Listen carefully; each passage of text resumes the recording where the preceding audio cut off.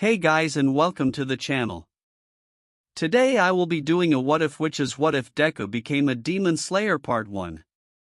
I did not make this what if fan fiction. The author of this amazing fan fiction is Lorenzo J10, so please support their work. Chapter 1. Chapter 1, A Hero's Run.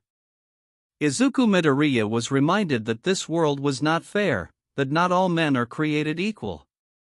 It was a normal day for a 12-year-old. Izuku got out of bed, went to school and tried to keep his head down so no one would notice him, especially the explosive star of his school, Katsuki Bakugo. He was by no means proper hero material, just a kid who got lucky and born with an incredible quirk that made everyone around him feed his ego. Though after school Izuku could work on his hero journals and find hero activity around town. Today was good. He was able to see the new hero Hawks in action taking on a man who was a giant puffer fish. Izuku was amazed at how Hawks was able to maneuver around Puffer's spikes. Izuku was on his way a few blocks down where he heard Death Ams was fighting a bear man. When he heard something near the park. "What did you think, you were better than me?" screamed the master of ego Katsuki Bakugo. Izuku saw him and his cronies standing above a group of kids from another school in the middle of the park. "Bakugo, stop!" yelled Izuku, earning the explosive user's glare. "I'm sorry, did you say something, Deku?" said Bakugo, sporting a mad grin at seeing his favorite punching bag. Izuku began sweating. "Yo, you can't beat up people, Kachin, it isn't becoming of a hero," he said nervously while trying to look for a way out of the situation. Bakugo began to march straight up to Izuku while a sinking feeling began to take a hold of him as he knew what was about to come next. Izuku began to block out Bakugo rant about him just showing so and so how much better he was. Izuku had heard all of this before he had grown up with Bakugo. All the way from when they were friends until now. Izuku didn't try anything as he already knew that the cronies had already blocked his escape. Like they did whenever someone tried to pick a fight with Bakugo. "Well, aren't you gonna say something, you damn nerd?" "Well, Deku?" Whether it was the constant taunts or if it was Izuku knowing nothing could change what was about to happen. Izuku looked back at Bakugo with a hard glare and calmly stated, "You will never be a hero, not because you're weak but because no one will accept a hero who acts like you." This caught everyone by surprise and the glare just made Bakugo's blood boil to a point. Izuku could say that was the worst beating he had ever received from Bakugo. He eventually left with cronies after leaving Izuku on the ground. Angered that Izuku would ever say someone as great as him would never be a hero. "I'll show that useless nerd when I become the #1 hero, he'll see when everyone sees how great I am," thought Bakugo as he left Izuku on the ground. Izuku laid there on the ground for what felt like hours, wondering what he was going to do. "If I don't stand up to him, how am I going to be a hero? Maybe I should just give up," he thought. "These are some good notes." Thought Izuku as he looked up and saw someone sitting near him reading his notes. Izuku slowly got up and got a better look at the newcomer. It was a man with blackish burgundy hair with a scar on the left side of his forehead, with Hanafuda earrings on his ears. He was dressed old-fashioned, real old-fashioned, in a green checkered haori with some kind of uniform underneath. Izuku could tell he was quite athletic, maybe a hero in training perhaps. Who are you?" "Oh, I'm sorry, I saw you laying there while I was out for a walk. When I came to see if you were okay, I saw your notes here on the ground next to you and couldn't help myself." "These are fantastic, you got some great analytical skills and a good pair of eyes," the man said with a sunny smile. For a moment Izuku could have sworn he was on a clear lake. When the man smiled, it was so honest and pure. Thanks, mister," said Izuku as he got and started to pick up his things. "I should be going now." "You want to be a hero, don't you?" Izuku turned to see the man looking at him. It wasn't a cold glare, it was as if the man was waiting for Izuku to do something. But he wasn't sure what. "Yes, more than anything." He stated with an amount of confidence that even surprised him. You want fame and fortune. No, I want to save people. I want to save people with a smile on my face like All Might. Even though he had just been beaten, Izuku became more determined than ever to be a hero. Do you think you can be a hero as you are now? Reality was cruel. Izuku knew that he was born quirkless and was too weak to even stand up to someone he thought of as a friend. Some people are more lucky than others, said the man as he stood up. Some people are born with people who are willing to train them, or with talent that allows them to excel more than others, or in that boy's case he was born with a great quirk. Though it definitely hasn't done him any good for personality, that for sure. Wait, you saw that? Izuku had just assumed that he came after. To close such gaps, people need the drive and determination to become better despite their circumstances. The man bent down a little to look Izuku in the eyes. Do you think you have what it takes to pursue your dreams? Izuku looked down for a moment before meeting the man's eyes again. As I am right now, I can't, but that won't stop me. I will work hard and I will get strong enough so I can save people with a smile on my face. The man gave another sunny smile. Good answer. Then we will begin right now. What? There's no better time to start than the present, the man said as he took a few steps away before stopping and taking a deep breath. A good run should be a good start for your training. Training? Izuku was confused. Even though he had just met this man, he was slowly jogging after him. He didn't know why, but for some reason he could tell this man honest and trustworthy, and Izuku couldn't argue. If he wanted to pursue his dreams, he needed to start training to cover the gap. Izuku then quickly caught up to the man. What are you gonna train me? Huff. Who are you? I guess you could say a hero of old. Ha! Pay attention, use your eyes and pay attention to my breathing. Focus on the breathing and try to mimic it. Izuku was confused and ready to call it quits until he tried to breathe like the man. Lucky it was still early spring and he could see the man's breath in the chilled air. Izuku didn't know what he expected, but when he tried to breathe like the man, running became easier. Incredible, so that he felt like he could have run for hours, maybe even days. They both kept running for a while. Izuku didn't know he had lost track of time and just tried to keep up the breathing technique. Before he knew it, they came to the bottom of the mountain. When they stopped, Izuku was huffing and puffing and felt like he would collapse at any moment, but when he looked over at the man, he saw that he was perfectly fine, as if their massive run was nothing more than a walk down a city block. If anything, this just made Izuku even more curious about this mysterious man. Hey, Huff, your Huff quirk dash. Oh, I don't have a quirk. Izuku shot up, looking at the man in shock, and were at the bottom of a mountain. They ran all the way here from a city park in Mustafa, which was in the middle of the city, and Mustafa wasn't anywhere close to a mountain. They must have ran 20 miles to get here. Wait a minute, we're miles away from the city. We ran here. I ran here. Izuku was surprised at his own sudden realization on how far he just ran, but the man in front looked like he made this run daily. Now Izuku was sure he could learn something incredible from this man, maybe even something that could make up for his lack of a quirk. He now saw this man as his ticket to become a hero. Over here, said the man as he walked to what looked like a small shack. You can put your backpack in here. What exactly are we doing now? Said Izuku as he slowly made his way to the shack before the man put his hand up, signaling for Izuku to stop. This, in a way you can say, is the point of no return. If you put your bags down and follow me up this mountain, you will begin a test that will push you to your limits, and I warn you, this test can be fatal and there is a very high chance you will get hurt. The man paused for a moment to let his words sink in, though to his surprise the boy in front of him had a determined look. Though if you pass this test you will be trained and will be one step closer to becoming a hero. Do you accept this challenge? Izuku's look of determination didn't falter. He walked towards the small shack and put his bag inside.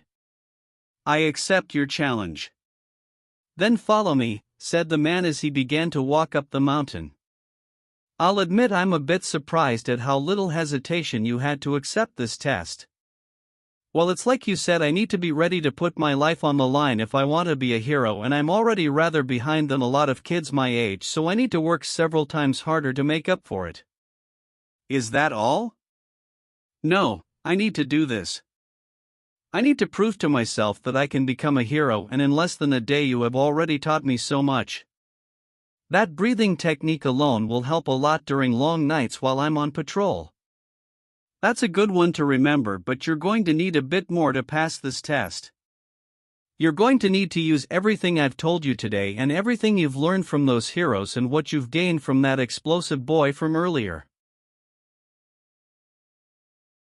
Izuku was a bit confused about what he had gained from Bakugo that could help him. He was about to ask when he noticed that the fog began to cover that mountain and air was beginning to get real thin. It was getting hard to breathe. Do not worry, I used to walk up this mountain daily as part of my training when I was your age. I know this place by heart. The man stopped dead in his tracks. Prepare yourself, Izuku Midoriya, your test is about to begin. Right, wait, when did I tell you my name now that I think about it? We never did introduce ourselves, how do you know my name? The man ignored Izuku's question. We are near the top of Mnisagiri. To pass this test, Izuku, your goal will be to get back down to the bottom of the mountain before sunrise. If you do this, then you pass. Good luck, said the man before he was enveloped by the fog and disappeared. Wait, he said, it's sunrise. What time is it? Izuku yelled before turning around and rushing down the mountain. Mama's going to freak out when she was all Izuku could say before he felt his foot hit a wire, and by the time he processed the wire a small boulder was launched right at him. Izuku was able to dodge the boulder. Click! Izuku hit the ground as several shurikens impaled the tree right behind him. He isn't pulling his punches, I could really die here. How am I supposed to get out of this? The fog is so thick I can only see a few feet in front of me.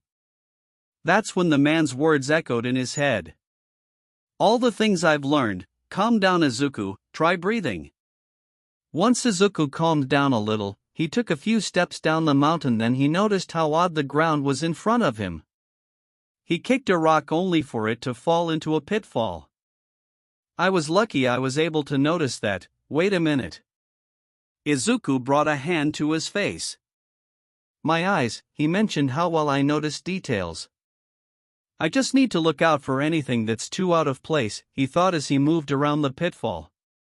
But if I keep going at this pace, I'll never make it down in time. Izuku sprinted down the mountain. A hero wouldn't hesitate. Hesitating could cost lives and even cost me my own life.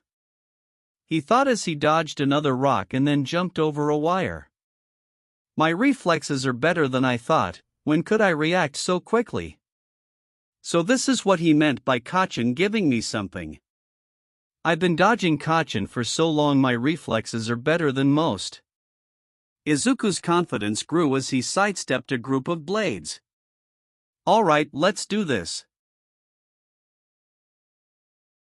Izuku was able to make it to the bottom of the mountain as the glow of the sun was on the horizon. He was so exhausted he could tell he was going to lose consciousness. He was able to make it to the walls of the shack where he put his bag.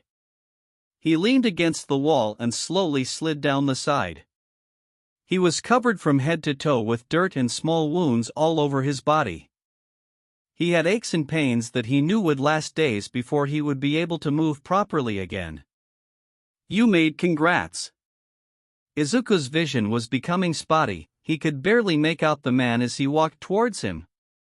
Don't worry, none of your wounds are life-threatening and I have a friend that can fix you right up. The man kneeled down to take a closer look at Izuku. I'm sorry, nowadays such form of training wouldn't be accepted, but if you're going to become strong enough to reach your goal of becoming a pro hero, then I'm afraid this was necessary. Are you going to train me? Izuku was slightly afraid of his answer. He would like a good rest before he tried anything else. Though his worries washed away as he saw the man have such a sad look in his eyes. Don't worry, you will be trained, but not by me. This was definitely a confusing day for Izuku. Looking back, he was beginning to wonder if he was sane following this man. Do not worry, Izuku, you are quite sane. What? And no, I'm not reading your mind. This was the only way I could help you. For you see, I don't have long for this world. Izuku could only stare at this man.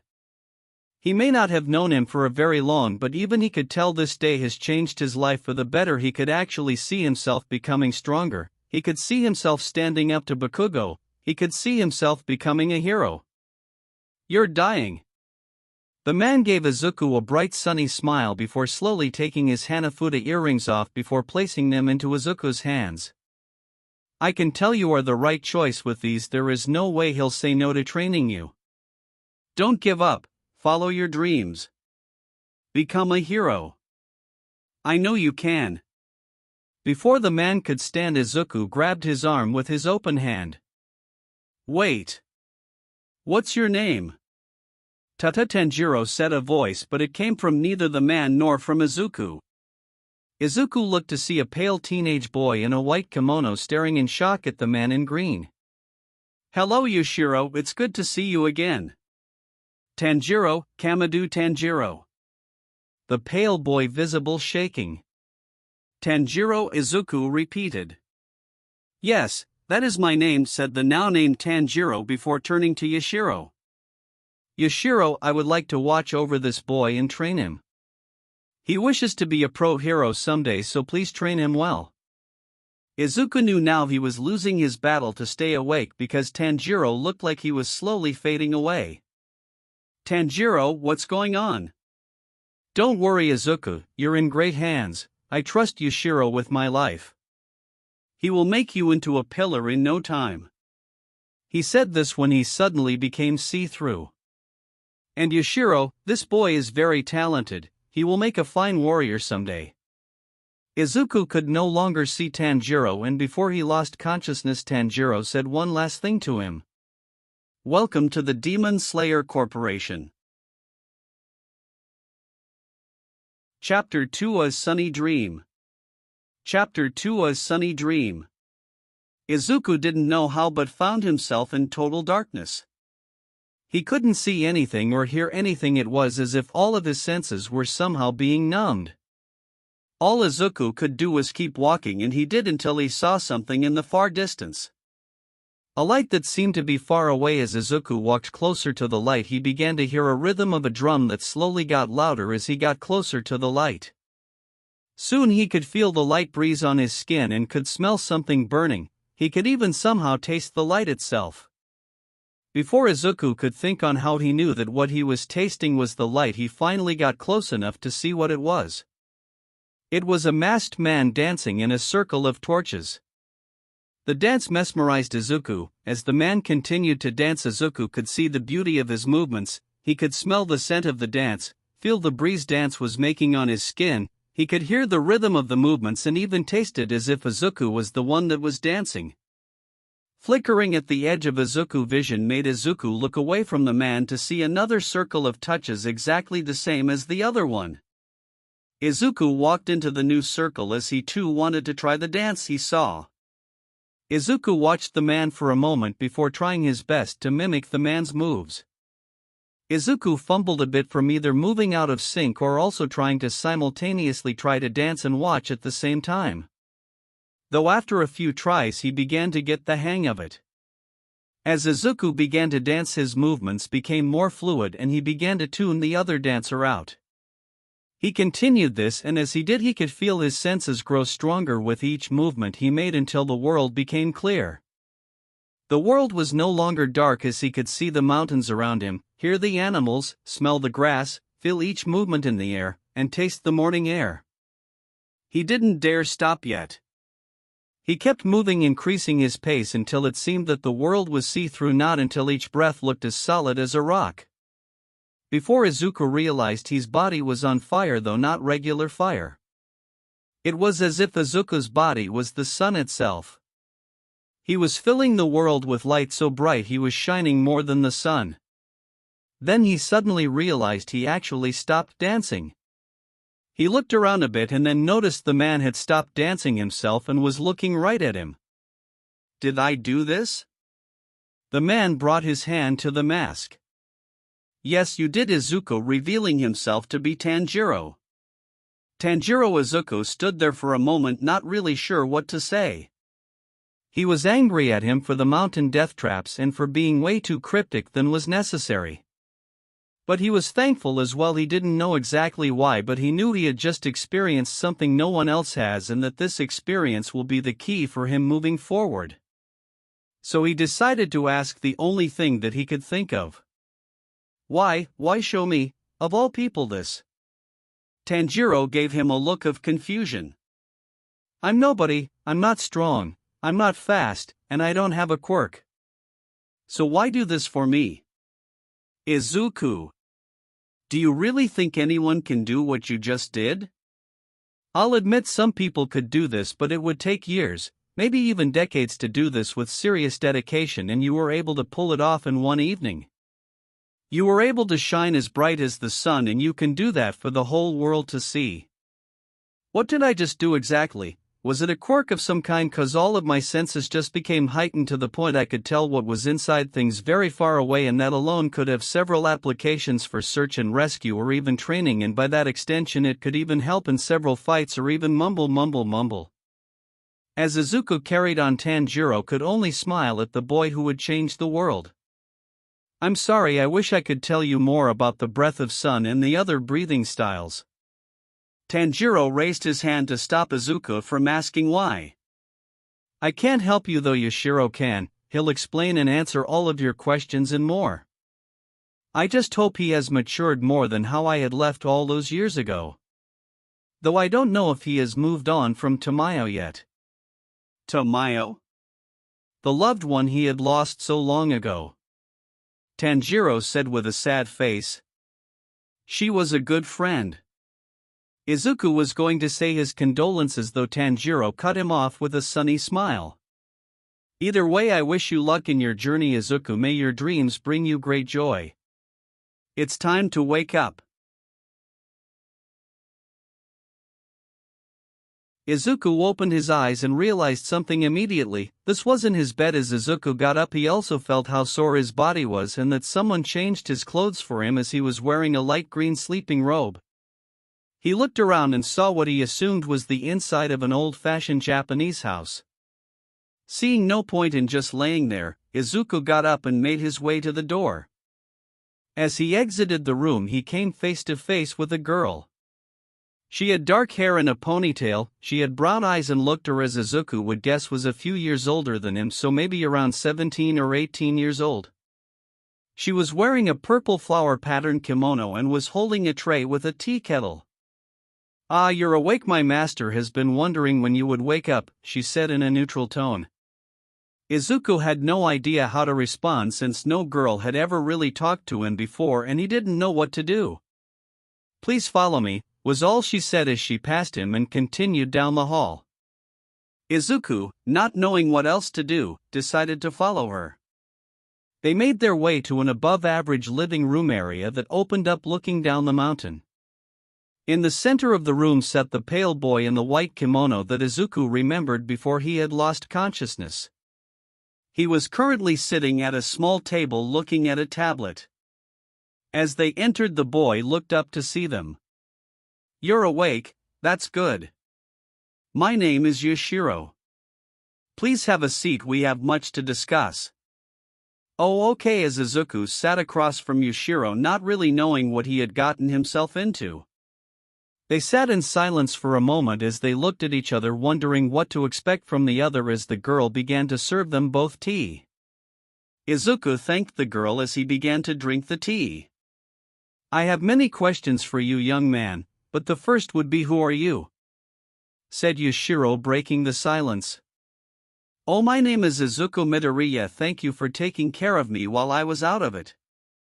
Yes, speaking of you collapsing at the bottom of the mountain, what were you doing there and why did you have these? He said, putting the Hanafuda earrings on the table. Oh, Mr. Tanjiro gave me those. Yoshio and the girl froze in place with a look of shock on their face as the room grew uncomfortable as the silence grew. The girl recovered first as her shock turned to anger as a knife suddenly appeared in her hand. Don't play with us, boy. Do you really take us for fools? She yelled, pointing the blade at Izuku. Whoa, wait, I'm telling the truth, he saw him too, pointing to Yashiro. Tomo, stop and put that knife down right now. He is our guest until I say otherwise. Yes, master. She said, suddenly putting the knife down on the table, losing all of her anger. Yashiro gave her a look to make sure she wouldn't do anything before looking at a frightened Izuku. I apologize for Tomo. She can jump the gun at times, and yes, I saw what I saw when I found you, but I would like you to tell your part. Now how about you explain everything from the beginning? Izuku then began to explain everything from how he first met Tanjiro to his gauntlet of death down the mountain. He even told them about his dream he had. He had no idea how they were going to react. By the end of his tale, Izuku could tell they were processing this information differently. Tomo gave a look at Izuku that said she didn't believe him, but she gave Yashiro a look of concern as he was thinking very deeply about this information. Yashiro was in deep thought until finally he stood up from where he was sitting. Please wait here for a moment. I need to grab a few things, as he left the room, leaving Izuku with Tomo.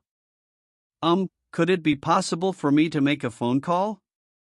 My mom is probably worried I've been gone for a whole night, said Izuku, worried his mom hasn't melted down yet. That may be a little harder than you might think, she said, giving him a one-eyed look. For starters, I guess I should mention you've been out for 4 days. What, his mom was beyond melted by now. Izuku fell down just at the thought of her crying. Oh man, she is going to freak out. How am I going to explain this one? You okay? She asked. Probably shouldn't mention the fact that he somehow stumbled on a government secret just yet, and his chances of seeing his mom again are getting a little slim. Oh well, no skin off my back, she thought as Izuku wept. As long as he doesn't do anything to Master Yashiro, he'll live a little longer, as she simply drank her tea. The door slid open, revealing Yoshio holding a picture frame and a Bakken training sword. I'm sorry for keeping you waiting. He looked to see Izuku sobbing on the ground. Is he all right? I may have mentioned that he's actually been out for 4 days and he didn't take it so well. Midoriya, I need you to take a look at this, he said as he put the picture frame in front of Izuku. Izuku looked up at the picture. It was an old black and white photo, and even though the picture itself wasn't the best quality, Izuku could make out one of the faces. Is that Mr. Tanjiro? When was this taken? Over 400 years ago. What? No way, said Izuku, looked at him in disbelief. That's impossible. The first quirk ever recorded was 240 years ago. There's no way he's still alive today if this picture is that old. He isn't alive. He died of old age 400 years ago. I was there when he passed. Izuku could only stare at the supposed teenager in front of him. Even though it sounded impossible, Izuku was slowly piecing things together. Yashiro sounded wise, and even Izuku could feel as if he was older than he looked, as if he has been walking on this earth for years. How old are you? Yashiro simply held the Bakken out for Izuku. Come show me the dance you saw in your dream. Izuku took the Bakken before he was led outside to a small training area, where he saw a familiar circle of unlit torches. Izuku walked into the circle, and after looking at Yashiro's gaze, Izuku began the dance that he saw in his dream. When Izuku started the dance, he expected himself to just go with the movements. He didn't expect the same levels of feelings to occur as it did in his dream, but it did. As he started to pick up the pace, his senses started to go into overdrive. Izuku kept going faster than it felt as if the Bakken he was holding lit on fire. Wait! It is on fire, screamed Izuku as he dropped the flaming Bakken before trying to stomp it out. I'm so sorry, I didn't mean for that to happen. How in the world did that even happen in the first place? No way, he heard Tomo yell. Izuku looked over to see both of them in complete awe. You can use the breath of the sun. How in the world can you do that? She yelled in disbelief while Yashiro remained silent. What? Okay, what is the breath of the sun and what exactly did I just do? A little scared but also a little excited, did he just unlock his quirk? You just used an ancient ability that predates quirks. A power so rare I didn't think I would ever see it again, said Yashiro as he picked up the burnt Bakken. Izuku Midoriya, you have done something that no one else has done in over 100 years. This ability you now possess was instrumental in taking down one of, if not the greatest threat to mankind has ever faced. I am willing to train you and teach you everything about this power and tell you everything, including the origin of quirks and other secrets that very few people in this world know. Do you accept? Izuku stood there stunned for a moment. The amount of information in Yashiro's speech opened his curiosity, and this ability could be the key to his dreams, and these people are the first to ever be willing to help with his dream. I accept, please teach me how to be a hero.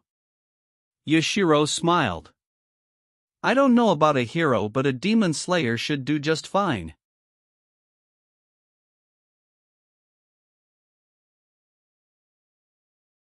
Chapter 3: A Hero's Walk. Chapter 3: A Hero's Walk. Katsuki Bakugo was having a bad day.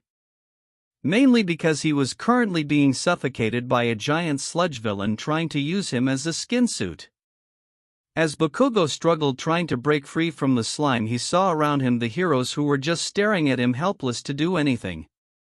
He wanted to scream at them for being useless and not doing anything, only to see the destruction his own explosions were making. For some reason it reminded of the past few years. His life flashed before him. The day he got his quirk, the day he announced he would be the #1 hero in the world. Then he remembered the last day he saw his childhood.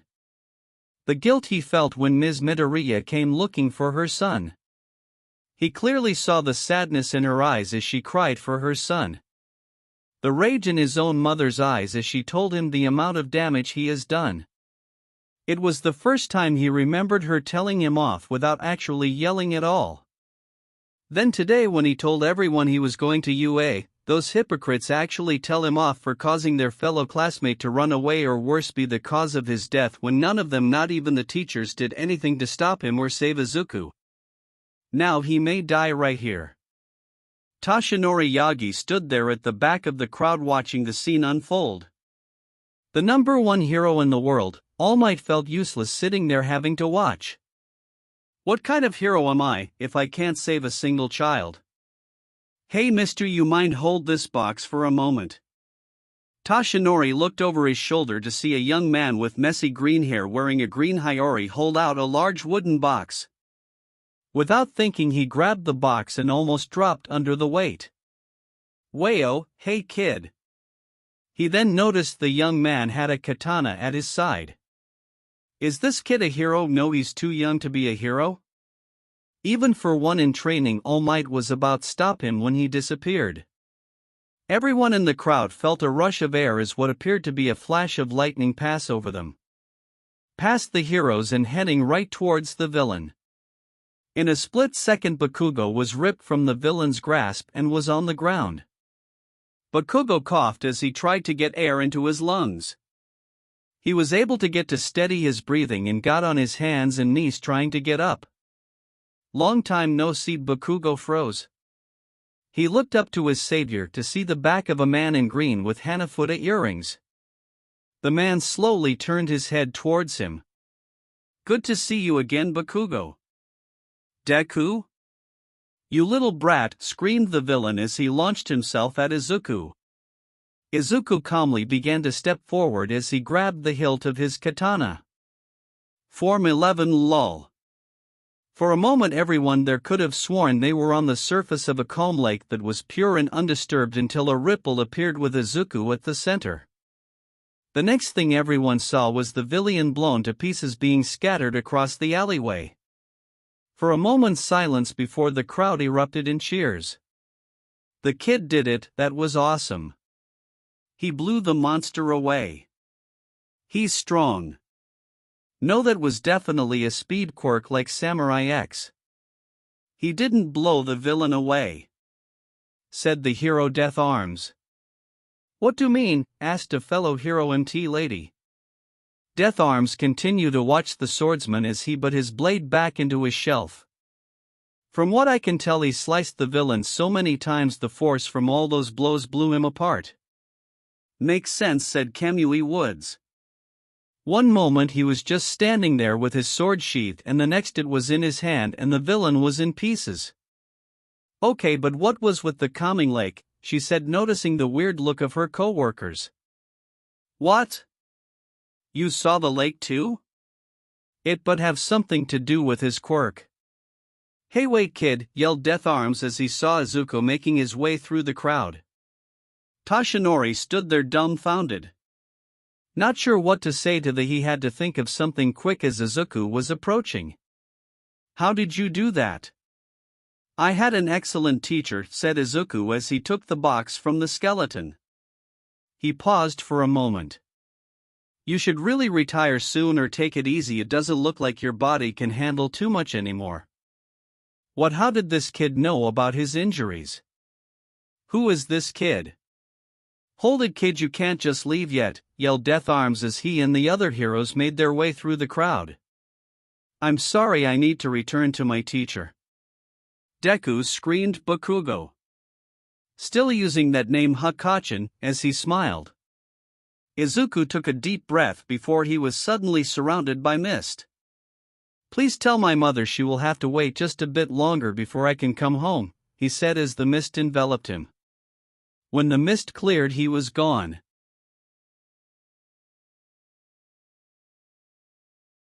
After the whole incident with the slime villain and the mysterious appearance of the young swordsman, Bakugo, the heroes, and All Might, since he was holding the box, were taken into the police station, where it was revealed to the heroes that the swordsman was a boy who disappeared 2 years ago.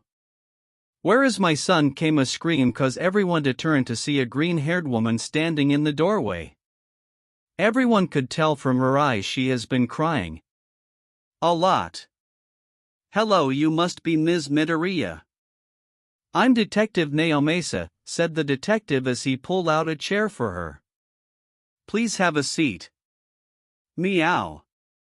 This sound caught everyone's attention. They all looked to see a cat coming through the door. A cat, said Death Arms. Who let the cat in? Asked MT lady. Is it a stray? Kamui Woods growing some branches to grab the cat. Cha-cha, how'd you get here? Said Inko as she went and picked up the cat. I'm sorry, this is my cat. I don't know how she got here. I left her at home.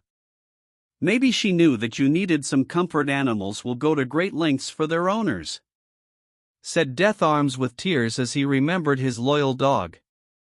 Such a brave dog. One that's a cat. MT lady poking Death's Arms back to earth. Why were you to use your quirk on the cat? She asked Kamui Woods. Well, about a week ago I helped a child get his cat down from a tree, and while I never owned a cat myself, so that's when I learned how furious they could be. He said, a bit embarrassed. My son, do you know where my son is? She said. Everyone could tell the desperation in her voice. It was apparent that she has been trying to find her son for a very long time. We are doing what we can and we were hoping you could clarify something for us. She nodded. Can you please tell us what your son's quirk? The only files we have here says that your son is quirkless. He is quirkless. He never developed a quirk. What, are you sure, ma'am?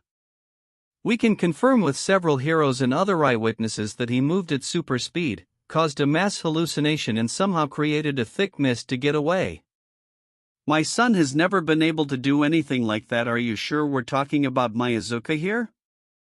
Bakugo finally spoke up, confirming it was him, telling her how even though he's changed he still knew his old nickname. He wanted me to tell you he was sorry and that you will have to wait for him a little longer. Inko began to cry, partly tears of joy and relief knowing her son is still alive and tears of sadness and pain that he wasn't coming home. Held her cat as she quietly began crying. Tashinori sat there watching the scene while also glancing at Izuku's file, mainly the part about him being quirkless or was quirkless. The boy did just save his old classmate like a hero, but he knew of a way for someone to get a quirk and he just showed several different ability, and if his theory was correct then this boy Izuku made a deal with the devil himself. Ms. Midoriya, there was one more thing he did mention before he disappeared. Catching their attention. After I gave him his box back I asked him how he was able to do well whatever he did and he said he had a great teacher. Do you know what teacher he's talking about? No, my son has never mentioned a teacher or any kind. He was always quiet and an introvert. He didn't really have any friends, said Inko, hoping whoever was this teacher was keeping her little boy safe. The detective saw where All Might's questioning was really. You don't really think this has something to do with him, do you? All for one, he whispered to his friend. I'm not sure. I defeated him years ago, but it's sounding more and more like it by the second. I just can't think of any other way this kid could have gotten multiple quirks. All Might hardened his gaze as the picture of the boy on the wall. It might be too late for him, but I will try and do what I can. But if this is his handiwork and if he is alive, then this boy's vile demon of a teacher may soon know my fist of justice once more. ATU Sneeze. Yushiro. Master, are you alright? You're not getting sick, are you? Said Tomo, overly worried for her master's health. I can't get sick, Tomo, said Yushiro as he continued to read on his tablet. But you sneezed. There are several reasons for someone to sneeze. Not all of them are due to illness. Yushiro-sensei, Tomo-chan, I'm back, Izuku said as he walked into the room. Welcome back, Izuku-kun. Welcome back. Did you get what I asked for? Asked Yushiro as he set down his tablet and grabbed the remote on the table. Yep, as Izuku sat the box down, opening it up to reveal several books. Got them all right here. Perfect, said Yushiro as Tomo asked what the books were. They're old books that once belonged to a family that was a descendant of an old friend of mine, but they were stolen a little over a century ago and the family has long since lost their roots. I'll keep an eye on them for a while and have them restored. After that I'll most likely give them to a museum. Though it looks like you had an eventful day. Everyone looked at the TV as it showed a recap of today's events.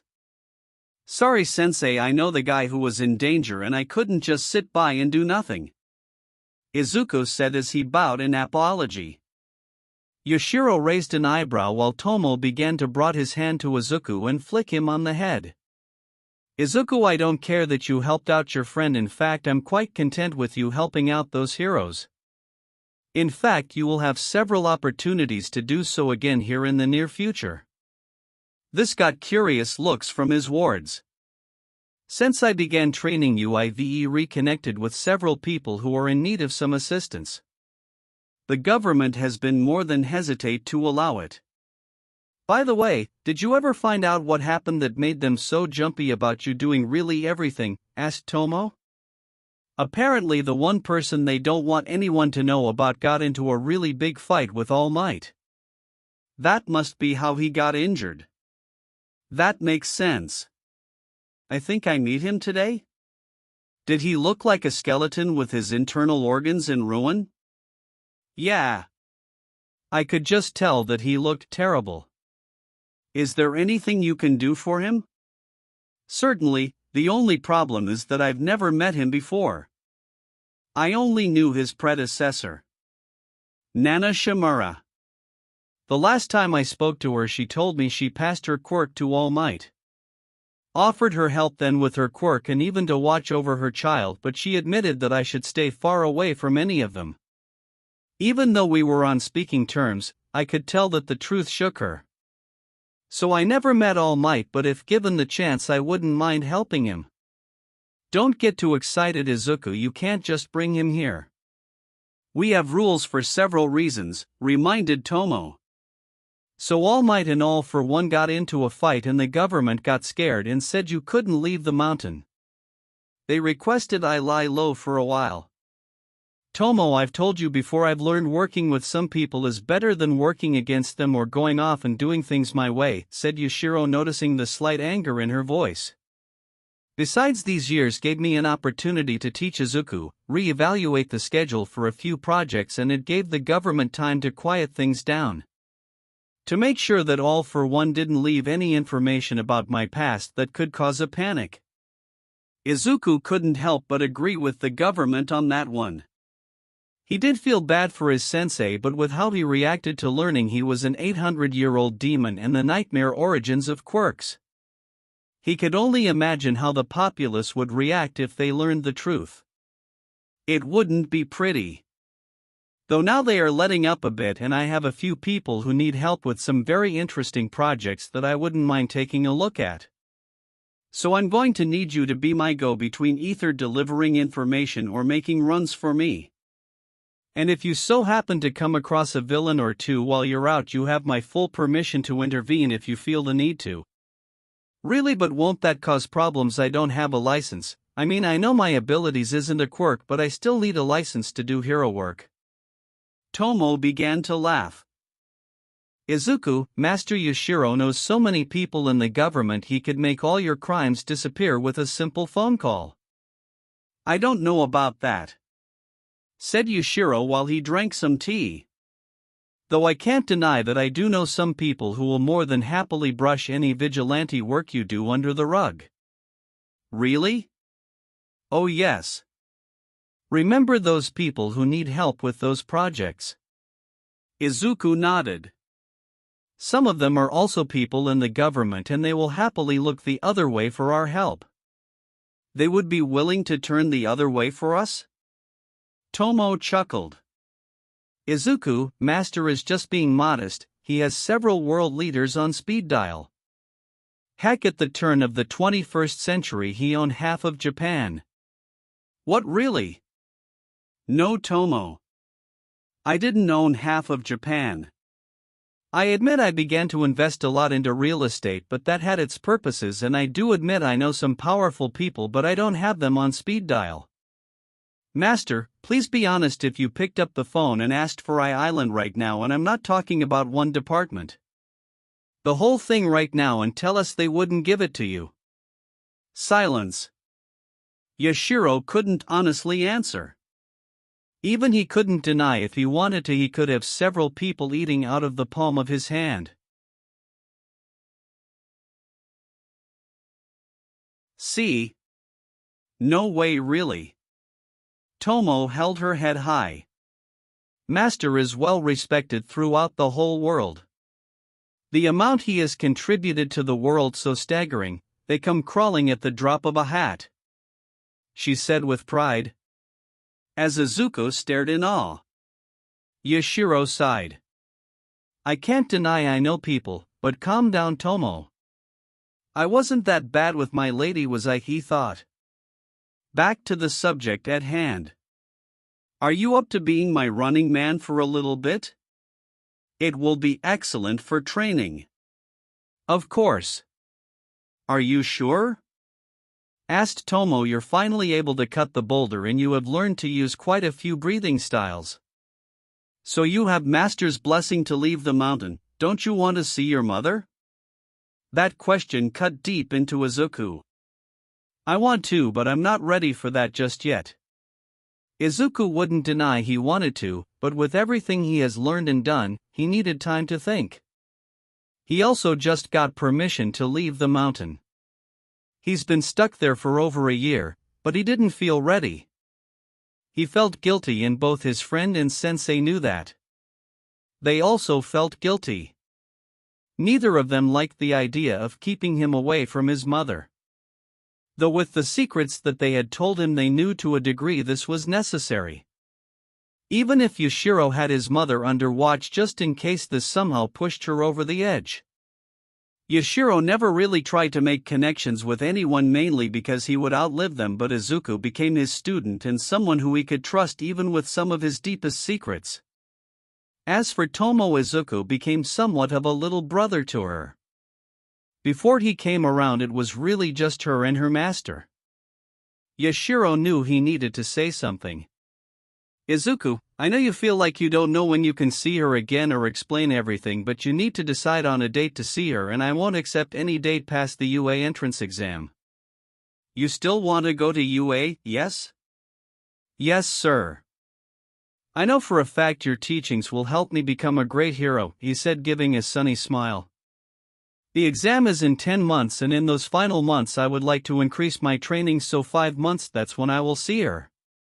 I'll put a reminder on the calendar, said Tomo as she cleared the table. Don't worry, Izuku, we'll be right there with you. Tomo is right, we may not be able to tell her everything, but we will be there for you. Thank you, sensei, as waterfalls sprouted from his eyes. I know you're touched, but would you mind not ruining our floors? And so the days continued as several sightings of a boy in green taking on muggers, gangsters, and other criminals of the underworld. Currently bank robbers. Alright boys, are those hostages tied up? Yeah boss, they ain't going anywhere. Have those cops brought the van like we asked? Not yet, said the boss robber as he looked outside. He could clearly see the police talking with some of the local heroes. They got 10 minutes before we start killing off some hostages. He couldn't finish as what appeared to be flowers growing on all their guns right before their weapons shattered into several pieces. What the? My rifle, my pistol. That was a Desert Eagle. Is cost a fortune. Are you guys okay? All the robbers turned to see a kid with a katana freeing their hostages. Hey, that's the kid that's been playing hero around town. What do? We beat his ass in, of course. I got this, said the boss robber as walked towards Izuku.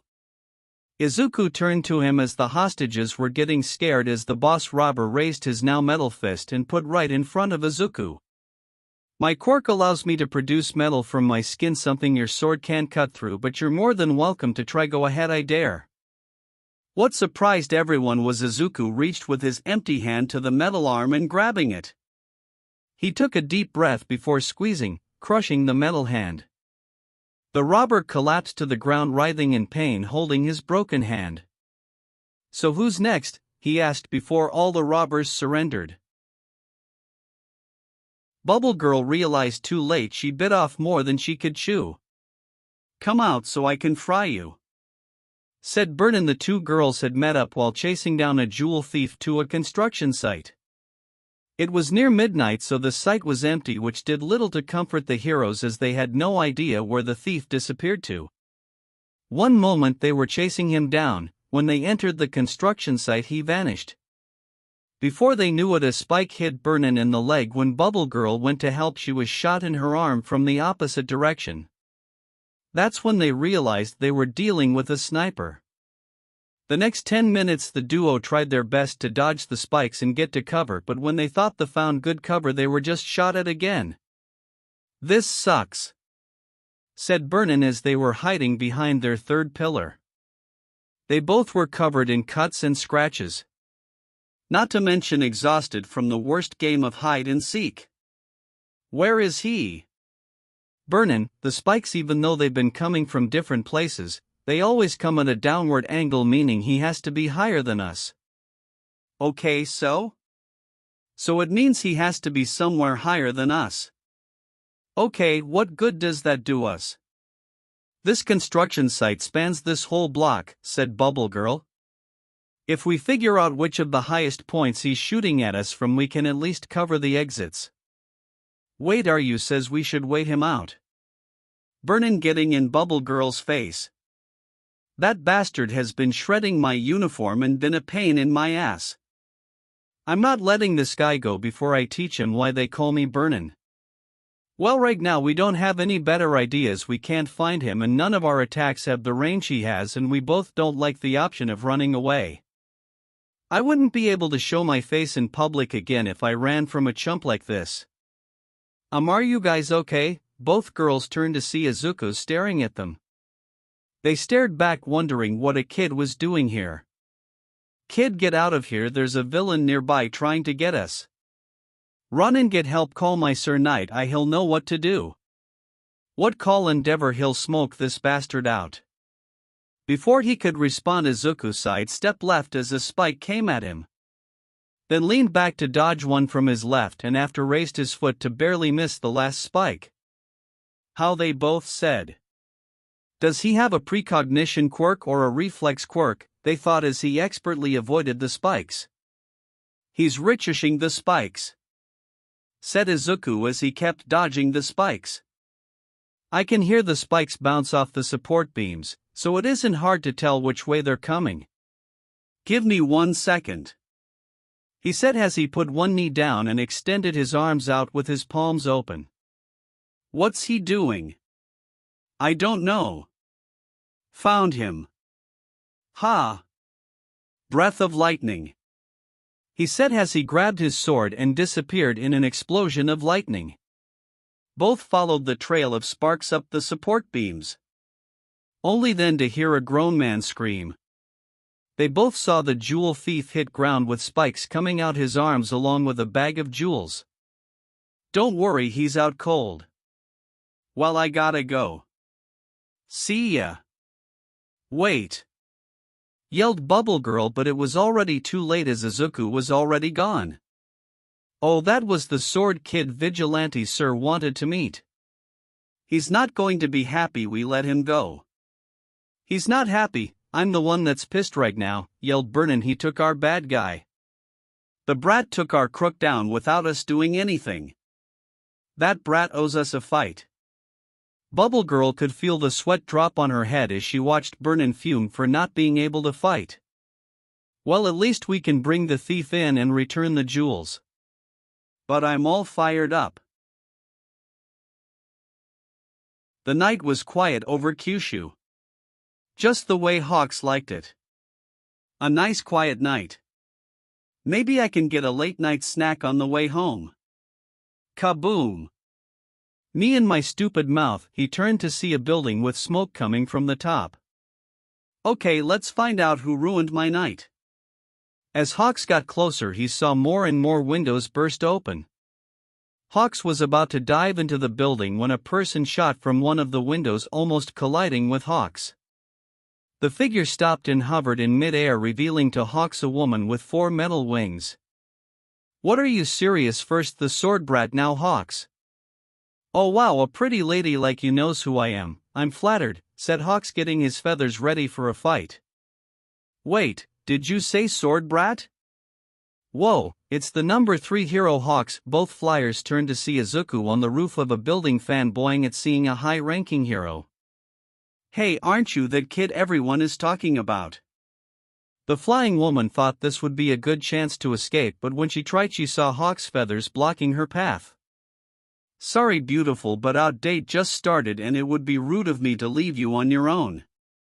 Ah, what a gentleman, but I'm not your girl.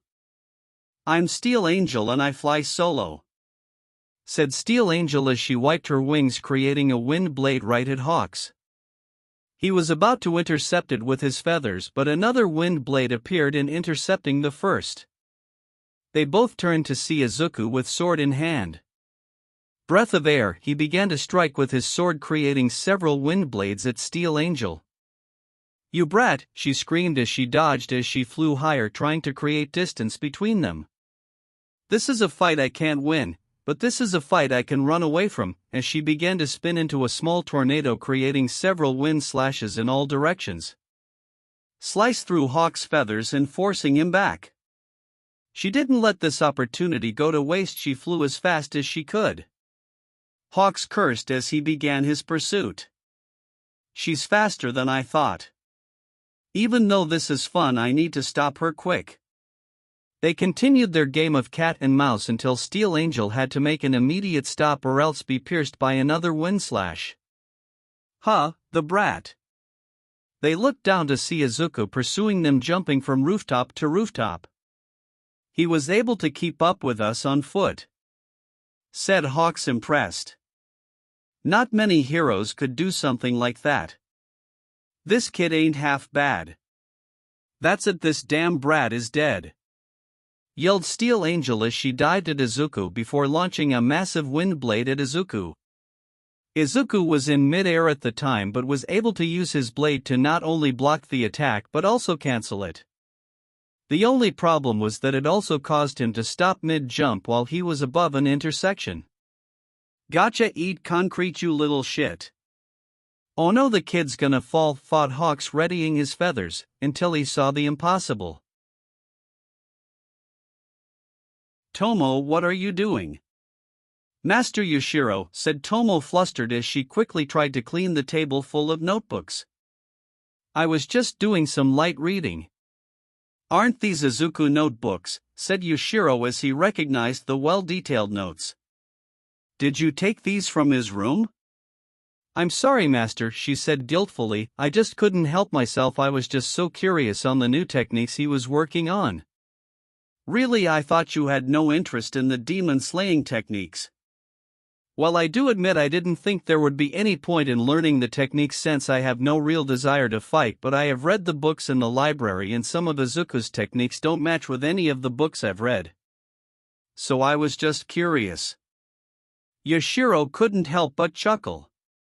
I forget sometimes you're still a child. She began to pout. But to answer your question, the reason those techniques aren't in the old text is because they were impossible back then. Does this have something to do with your different training methods? I'll admit that's one of them. I've lived hundreds of years, and in those times I've trained several people in a variety of subjects and learned how to improve on several training methods. Especially the Demon Slayer techniques, since I've tried to preserve their knowledge while the world forgot it. Master, I kind of know that already. Well, clearly not all of it, because I also preserved the techniques that were only theories back then. Here. Grabbing a specific notebook and handing it to Tomo. Those are the notes he made on techniques that could be possible to learn and use based on those old theories. Wow, these are super detailed, she said as she skimmed through the notebook. Izuku's analytical skills are incredible, and these were based off of theories, she said in awe as Yoshiro nodded in confirmation. But wait, that only explains how he came up with those moves. How was he able to pull them off when the masters of old couldn't? Is it because he got an early crash course in the breath of the sun? No, while Izuku was given an opportunity others weren't, and his eyes are top-notch, his greatest advantage is high genetics. His genetics? Do you know what quirks his parents have? His mom has a low form of telekinesis and his dad can breathe fire. Wait, his dad? Yes, while Izuku doesn't have a quirk himself, his father was born with a quirk that must have improved his lungs incredibly, and some of those genes were passed down to Izuku along with the natural evolution of quirked humans. Izuku can use abilities that the masters of old could only dream of. Hawks had rubbed his eyes in disbelief. One moment the kid was falling, then the next he was standing. Standing in midair. Fwoosh! Fwoosh! He can fly, they yelled as Izuku began to run on air. Cloud walk. Okay, what the hell is this kid's quirk? Yelled Steel Angel. How should I know? Says Hawks, wondering the same. Hey kid, how are you doing that? Hoping to get at least some info on the kid. I figured it while I was being chased around a mountain for 2 weeks by an Okama. Okama, they both said, not sure how to respond. Izuku's face grimaced as the memories came back. It wasn't fun. My sensei's friend could be a hellish gym instructor. It was a nightmare. The only good thing that came out of is I learned how to run on air. This only confused the two more. Anyway, you ready to surrender yet? Grrrrrr. No way. I don't do jumpsuits, and orange is a disgusting color, she cried out as reality seemed to set in. I ain't going to jail. Not like this, as she gave one final wind slash at Izuku. Very well, as his sword light ablaze. Breath of the sun dawning flame. Izuku sent a fire slash going right through her wind slash and directly hitting Steel Angel. She would have fallen if Hawks hadn't caught her bridal style. After he made sure she was okay, he turned to Izuku, who was still somehow standing on air. Nice job, kid. I don't suppose you would mind helping me take her to the station. Sorry, but I can't do that just yet. If I went with you, I don't think they would let me go just yet. Besides, it looks like you got your hands full, he said before running into the clouds. Before Hawks lost sight of him, he sent a single small feather and smiled when he felt contact. I'll leave that on him for a while and see what he does next. That kid is definitely interesting, he thought as he felt the woman in his arms begin to stir. Well, Sleeping Beauty, it looks like it's time I take you to the police. Chapter 4 in AIM. Ejiro Kirishima was having a dilemma. Early that day, he tried to help out one of his classmates from some bullies, only to be easily beaten, and his friends were of no help as they only pointed out unoriginal he was and how weak his quirk was. How can I be a hero if my spirit breaks so easily, he said, feeling powerless to save anyone. He was currently walking home from school when he noticed one of the TVs in a store showing news of the mysterious child swordsman in green with Hanafuda earrings. He was helping out pro hero Lightning Max with a villain attack. The news reporter ended reminding everyone that he was committing a crime for doing vigilante work. Why can't I be more like him? He looks to be about my age and he doesn't look like he's afraid of anything. I wonder if he'll tell me how he does it, he thought as he began to walk away from the store. He continued down the road a bit before he heard a scream. He looked to see the scream came from two girls from his school with a giant of a man standing before them. He was well over 3 stories tall, wearing a massive cloak over his massive body. Where is the Spring Hero office? The two girls were way too scared to even respond, all they could do was cower. Are you not going to tell me? He said as his hand began to crush the building above the girls. There's no police or hero around to do anything, thought Kirishima. Come on, he told himself, move, but he was unable to move past his own fears. He stood there wanting to move and be a hero that protected people. Mina dashed in front of the giant in defense of the girls. It's 2 blocks down, turn right and across the street. Thank you, said the giant before he suddenly tensed, crushing the wall, causing rubble to fall. Kirishima could only look on in horror as he saw his classmates were crushed. Me and ah. Oh, you know these girls, said a voice. Kirishima turned his head to see Guy from the TV, the swordsman in green. Izuku Midoriya. Would you mind looking after them? Past him was Mina and their classmates. Perfectly safe. Thanks. Wait.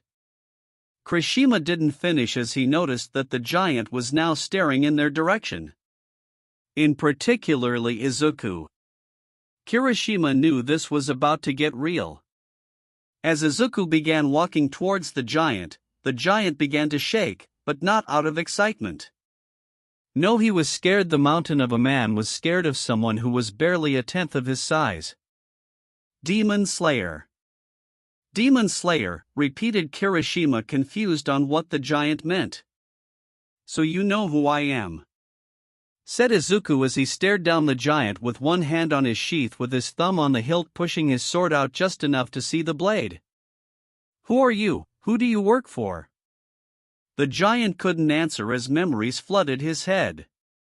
Memories that weren't his but scared him nonetheless.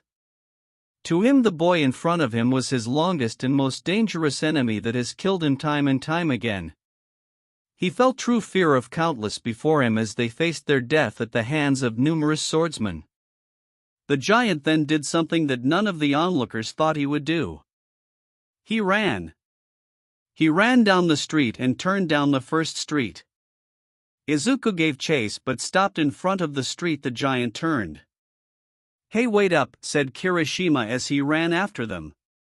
"Demon Slayer, wait," he yelled, but as he turned the corner all he saw was Izuku standing in the street. "Hey Demon Slayer, where did the big guy go?" Izuku closed his eyes and sniffed the air. It seems someone with a teleportation quirk grabbed him. "A teleporter? Wait, how do you know that?" "It may be hard for you to notice, but if you look on the ground you can see that all the dirt and pebbles make a perfect circle, meaning that a portal took it somewhere else," he said as he pointed to the ground.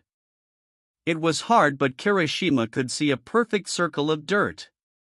"Wow, I would have never noticed that." Not many would, but another big giveaway is the smell. The smell, he sniffed the air and smelled something. "Alcohol, I smell alcohol, and definitely the strong kind." "Exactly, there isn't a single bar nearby yet you can clear smell something like the inside of a bar." Kirishima was impressed, so was the crowd that was forming around them. Many of them wanting to know more about the newly named Demon Slayer. Though for him personally this was his chance to speak to him, maybe gain something that can help him be a hero. "Wait Demon Slayer, I got a question." Izuku was about to leave but stopped and gave the boy in front of him an interesting look. "Okay, what's your question?" How do you do it? Aren't you scared? You're not even in high school and you're taking guys on like a pro?" Izuku tilted his head at his question and thought for a second before walking up to Kirishima. "Do you want to be a hero?" Kirishima a little unsure of himself. "Yes." Izuku remembered something the Yashiro-sensei told him. Wisdom can come from everyone and from everywhere, even yourself. You or whoever you're divulging the information to just has to be able to accept the wisdom you're giving. Then he remembered how it started with him. "Do you want to go for a run?" How that was the last thing he thought he was going to be asked. He was skeptic. "Sure." Izuku gave a sunny smile before grabbing his shoulder and enveloping them in mist. When it finally cleared, both boys were gone. It was the hardest run of Kirishima's life, but he pushed through. He chased Demon Slayer through the streets and back alleys. After a while Kirishima was about to call it when Demon Slayer finally started to teach him something. "Alternate the hardness on your legs." Kirishima was breathing too hard to respond, but the confusion on his face was enough for Demon Slayer to get the question. "When I grabbed your shoulder you harden a little bit. Now alternate your hardness and absorb the shock from your legs." Kirishima did as he said. It was tricky at first, but soon he got the hang of it and running became easier, and so did his breathing. "Wow, I can run," he said as he felt the wind as he ran. Though he stopped when he noticed Demon Slayer stopping. "Hand me your bag and your shoes." "My shoes?" "Harden the soles of your feet should give you way better traction than your shoes will." After Kirishima got the idea, he quickly took his shoes off and handed them to Demon Slayer. When they continued running, Kirishima easily increased his speed. "I've never thought of this before," he yelled as he picked up speed. Izuku grinned. "This guy is a quick study. Alright, now I want you to follow me, but I am going to begin some quick turns, so harden different parts of your legs to turn easier so you don't lose speed or momentum," he said before speed through the alleyways of the city, taking every quick turn he could make. Kirishima almost crashed twice but began to understand what Izuku was talking about. By hardening certain parts of his body and keeping other loose, he was able to turn easier and keep his momentum going. "Good, you're getting the hang of it. You got hardening quirk. It does give you a small strength boost, but your big hits will come from increasing your speed like a battering ram." Izuku turned down a long alleyway with a building at the end. "Okay, we're switching it up, we're going straight." "We're going straight through the building," said Kirishima, shocked. He didn't want to pay for property damage. Izuku laughed. "Just because your quirk seems straight doesn't mean it is, nor should you be. We're climbing the building, so everything you've done with your legs you're going to do with your hands as well." "Ready, go," he said as he dashed forward and went up the building. Kirishima had come this far and wasn't going to back down. He made a quick decision on which parts of his hands to harden and rushed forward. He jumped and dug his hands into the wall as he tried to use as much of his speed as possible and climbed the side of the building. Even though he was tired, but when he got the rhythm down, he practically flew up the building. In fact, he moved so fast his momentum carried him above the roof. Lucky Izuku was there to catch him. "So what did you think of your first run?" he said as he put him down. "Thank huff you huff," said Kirishima before inhaling a lot of air. "I never thought I could climb a building like that, or well, really anything you just showed me. I'm not strong like you. I could never do anything like this." Izuku slapped Kirishima's back more than hard enough to leave a good bruise. "Don't sell yourself, just look at where your own hands and feet have brought you," he said as he pointed over to the other side of the roof. Kirishima walked to the edge and saw one of the most breathtaking views of the city he had ever seen. "This is incredible. I've never seen the city like this before. The only way you can get a great view like this is if you get up here with your own 2 feet. But I'm only here because you brought me here. I guided you here. I did not carry you. I did not activate your quirk. You did that, and even without me you could do this again with your own strength." Kirishima couldn't help but smile and blush a little at the compliment. "Yeah, I guess I could do this again," though his smile quickly turned into a frown. "Though I couldn't do anything back there. I was so scared I couldn't move. How can I be a hero if I get so scared I can't even move?" he said as self-doubt set in. "How do you do come? You're not scared?" "Are you kidding me? I'm terrified." "What, but you always rush and head first. You never hesitate. Do you remember seeing those girls almost getting crushed?" "Yeah, of course I do.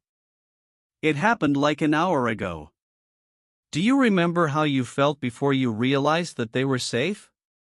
Kirishima knew that feeling. He had let them die. Remember that feeling and make sure you never feel it again. "The thing that scares me more than me dying or getting hurt is the thought that someone is going to get hurt because I didn't do anything. I don't want to regret anything." As Kirishima listened to Izuku, he couldn't help but feel like he heard that somewhere before. "Hey, that sound like something Crimson Riot would say." "Oh, are you familiar with Crimson Riot?" "Familiar. He's my all-time favorite hero. He's so manly. He's a hero who doesn't back down and saves people and serves justice with a chivalrous spirit," said Kirishima enthusiastically. "Well, maybe you should re-watch some of his interviews. There may be something there that you missed," as he began to walk to the side of the roof. "The fire escape is this way. You should try and see how much of your body you can harden at a time and for how long. Maybe do some training dash." "Wait, hold it, are you leaving?" asked Kirishima, a little sad. "Yep, I still have a lot of things to do today and there is something I need to talk to my sensei about." "Your sensei?" Kirishima couldn't help but wonder what kind of man he was. "Do you think I could meet him or if he would train me?" "I'm afraid not," immediately shooting down the request. "There are reasons why he can't train you. In fact, the only reason he trained me is because his friend asked him to." "Really? What kind of hero was he?" "Oh, he wasn't a hero, but he's been around a very long time and knows a lot. Actually, a lot of my physical training was either done by his assistant or one of his friends he would call in. Like a guest lecture. So he's not some teacher who runs a school or anything." Izuku nodded, dashing his hopes. "Man, after seeing this guy in action I kinda wondered what his sensei could teach me." "Aw man, looks like I'm back to my own training." "Speaking of your training, I think there are a few points you should focus on. said Izuku as they began to make their way down the fire escape. 1. You should stick to trying to increase your overall physical abilities. 2. Try and see what other moves you can do by hardening certain parts of your body and what patterns yield what results. 3. See how long you can maintain those patterns and how long you can maintain a full body hardened state. Kirishima quickly brought out his phone and began to type them down. Okay, I think I got it.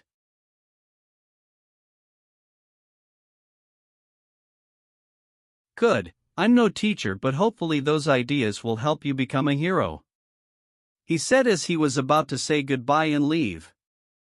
Wait, I have 3 questions to ask before you leave. Okay, shoot. Why do you go around like this? You're pretty much doing vigilante work. Were you sick of waiting or something? Oh no, said Izuku, getting flustered, scratching the back of his head. I just can't really help myself. I don't know why, but when I see people in danger, my legs kind of just start moving on their own. I don't really mean to break the law or anything. I respect the laws and the heroes that enforce it. Mutter, mutter, mutter. Hey dude, you okay? I think you left Earth or something. Oh sorry, while I get flustered or think too hard I start to mumble. It's a habit I'm trying to break. Okay, well, next question. Kirishima had to make himself serious. Why don't you go home? The question clearly caught Izuku off guard as his face began to fill with sadness and self-disappointment. I'm sorry for asking it, but I felt that I had to. I've seen the news. One day you just disappeared and then suddenly you just reappeared kicking ass and taking names. Your mom is on the news with a few interviews. I know, I've seen them, said Izuku as he gathered his thoughts. I didn't want to go back as I was. I didn't want to stop my training, and I didn't know what to tell her to keep her from stopping me or even how to tell her. Izuku looked at his new friend in the eyes. Ready to lie. That day I disappeared. A man found me broken and beaten up. He knew I needed help and brought me to the man I would soon call Sensei. One of my broken ribs punctured my lungs and needed medical attention. My sensei patched me up, but I fell asleep for 4 days. When I woke up and told them I had gotten into that state for being weak and unable to save somebody from a bully, they wanted to help. The man who found me asked me to take a test. It was a tough mountain obstacle course. I passed and the man convinced my sensei to train me. That mountain showed me I could follow my dreams, so when my sensei told me he could train me, I jumped at the chance. Even agreed not to leave the mountain until I completed the first part of my training. You see, I didn't have good control over my abilities, and he was worried that if we left too soon I may be a danger to myself and others around me. I finished the first part within the first few months. To be honest, I've been kind of avoiding going home. I know I should, or at least call, but every time I try I freeze. Kirishima digested everything he had just heard. So nothing is stopping you from going home, just you. Yep, my sensei knows this and has given me a due date to go home before he drags me home. Kirishima breathed a sigh of relief. So you're all good there then. I guess the last question I got now is, are you going to become a legit hero then? Izuku's sunny smile came back. Of course, that hasn't changed. I will become a hero no matter what. I will become a pillar of hope for all. Alright, as he raised his fist. That's a goal I can get behind. I'll see you at the top, Demon Slayer. Izuku Midoriya, as he bumped his fist. Eijiro Kirishima. Well then, Eijiro Kirishima, keep up the hard work and I will see you at the top, said Izuku as he ran back to the mountain.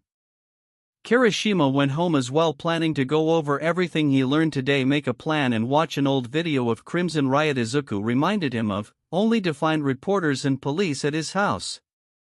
His night was only just beginning. Izuku made it back to Mtsuigiri as Tomo was finished putting dinner on the table. Oh Izuku, welcome back. Hey Tomo, do you know where Sensei is? I need to speak with him. He's out back checking the little wisteria tree. He actually wants to talk to about that kid you kidnapped. You didn't bring him here, did you? What, I didn't kidnap him. I was just trying to help him a little. He had some serious self-confidence issues. He just needed someone to show him what he could do. That sounds familiar, she teased. Izuku could only look away in embarrassment. Well, you should go see him and good luck. Just like Tomo said, Izuku found Yushiro looking at the small wisteria tree in the back of the garden. Izuku bowed. Sensei, I've returned. Izuku, before we talk about anything else, I need to ask, did you tell that boy anything? No, Sensei, I stuck with the lie we came up with. Good, though I would like to hear about your day in detail. Yes, Sensei. Thought there is one part one need to tell you immediately. Izuku then told his sensei about his encounter with the giant. He knew who I was and was scared. I'd never seen this guy before, and even I could tell he outmatched me. So why did he run away? Gigantomachia. Gigantomachia? That is the name of the giant you meet today. He works for, or I should say the man who created him was the man I warned you about. The man who reminds me most of him. All for one, said Izuku, remembering the stories he was told. The man who was more demon than man. A man who should be avoided at all cost. He had brought many heroes to their knees and killed at least 10 times the amount. Indeed, the reason that Gigantomachia was so scared of you is because All for One gave him more quirks enough to activate memories deep within them. Memories that don't belong to him. Memories, said Izuku, confused before horror dawned on his face at the realization. What does that mean? All for One knows about demons and about him. Izuku calmed down. You see, years ago All for One tried his best to learn everything there was to know about quirks since his revolved around other quirks. He figured out a long time ago the truth about them. Wait, you mean he knows about everything? Not everything. He knows about the existence of demons and a little bit about the demon slayers and the history of both, but not all of it. Years ago he tried to create a demon, but the human physiology has changed too much. The quirk factor counters the demon blood too much, so he failed, but he learned that if he mixes too many quirks together or the right pattern of quirks, he will get visions of the past, so will anyone else who he is packed with quirks. It's why I warn you to avoid people with vision or memory quirks. Okay, so what do we do? For now, nothing. We have no idea where he is or any of his associates. So don't worry too much for now. They have made several enemies, me included. They will be found eventually and will face justice just like he did so many years ago. Hey, I don't mean to interrupt, said Tomo, coming outside. But dinner's ready. We better eat it while it's hot. We're on our way. Come, Izuku. I think food will do us both some good. Right. Right, this doesn't look good, said Detective Naomasa. He has been reading the report and statement of Eijiro Kirishima. The kid has been doing a lot of our work. Has the police gotten in any trouble? Asked Toshinori Yagi as he sipped some tea. They were currently at UA office going over all the information they had on the newly named Demon Slayer. They had brought the info to Nizu in hopes he might be able to shed some light on the situation. That's something else that's bothered me, said the detective, pulling some info up on his computer. We haven't gotten in trouble at all. Isn't that a good thing? I'm afraid you're wrong, All Might, said Nizu. When vigilantes start showing up, the government is usually the first to get angry. Yet I haven't heard a single politician on the news talking about arresting Demon Slayer. This is quite odd. The principal is right, he said as he showed them his laptop. These are all former vigilantes. The police had several orders to arrest each and every single one of them. Even the trio of vigilantes that saved Captain Celebrity had ordered to arrest on sight. But this kid hasn't got a single order from the government. The only orders we got are from the chief of police himself. So wait, no one in the government has put anything out on this kid, said All Might shocked. He expected the government to be up in arms. What about all the damages or laws he's broken? Nothing. If you watch any interviews, all of them just deflect or don't answer the question. Well, they answer, but it's just a politician answer that doesn't answer anything. This is quite troubling. Said Nizu, if the government is going to such length to let this boy go and play hero, then something must be going on. I've never heard of the government paying for the damages or reimbursement of a vigilante, no matter how good they were. That's because they're not, said a voice as the doors slammed open. Gran Torino, said All Might, not expected to see his former mentor. What are you doing here? I called him here. I thought it would be a good idea to have him here. Oswell, said Nizu. Greetings Torino, thank you for coming. No problem, said GT as he put several papers on the table. I've been following this kid since he fought that sludge villain. I called in a few favors and I found something I just couldn't believe. Someone has been paying for this kid out of pocket. What? But that can't be, said Nizu. On my calculations alone, the amount needed to cover all of these payments would require a small fortune. That would be if it was just the boy's activities, but several officials and construction companies have been paid off, and to top it off, every person involved in each incident, whether they be villain or victim, has had their hospital bills paid. Gran Torino's statement left the other three in silence. Even Principal Nizu had nothing to say. Principal Nizu, sir. How much would something like that cost? Asked All Might, somewhat scared of the answer. Nizu had to think a moment to figure it out. It was way too much for him to have the answer on the top of his head. I can't make an accurate answer with this many variables, but the amount of money needed, maybe around a national budget. What you mean someone is paying the same amount of money it takes to run a country for a kid? Screamed All Might as blood poured from his mouth. Well, that makes it easy at least, said Detective Naomesa, wiping the sweat off his forehead.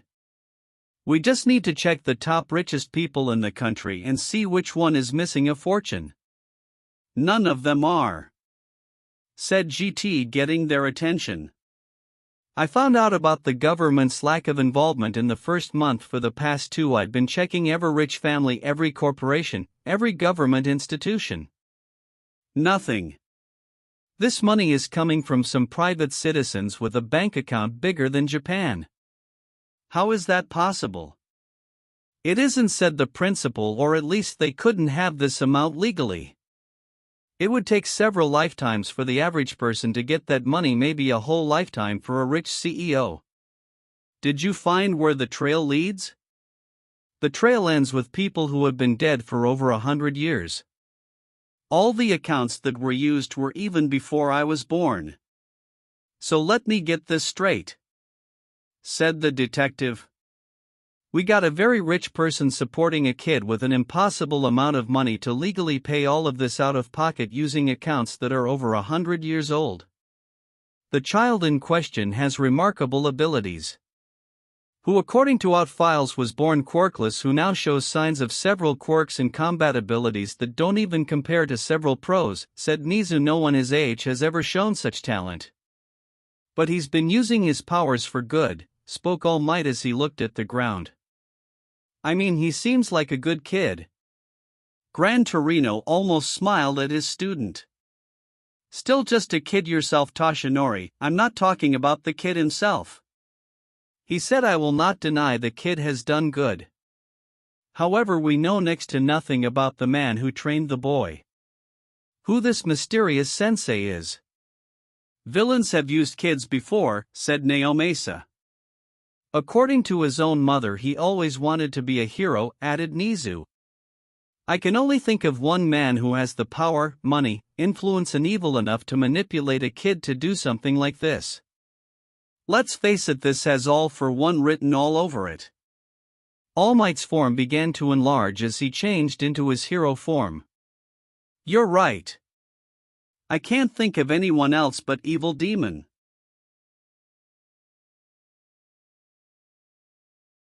Achoo.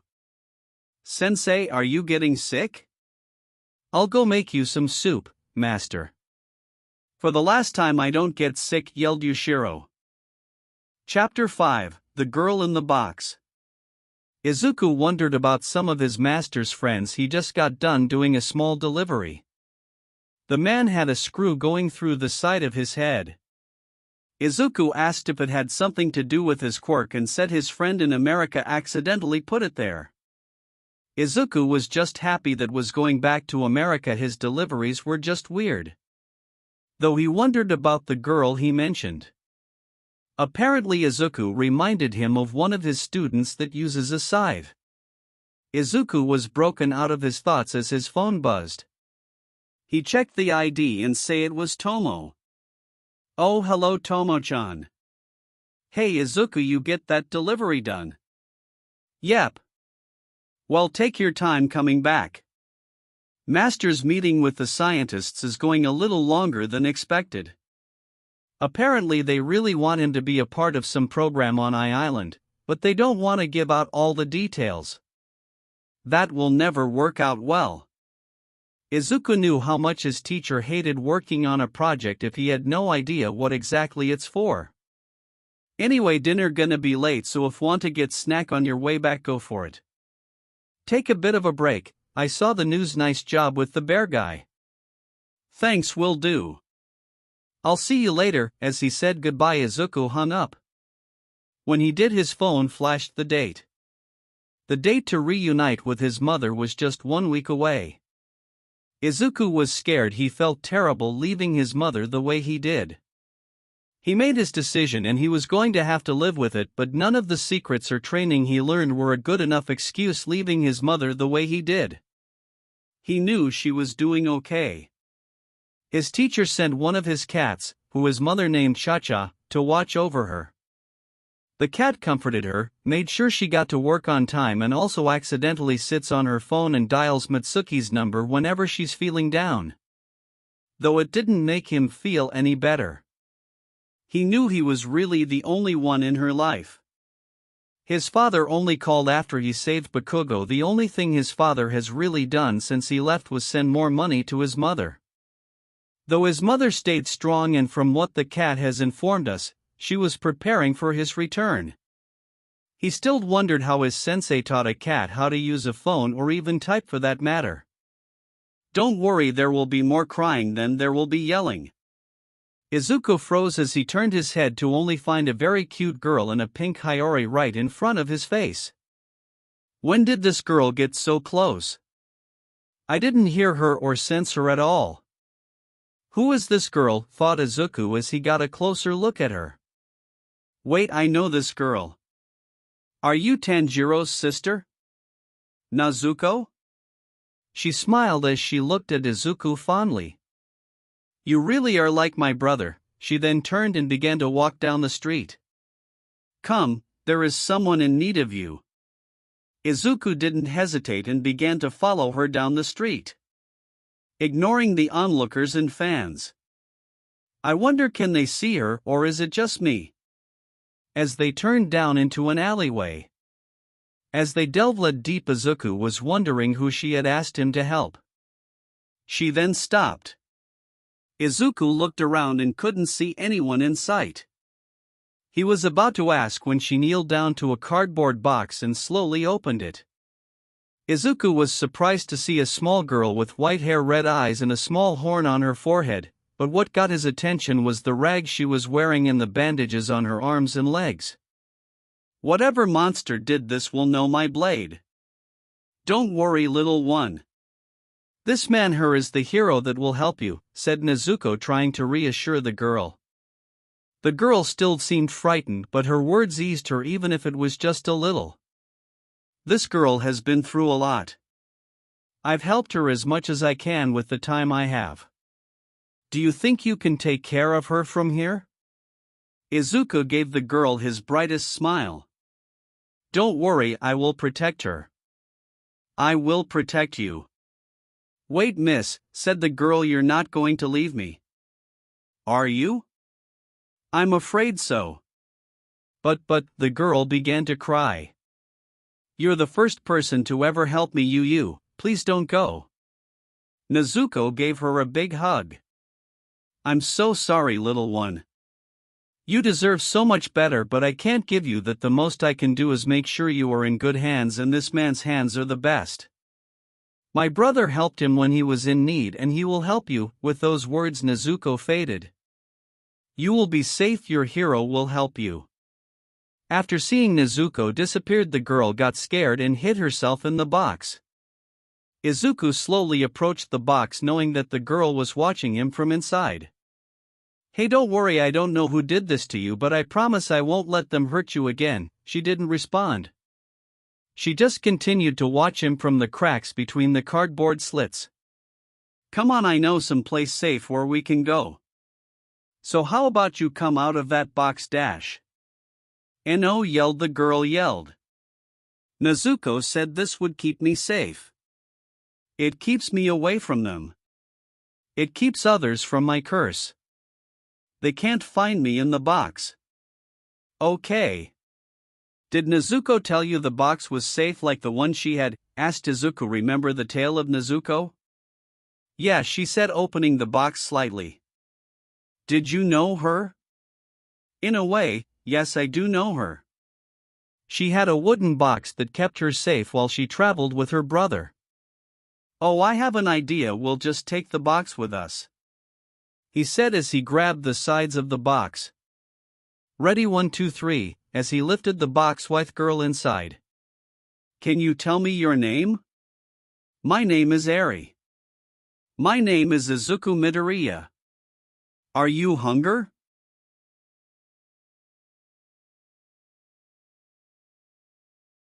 Every person who was in the McDonald's went silent as they saw the now famous Demon Slayer walk into the fast food restaurant talking to a box. He put the box down onto the table and ordered a chicken sandwich and some apple slices. The manager made sure they got his order done quick, but she had them double-check to make sure they got it done right. Meanwhile, he sat down at the table and then began to talk to the box again. It confused everyone until the manager brought the food. Here you go, sir, 1 chicken sandwich and apple slices, said the manager as she put the food on the table. Thanks, said Izuku as he grabbed the apple slices. Here you go, Eri, apples just like you asked. To everyone's surprise, a little girl popped her head out, grabbed the apples and shut the box. Izuku saw their confusion, as well as fast movement outside the window. I kinda found her hiding in this box. I couldn't just leave her there and saw she was hungry, so I came here, sorry, he said as he bowed to the other customers and the manager. Oh, it's no problem, sir, said the manager, bowing back. In fact, I'm happy my store could be of service. Thanks, here, he said as he handed her several bills. What? No, there's no need to give us more, you've already overpaid, sir. I insist, we've caused quite a commotion here, so please take, he said, giving her a sunny smile she couldn't refuse. She left the two to eat. As Izuku ate, he kept talking to Eri. Even though she never said anything back, she stayed in the box. He kept telling her stories of his training, his sensei's cat, and even his mother. You know, my sensei once told me he met the devil at a McDonald's once. Said he worked here. Probably just some guy who messed up his order. Who could imagine the devil himself working part-time at a fast food restaurant? Excuse me, sir. Izuku looked and saw a man in a cheap suit with a scar across his bald head. I'm so sorry that my girl caused you so much problems.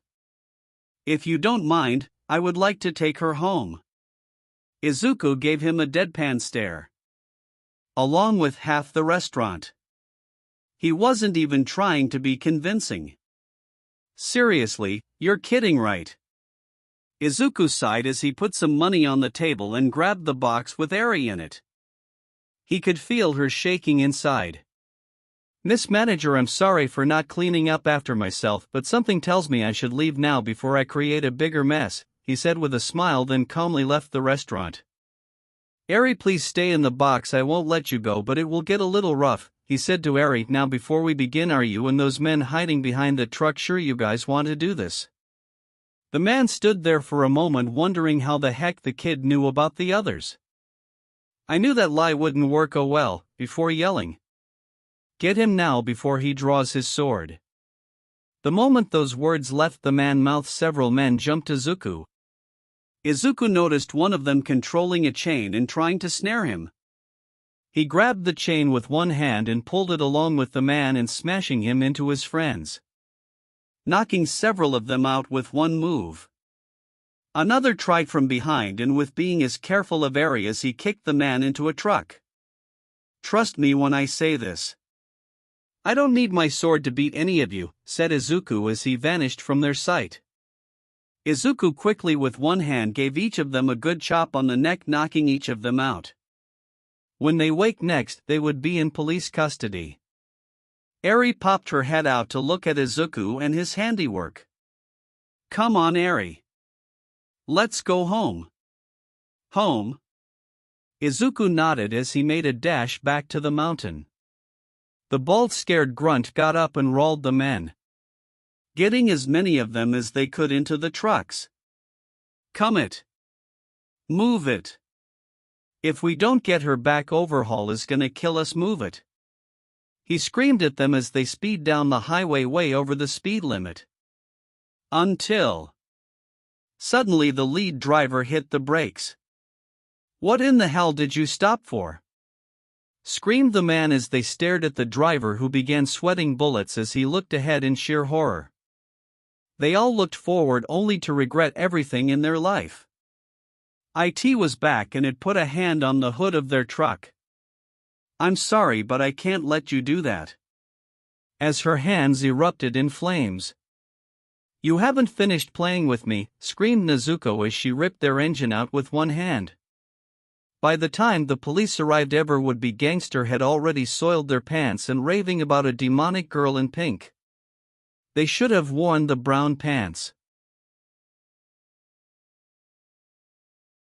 "Hey, I'm home," yelled Izuku as he returned to the mountain. "Welcome back, I got curry cooking in Masty." Tomo stopped as she saw Izuku with a box with a little girl inside. "Master, Izuku kidnapped a girl." "I didn't kidnap her." Yashiro walked into the kitchen. "Okay, what's going on here?" After seeing the girl, Simple raised an eyebrow. "Well, this is unexpected." "Sorry, Sensei, I know this is unexpected, but I have good reason to bring her here. She needs help." "I can see that. She seems frightened half to death just by looking at us." "Ah, don't worry, cutie. We're all friends here," said Tomo as she reached to pat the girl's head. She stopped as her face twisted with horror as every single one of her instincts screamed at her to stop.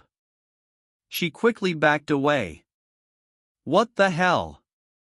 "It's her quirk," said Yashiro, keeping calm. "Her quirk is going out of control." "Izuku, why exactly did you bring her here?" "I'm sorry, sir, I didn't know about her quirk." "It's well. Eri, tell him who brought me to you." Eri was quiet for a moment. "It was Miss Nezuko." Yashiro could help but be shocked. Izuku forgot with how much his sensei tried to be stoic, that even he can be shocked. "Izuku, you said brought to her by someone." "It was her, sir. Pink Hiyori, and matched the photos perfectly. Nezuko brought me to this little girl." Yashiro up to the little girl and put his hand out. "Don't," warned Eri, almost jumping out of the box. "If you do, you'll die too. My curse will kill you." Yashiro gave her one of his rare smiles. "Don't worry, little one. It takes a lot to kill me, and I'm very familiar with curses," as he put his hand on her head. Eri was surprised when nothing happened when he petted her head. Both Izuku and Tomo knew he was doing more than just comforting the girl, and it showed as his eyes began to narrow. Tomo, make sure you make extra for dinner. Izuku, prepare an extra bedroom for Eri, as he grabbed the box with Eri. He saw Eri become scarred. Eri, I promise that I won't hurt you, but I need to make sure your quirk doesn't hurt anyone. You can make it so I don't hurt anyone anymore. I will try, as he took Eri to the medical wing of the mansion. Izuku made sure the room next to his and Tomo's were set. He even found Tomo's old pajamas. She said Eri could us. He returned to see Tomo finish dinner when Yashiro came back with a tired Eri, with no box this time. Both Izuku and Tomo wanted to ask questions when Yashiro mouthed after dinner. The four had a peaceful dinner. Shortly after dinner, Eri fell asleep holding Izuku. Tomo took he and changed her before putting her down to bed. They looked to see a peaceful sleeping Eri in her bed before closing her door. As they went back to the living room, Yashiro let out a heavy sigh. That girl has truly experienced hell. What do you mean? Asked Izuku as Tomo brought tea. For starters, she's been killed several times. Crash. Tomo dropped a teacup. Izuku couldn't help but notice she was shaking. I'm sorry, sir, but could you repeat that? She has had a bit of a similar experience like you, Tomo. Tomo put everything down as she took a deep breath. Okay, I'm good. Please continue, master, she said, forcing herself from shaking. Izuku grabbed the teapot and poured everyone a cup. Yashiro took a drink before he began retelling his experience of the child's past. When I was putting her quirk under control, I took a peek into her mind and into her memories. For starters, some way her parents were related to a villain, a Yakuza member to be precise. When her quirk activated, revealing it to be some sort quirk that could rewind an organic being to a previous state. I believe one of the Yakuza members then gave her a quirk enhancement drug, thinking it will give him some sort of fountain of youth. In the end, it made her quirk go out of control. She undid the man into nothing. After that, she was taken by the head of the Yakuza. That's when the nightmare began. Calling it torture would be too easy. They discovered her blood holds her quirk. The blood has been key to their quirk enhancement drugs. It increased their performance tenfold. By continually studying it, they learned how to use it, suppress quirks, and even how to eliminate quirks entirely from someone. Some much from her blood. Yashiro grew angry. To get this much blood, the head of the Yakuza used his quirk to literally turn her entire body into blood. Then used it again to turn her back. His quirk allows him to deconstruct and reconstruct anything, even people. He deconstructed her and reconstructed her over and over again. Yashiro stopped there to let the information. Both Izuku and Tomo were in shock that slowly turned into anger. Izuku began to wonder what type of twisted monster could do this to little girl, while Tomo was just wondering where she could find him and spill his guts. Yashiro could see in Tomo's eyes as several painful memories came back to her. He could tell whoever did this was No at the very top of her kill on sight list. Luckily, he wasn't the only one to see Tomo. She looked up to see Izuku with a worried look in his eyes. Izuku became a good friend to her over the year he stayed with them at the mountain. He was now like a little brother to her. She couldn't stay mad, not with that worried look of his. She took a deep breath and suppressed the bad memories and reminded herself this is about the girl. Master, is Eri going to be alright? It's hard to say. Physically, she will be fine after a few days of rest. Mentally, she will have to live with the scars that have been given. The most we can do is help them fade so she can smile and have a bit of normal life. Though her main problem that we need to solve is one that I have never seen before. What do you mean, sensei? It may even help her mentally, but the biggest problem she has is her quirk. He paused.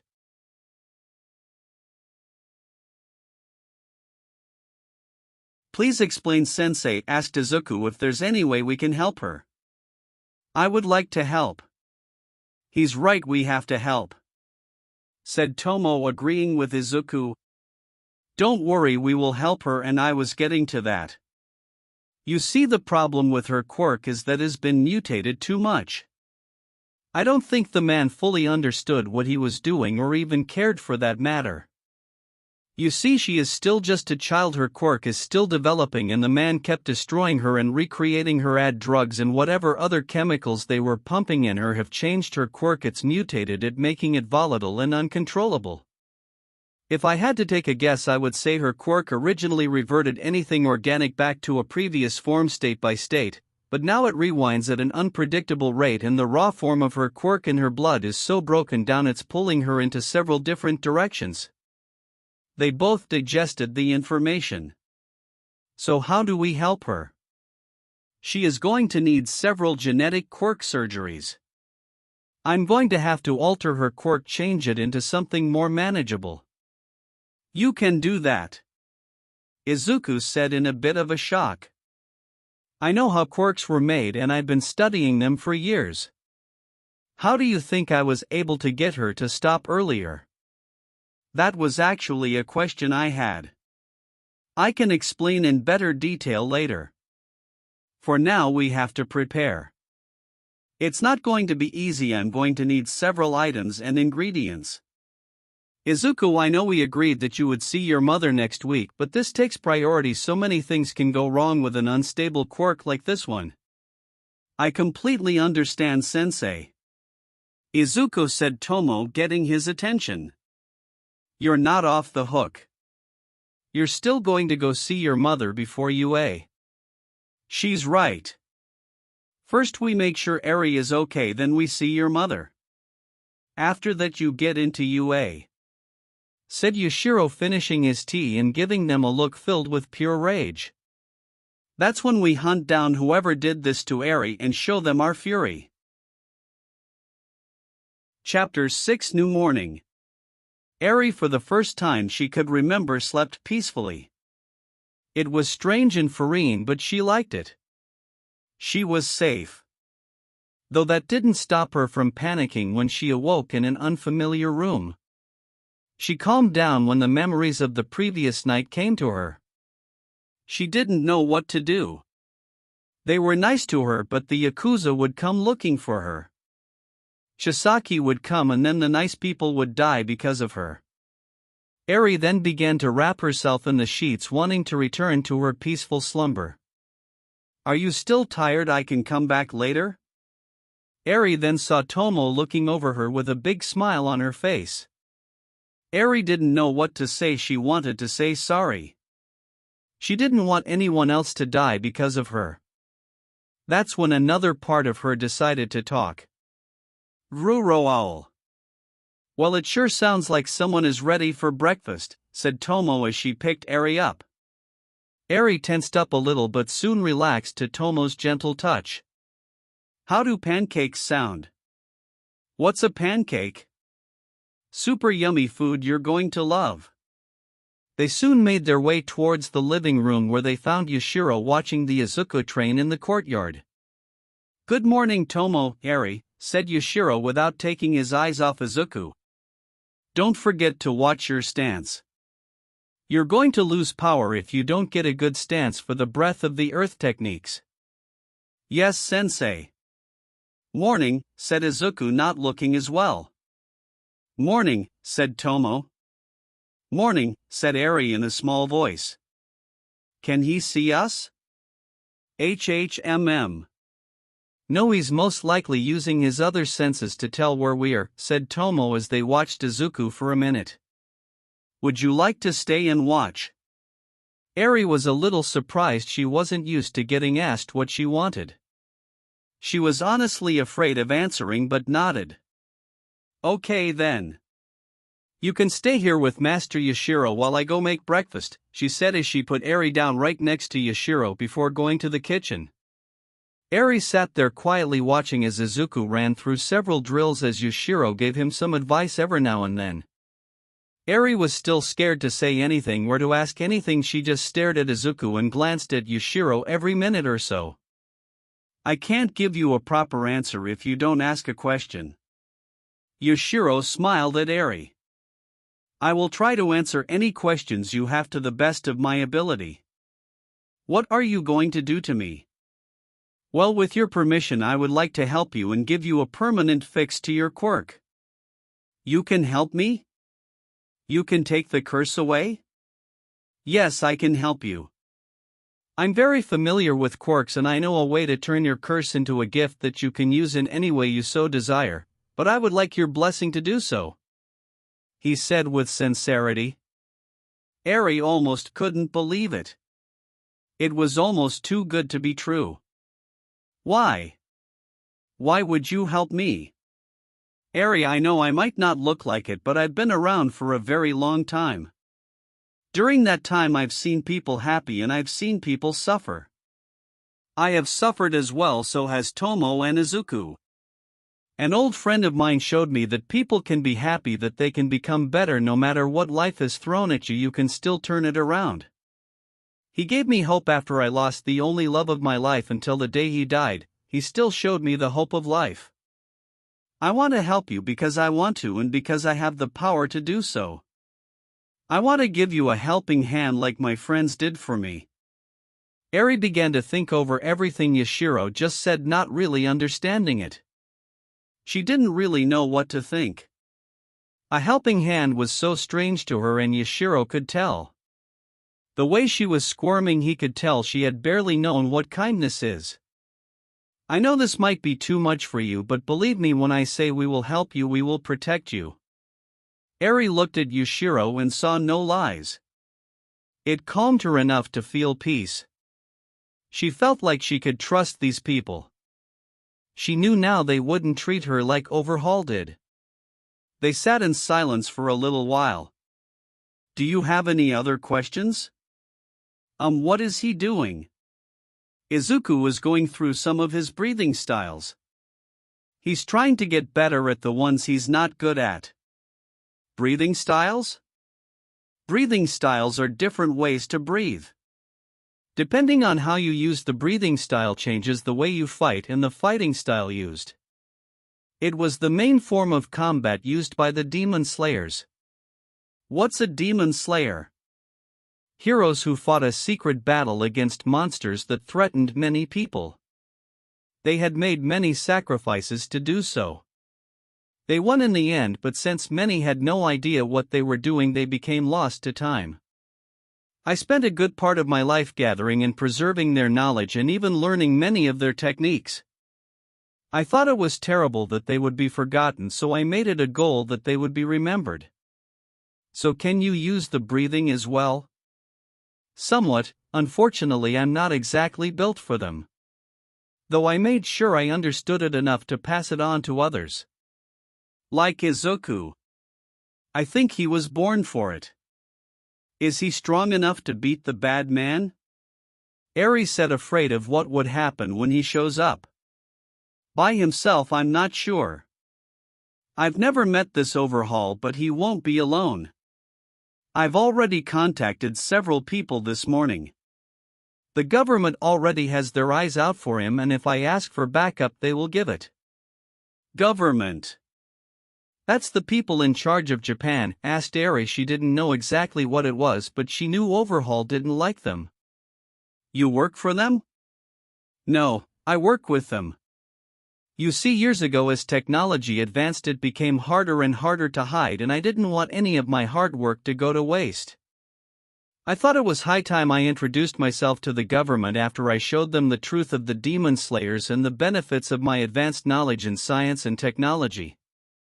They agreed to make a deal for me. They helped me keep the knowledge of old safe and help keep me hidden from others, and I would help them on certain projects that I would agree upon. I learned that I would need something to occupy my time before I went crazy with boredom. Though when quirks first started to appear, things got real busy. It's been that way for a while. Eventually I became acquainted with quite a few people of power around the world that are willing to help me, and in turn I've helped them one way or another. Eri stayed quiet after that, mainly because she had no idea how to take the information. Even Yashiro had to admit that was quite a bit of information for someone so young to take, but he wanted to be honest with her so he could build a bond of trust. Even though she may not be able to understand everything he was saying, she could at least tell he wasn't hiding, was about to say something to make it easier to understand when Izuku finished his drills. "Morning, Eri, did you sleep well?" he asked. Eri nodded as her stomach growled. "Sounds like someone wants breakfast. Is Tomo making food?" "I believe so," said Yushiro, checking the time. "Though I have to say she is taking a bit longer than usual." "Breakfast is ready," yelled Tomo from the dining room. "Well, speak of the devil. Come, children, let's get some food," said Yushiro as he took Eri's hand and walked her to the dining room. Only to stop as he entered. "What's wrong, Sensei?" Whoa, said Izuku as he saw it. "Tomo, what is this?" "It's breakfast, master," said Tomo, wiping the sweat from her forehead. "This is enough for an army," he said, pointing to the mountain of food on the table. "Or Godzilla." Izuku could only stare at it. "There's pancakes, waffles, omelets, bacon and eggs. So much more. I don't even know if we can eat all of this. I'm sorry. I wanted Eri's first breakfast to be special, so I just started cooking and kinda didn't stop," Tomo said, Yushiro pinching the bridge of his nose as he was lost for words. "Oh, come now, Sensei, at least we now have enough here to find something Eri would like." "Right, Eri. Eri? Munch." The three look over to see Eri at the corner of the table eating an apple from the fruit bowl. "It would seem that our new friend's hunger has gotten to her," said Yushiro. "Come on. This food isn't going to eat itself."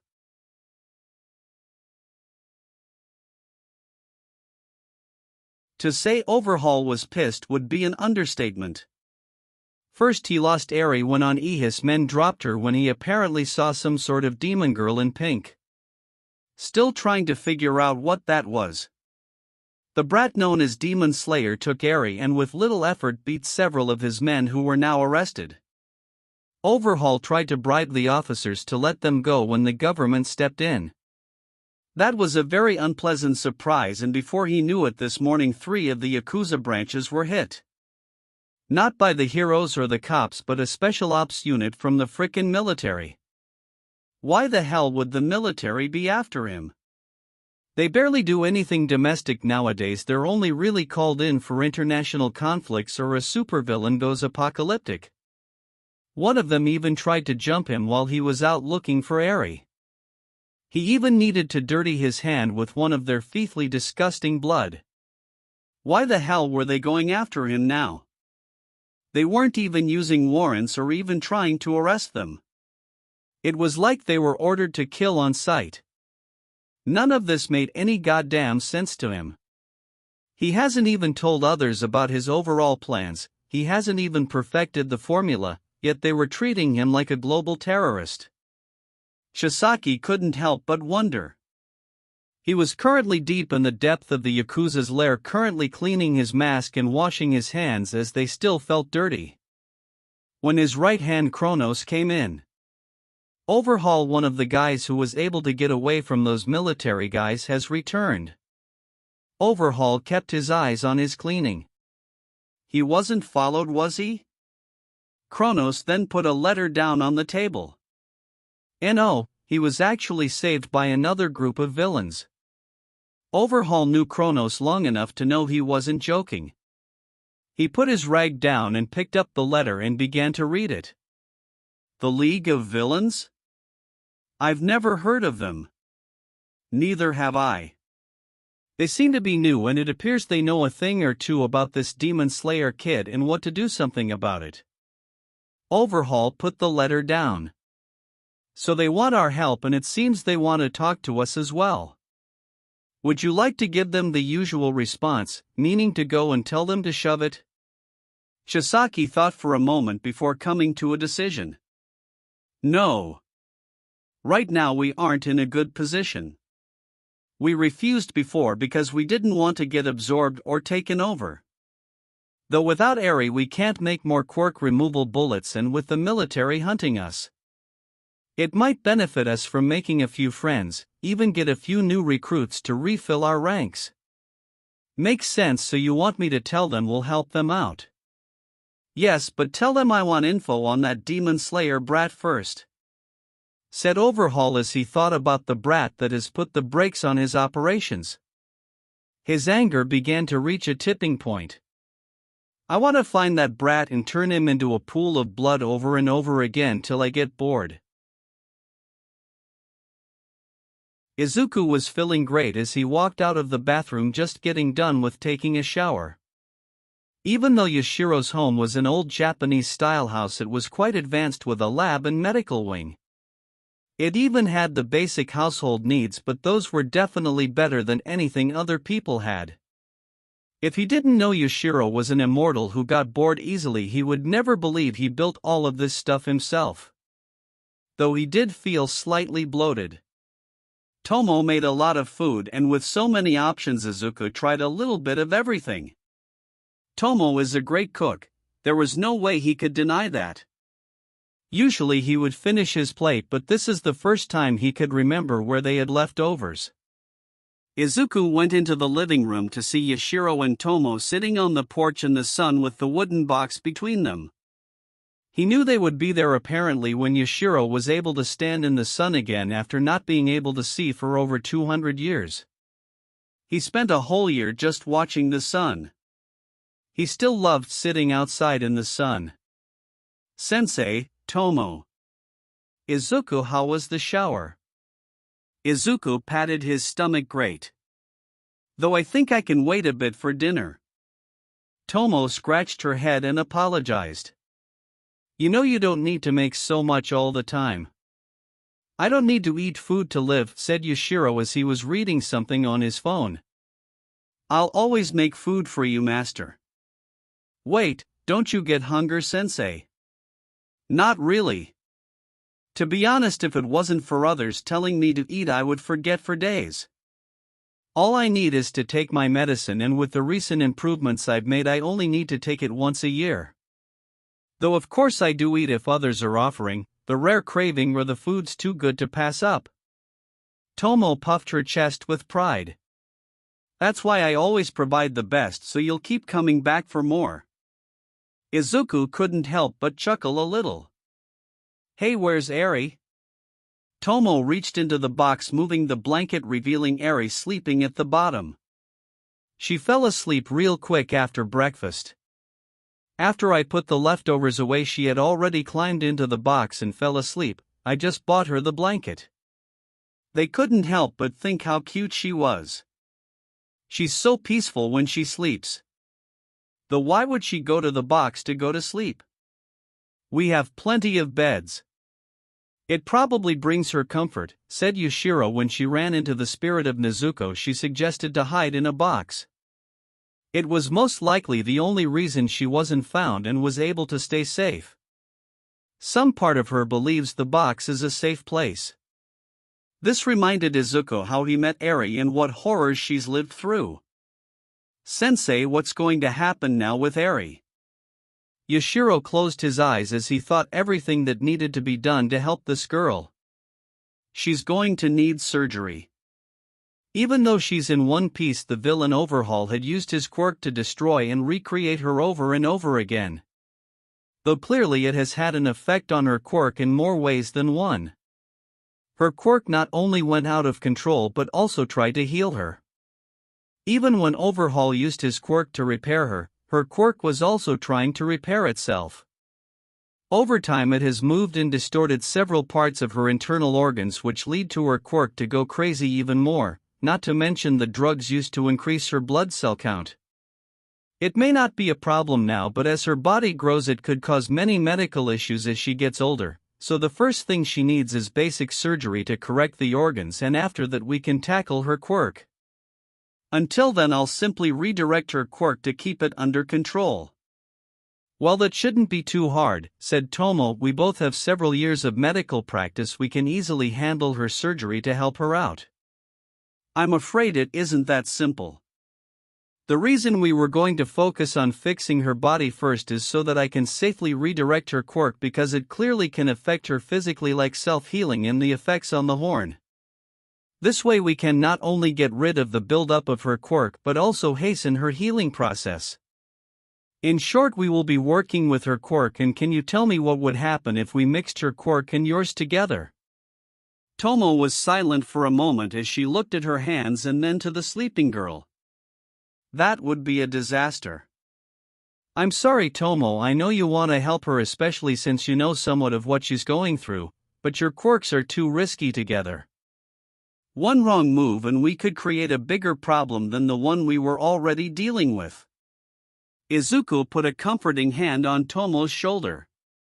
So what do you need? If there's anything I can do, just say the word. Yoshiro smiled. Don't worry, Izuku, you'll have plenty to do. There will be numerous things we'll need to make this work, and I'm going to need you to see some people personally. The doctors needed to make sure this surgery goes off without any problems, or a bit stubborn. Unless you grab them in person, they won't come. Tomo raised an eyebrow at Yoshiro's words. Stubborn doctors? Wait a minute. You don't mean those maniacs, do you? Tomo, they maybe have some egos, but... Egos, that's what you're going with. Okay, they're crazy. Tomo simply just gave him a deadpan stare. Okay, they're batshit crazy, but you can't deny their skill. Izuku sat there partly confused on who they were talking about, and Happy Eri was still peacefully sleeping through this bit of madness. Who exactly are we talking about here? I'm only guessing here, said Tomo, but I think Master is thinking of calling a doctor called the Dissector, another one that has a flaming serpent, one that is obsessed with a perfect body, an old snail lady, and an old mountain witch that has a talking tanuki, and one that's called the Dissector. You already said the Dissector and the mountain witch has a reindeer, not a tanuki. One thing I've learned over the years is that the most talented people in the world have the S. The sooner we get that done, the sooner I can personally fix her quirk so the Yakuza will never use her again. Tomo seemed to accept his reasoning, but it just gave Izuku more questions. How exactly do you know these people, sensei? Around 5 years ago, there was a villain attack with a quirk that allowed them to create a super plague. Though luckily he was an idiot and gave us time to get several doctors together to find a cure. I met them there, and yes, several doctors came from more than questionable backgrounds. They also know I'm hundreds of years old. What, they both yelled in surprise. SSSSHHHHH as Yoshiro pointed to Eri. The villain may have been an idiot, but he found out about the doctors and attacked the hospital where we were. During the attack, several of the other doctors ran away, but a few of them stayed and fought. During the attack I may have lost a few limbs, so when I got back up, well, let's just say there were a few questions they wanted answered. Of course I lied about most of it. They accepted I was one of the oldest people on the planet and one of the first people to get a quirk that healed me and stunted my growth. So not only are they good, but they know who I am, so they'll help. Master, with all due respect, they're crazy. Isn't there anyone better for the job? Asked Tomo, not wanted people so unhinged near Eri. Don't worry, I'll make sure they stay in check. The government owes me, so they'll pay them off, and just in case I can call a few people in for security if needed. Said Yoshiro, also thinking of what else they'll need. Though the equipment here is good, they will need an upgrade to make sure we can monitor Eri's condition and the amount of energy her quirk outputs. Looks like I'll be calling Shields a lot sooner than expected. Wait, Shields as in David Shields, all my first sidekick, said Izuku, shaking, trying to control the hero nerd deep inside of him. He was failing. Yes, he was here yesterday before you brought Eri home. Wanted my help on a project, but he refused to tell me what it exactly is. Something to do with enhancing quirks, but that's as much he was willing to tell me. That and a personal request to check what I assume is a patient. I guess I'll need to give him a call. Yashiro began to make sure he had Shield's number as a contact before reassuring Izuku that he could get David Shield's autograph. That's when his phone began to ring. Hello? Yes. Really already? I gave you that info this morning. I see. I guess that makes sense. There's no need to apologize, I understand how this could have been a political problem. Thank you, please keep me up to date, said Yashiro as he hung up the phone and smiled at the sleeping child. The government used the info I gave them and took out several Yakuza bases.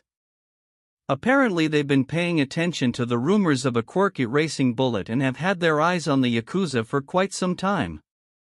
When I told them about Eri, they jumped on the chance. Izuku was shocked and somewhat confused. What I thought they would only get involved if a villain was going to somehow destroy the country entirely. Surprisingly, Tomo decided to answer that question. Izuku, they were working on mass-producing a bullet that could destroy quirks. Can you imagine what would happen to the country that has relied on quirks for years if that bullet got out? It would end the country.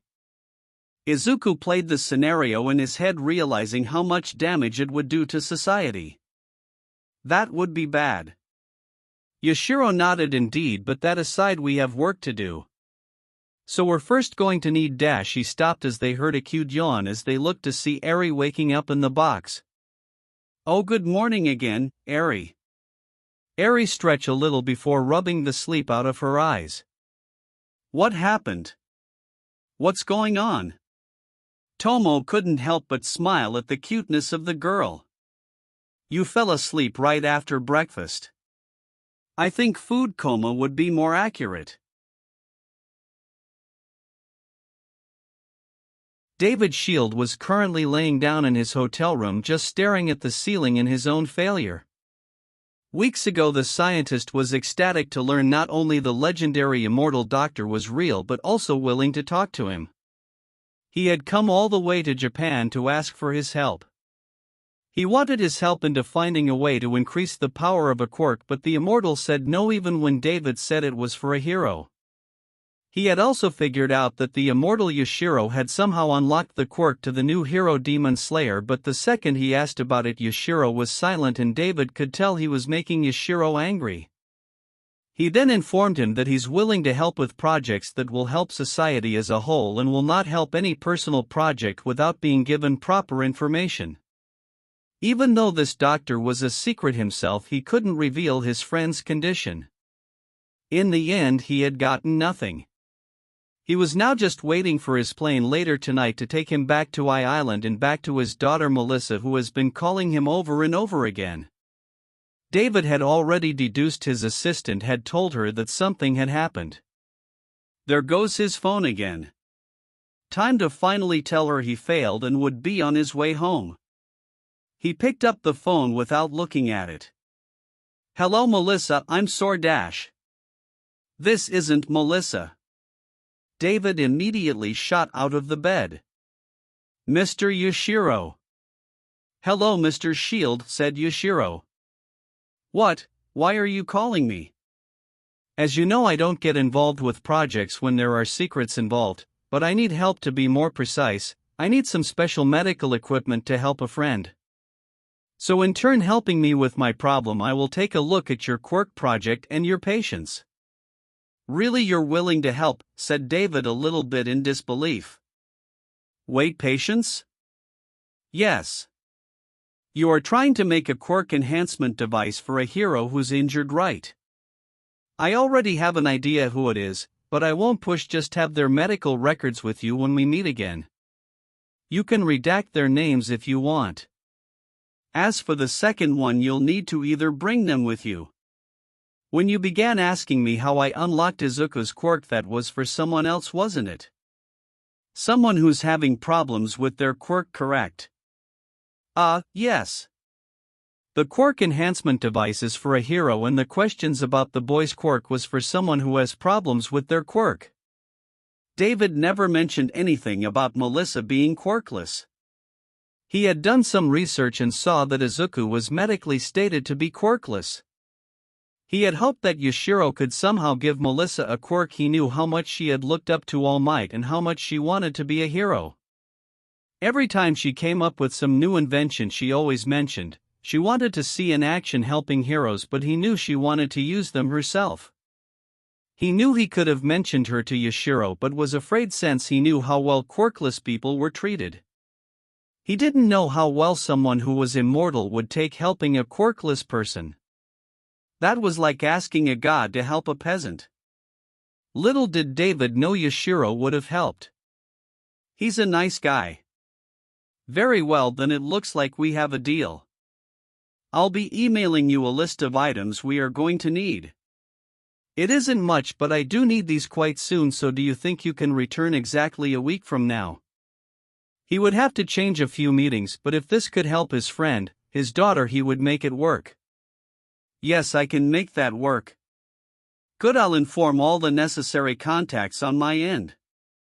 I'll see you in a week. Wait, before you go, I have a question about quirkless people.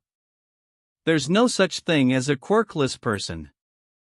Well, at least not for anyone younger than 50. It may be weak, but everyone should have a quirk now. Izuku Midoriya is proof of that, said Yashiro, hoping David would buy it. Damn it, I had forgotten that, thought Yashiro. Nana mentioned her successor was quirkless. Did All Might tell him about One for All? David was his first sidekick, so maybe. He seems desperate to help his friend, as if he's about to do something rash. David stood there as silent tears fell from his face, as Yashiro's words filled him with hope for his daughter. David always felt he had failed his daughter when they found out she was quirkless. It had eaten him up on the inside every time he saw her looking on the computer at heroes.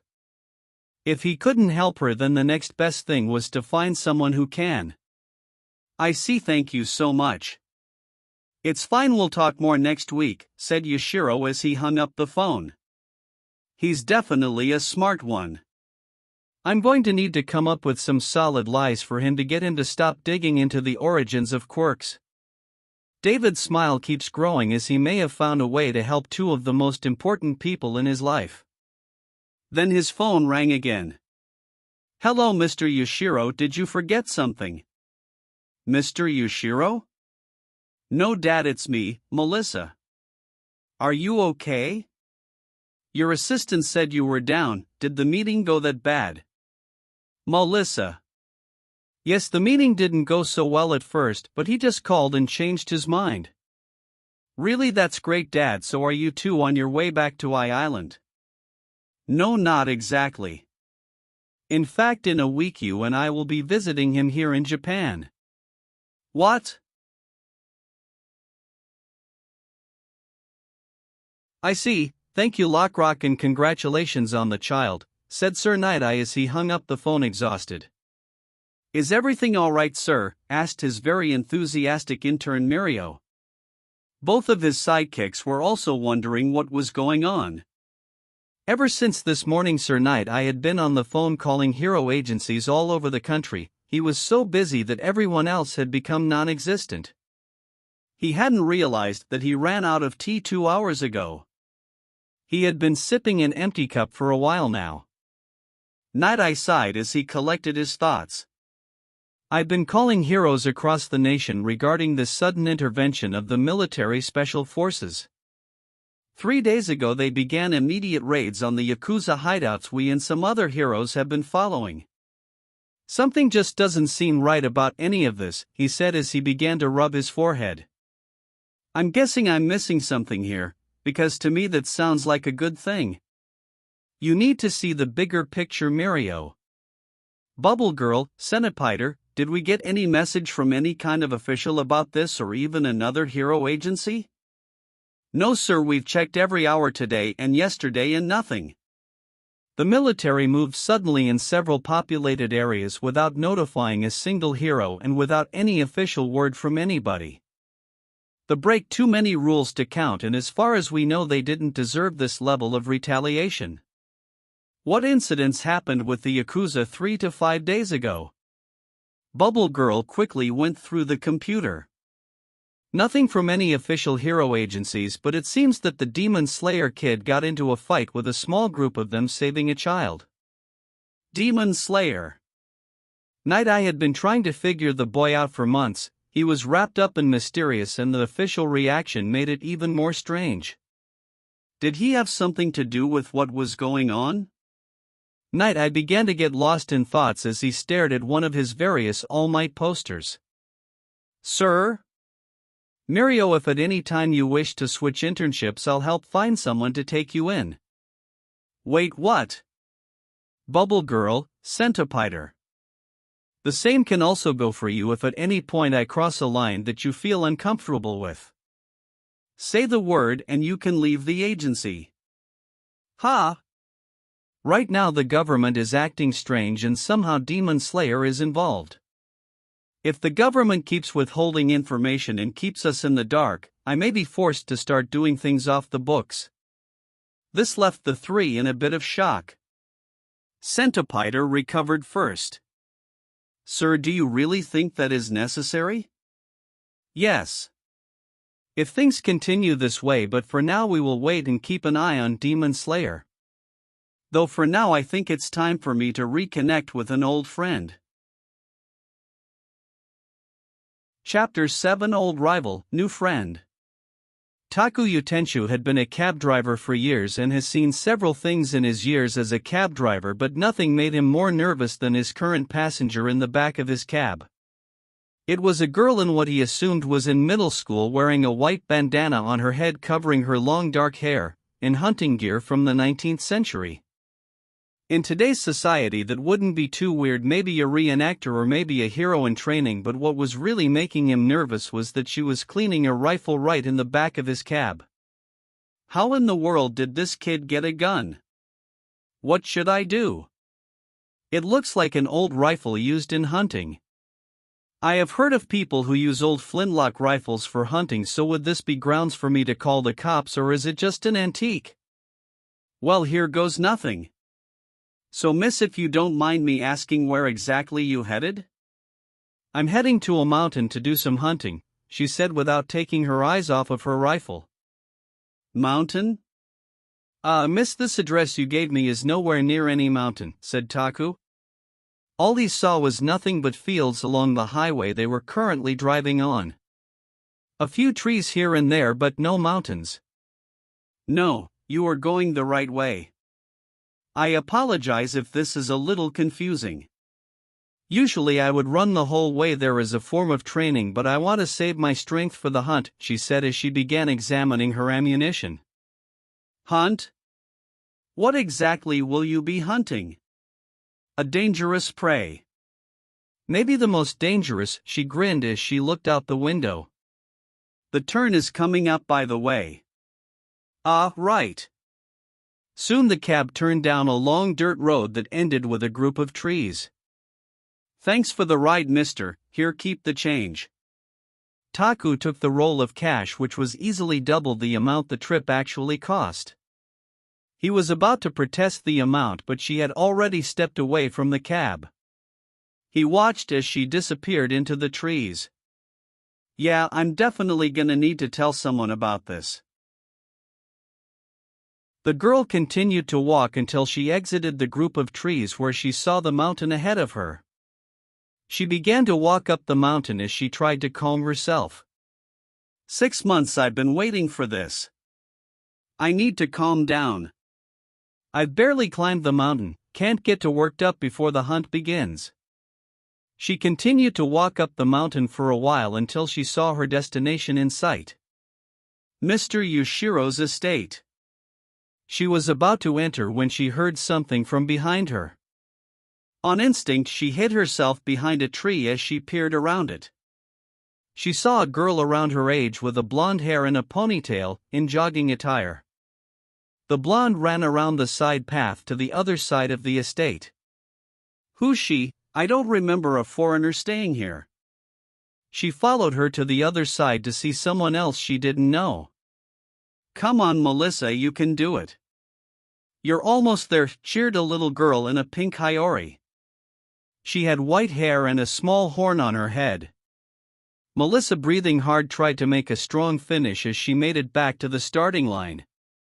She pushed herself to stay running as she passed the lap robot at the end of the path. BZZT running track completed. Melissa almost keeled over right then as she tried to catch her breath. Thanks, Eri. Taking the water bottle from her. Taking a long drink. Ah. How does Izuku do this? He makes this look so easy, she said, clearly exhausted from her run. Even though she has progressed by leaps and bounds, it was still quite tough and threw her out of her comfort zone. She was determined to keep going.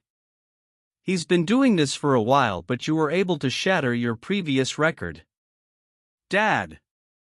Hey, sweetie, said David Shield, hugging his daughter. How have you been? Great, Dad, but what are you doing here?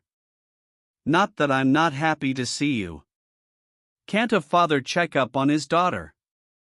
Well, of course, but you were here not too long ago. Melissa smirked. Yoshiro, it's been almost 2 months since he dropped you off here. What, really? It hasn't felt that long. Time flies when you're busy. This reminded her when she first met them. 2 months ago, David and Melissa arrived and were led into the living room by Tomo, where she saw Yoshiro at a small table reading some papers. Ah, David, good to see you again. David gave a small bow. Yes. It's good to see you too. I am happy to hear that you reconsidered what we discussed early, he said as he took a seat. Melissa followed her father's lead and took a seat, getting more and more confused why her father treated a kid who looked no older than her with such respect. Was he a genius or something? And who might this be? Oh, my apologies, sir. This is my daughter Melissa. Hello, she said, a little nervous. Greetings, Ms. Shield. She had already said hello and was confused on what to say next. This day was getting weirder and weirder for her. First her dad takes her to Japan, then to a mountain that she could have sworn wasn't there a moment ago, and now she is sitting across the table from a strange kid. Is something wrong, miss? Huh, oh no, just wondering when Mr. Yoshiro is gonna get here? This made her on the receiving end of 2 very confused stares. Did I say something weird? Maybe I should break the ice. So, what's it like to be Mr. Yoshiro's assistant? Yoshiro then gave David a deadpan stare. David scratched his cheek a little out of embarrassment. I may have forgotten to mention a few things to my daughter. Yoshiro let out a sigh. I guess I haven't introduced myself yet. I'm Yoshiro. What, but Dad said Yoshiro was a world-renowned doctor and scientist. You're my age. Melissa, I know it may be hard to believe, but Mr. Yoshiro here is immortal. Melissa's eyes nearly popped out in surprise. You're immortal? No. Well, somewhat. I can die, but it will take a lot to kill me. As for my background, my quirk is regeneration. Because of that I have nearly 200 years of medical and scientific knowledge, and before you ask, I'm 223 years old. 223, she yelled in shock, before calming herself down. No way. I'm sorry, but there's no way. I've spent years studying the first cases of quirks and all scientists related to the research, and I've never heard of you or your quirk. I guess a demonstration is needed. Tomo, board please. Tomo then came through the door with a board and plastic trash bag. She set the trash bag down in front of him and the board on top, then put a knife on the board. Melissa was confused, but her father connected the dots first. Wait, you're not gonna do what I think you're gonna do, are you? Before Melissa could ask what her father meant, Yushiro lifted the knife in the air and in one fluid motion severed his free hand. Melissa yelled in horror as she saw his severed hand on the board, though her horror soon turned into shock and then into intrigue as she saw Yashiro's hand grow back in a matter of seconds. You're like a starfish. Starfish? That's a new one. So you have been alive for hundreds of years and you're a scientist to boot, said Melissa. Then why are you here? Why haven't I heard of you? Your quirk alone is groundbreaking research. Melissa, said David, raising his voice. I'm sorry, Mr. Yushiro. The reason I didn't tell my daughter much was because I know how personal it is for you. It's fine, said Yushiro, cleaning up his old hand, giving it to Tomo to be properly disposed of. Though maybe it's time I return to society. You see, Melissa, things were different back all those years ago. I went into hiding for the safety of myself and for others around me and in hopes of helping the world from the background. In doing so I have acquired knowledge that most people don't have, and said knowledge can help fix your problems. Problems? What problems? To heal All Might, of course. Ha!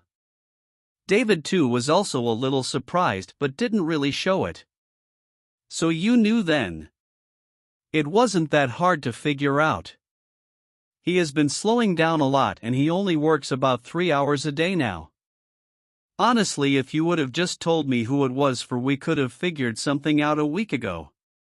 Wait. Hold up, what's wrong with Uncle All Might? There was silence as David tried to think of what to tell his daughter about All Might's condition. This is when Yushiro decided it was best to be honest. All Might currently has a hole in his side. After a fight with a powerful villain, he lost half of his stomach, a bit of his spleen, and most other internal organs were shredded. He said as he handed her All Might's medical papers that David sent him. She quickly glanced at them. Daddy, she said in a quiet voice. David gave his daughter a quick hug. Don't worry. With Mr. Yushiro's help we'll have All Might back on his feet, better than ever, comforting his daughter. No. David and Melissa turned to Yushiro. What? I said no.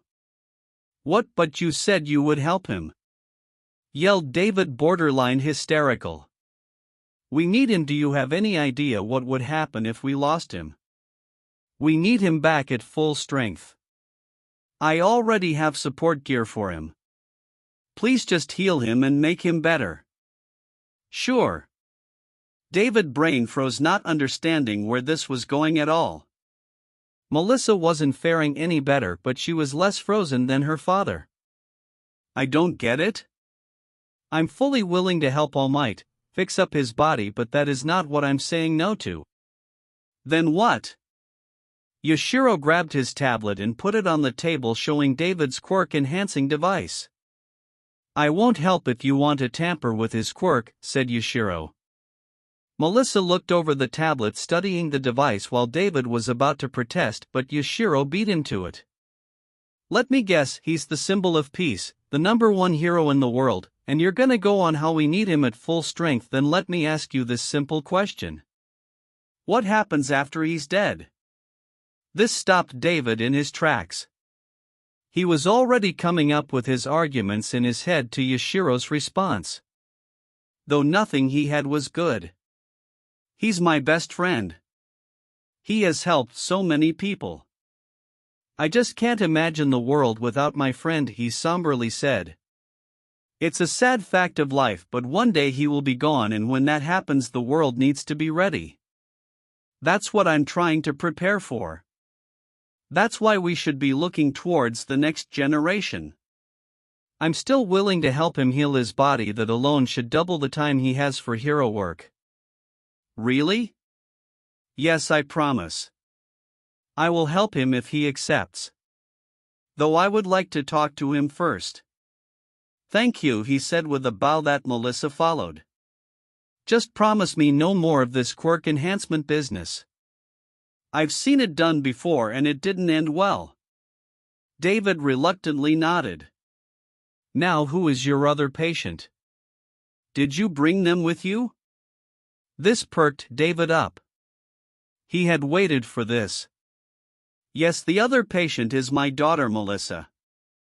HHHHUU. Daddy, I'm fine. I'm not sick or anything.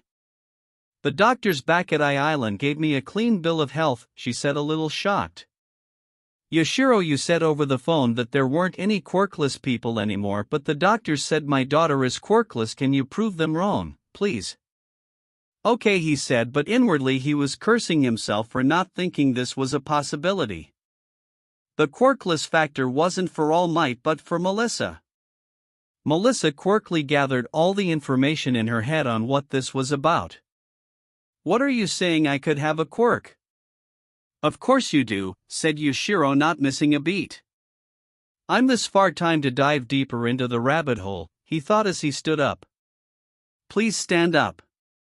She did so. David, remind me, what was your quirk again? David showed him his hands and his fingers bending in odd directions. Bending fingers.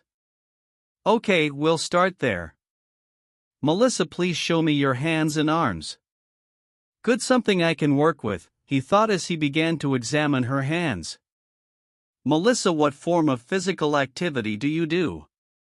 I'm not much. The most I do is a bit of lifting when I carry junk or use one of my inventions. With that information, Yashiro began moving her right arm while also measuring her pulse.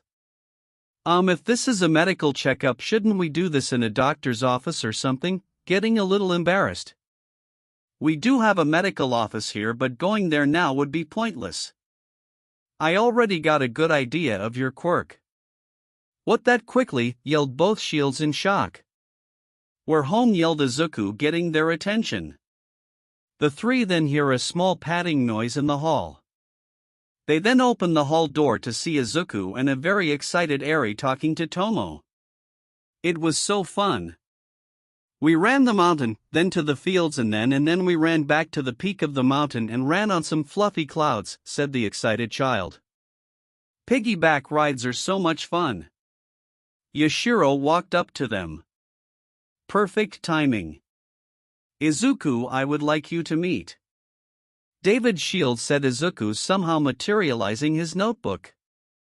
You're All Might's first sidekick, he disappeared only for Yashiro to catch him by the collar of his Hiyori. You can fanboy over him later. Right now I need you to prepare the running course outside, he said, letting the fanboy go.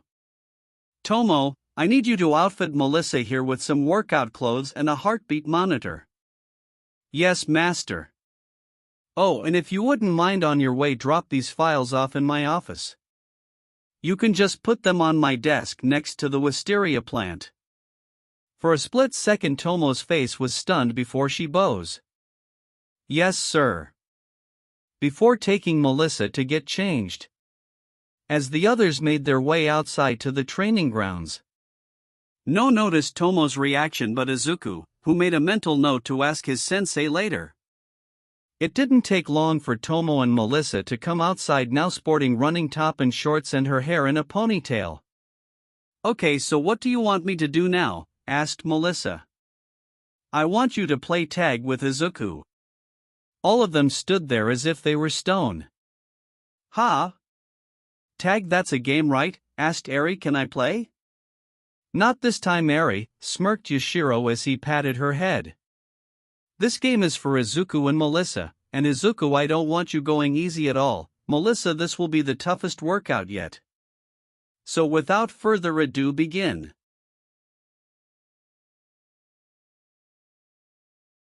Melissa was shocked by the suddenness of the situation and didn't move until Izuku poked her in the head.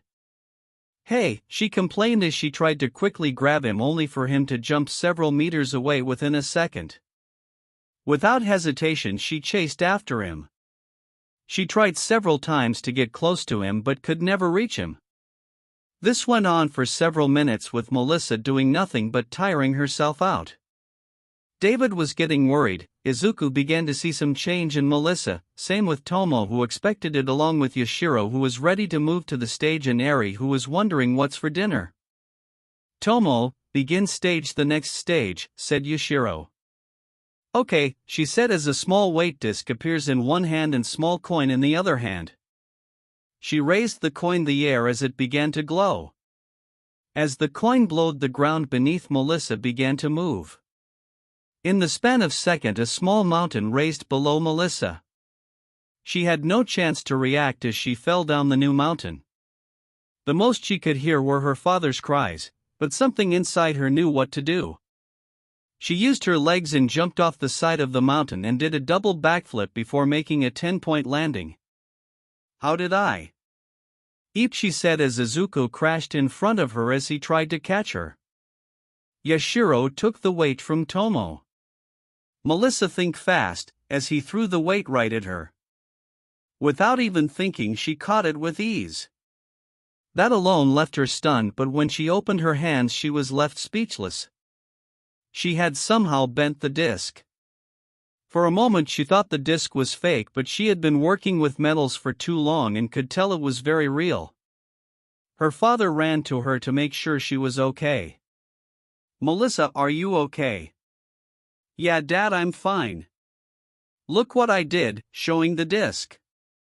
How? He said, looking at the disc before turning to Yashiro, yelling. How did you know she was going to be okay? What if she fell? May I see the weight? He asked, and Melissa silently gave him the weight before dropping right where Melissa would have fallen.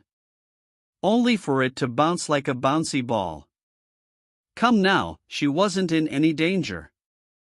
Whenever we do something like this, I have Tomo change the ground so if anyone falls they won't get hurt. David was going to continue but was interrupted by Melissa. How did you know I had a physical quirk, or even a quirk in general? One, I've been studying quirks for hundreds of years and come to the conclusion that everyone below the age of 50 or at the least 30 must have a quirk. 2, when I was examining your hands and arms, they felt more like the hands of a gymnast than one of an inventor. Also, your ligaments didn't feel normal, or I should say now the average that other people have. And before I get to the third, I would like everyone here to check their heart. A bit confused, everyone slowly put their hands on their chest. Except for Melissa. Without thinking, she put her hand on her wrist, checking her pulse. How? What? You want us to check our heartbeats, right? The best way is to check our pulse, right? Yashiro slowly took her hands. Melissa, I hate to tell you this, but you can't feel your heart. How? What are you talking about? She said, a little worried. I can feel your pulse right now through your hands. Can you feel the beating of your own heart in your chest right now? She couldn't. She stood there silent for a moment, trying to feel it without using her hands, but she couldn't. You just ran more than you ever had before in your life. Even though you're catching your breath right now, your heart should be beating hard enough for you to feel it. You can't. She slowly shook her head. No, but why? Yashiro let go of her hands as he put his hands on Izuku's shoulders. The third reason was, when I met Izuku he was told he was quirkless, but I knew he wasn't because I had to operate on his lungs. I knew that couldn't be true. That, added with my calculations of quirk progression and the fact that quirk to quirkless ratio has plateaued. It led me to a theory and discovery of what I believe to be a new gene in all of us that make us unable to feel the part of our body that our quirk affects. In Izuku's case it was his lungs, in your case it was your heart. So the reason I didn't know I had a quirk was because I couldn't feel my heart. How come I didn't notice it before? How can anyone notice it? When you get medical checkups, doctors use a stethoscope to hear your heartbeat. When a teacher wants to show the class, they show you your pulse because your heart beats too quietly when you're not doing any physical activity. Your quirk seems to activate depending on your heart rate and blood pressure, which, while hard, is hard but not impossible to control, but even then you can't feel it. So unless someone had a quirk that could tell them or was physically checking for it, no one would know, not even you. But my toe joint. Oh, don't even get me started on that stupid joint exam, said Yushiro with annoyance. Several people with quirks have several joints in their toes. Honestly, it's the laziest way for a doctor to tell whether or not if someone has a quirk. It doesn't even work, and we have two people right here as proof of that.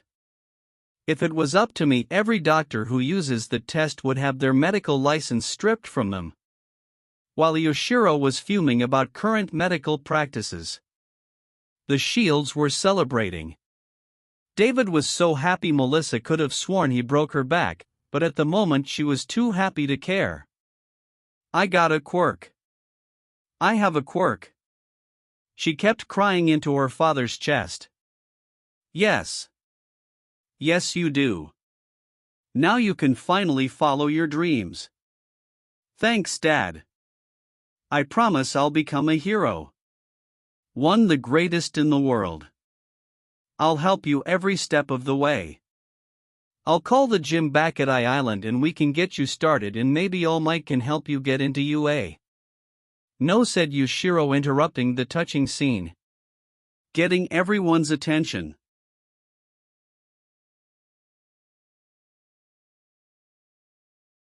Oh, for the love of, said David, getting really sick and tired of him saying no. What is it this time? Let me rephrase that. No, that doesn't sit right with me. You see, the reason I didn't let Izuku go back home, right, was 1, he was in no condition to go back, 2, I'm still considered a global government secret, which doesn't really apply to you, but 3, we don't know the extent of her quirk that directly affects her heart. Like Izuku, his abilities affect his lungs, which in both cases can be a real medical issue. Not enough to stop them from becoming heroes if they train with them. So with your permission, I would like her to stay here so I can keep an eye on her.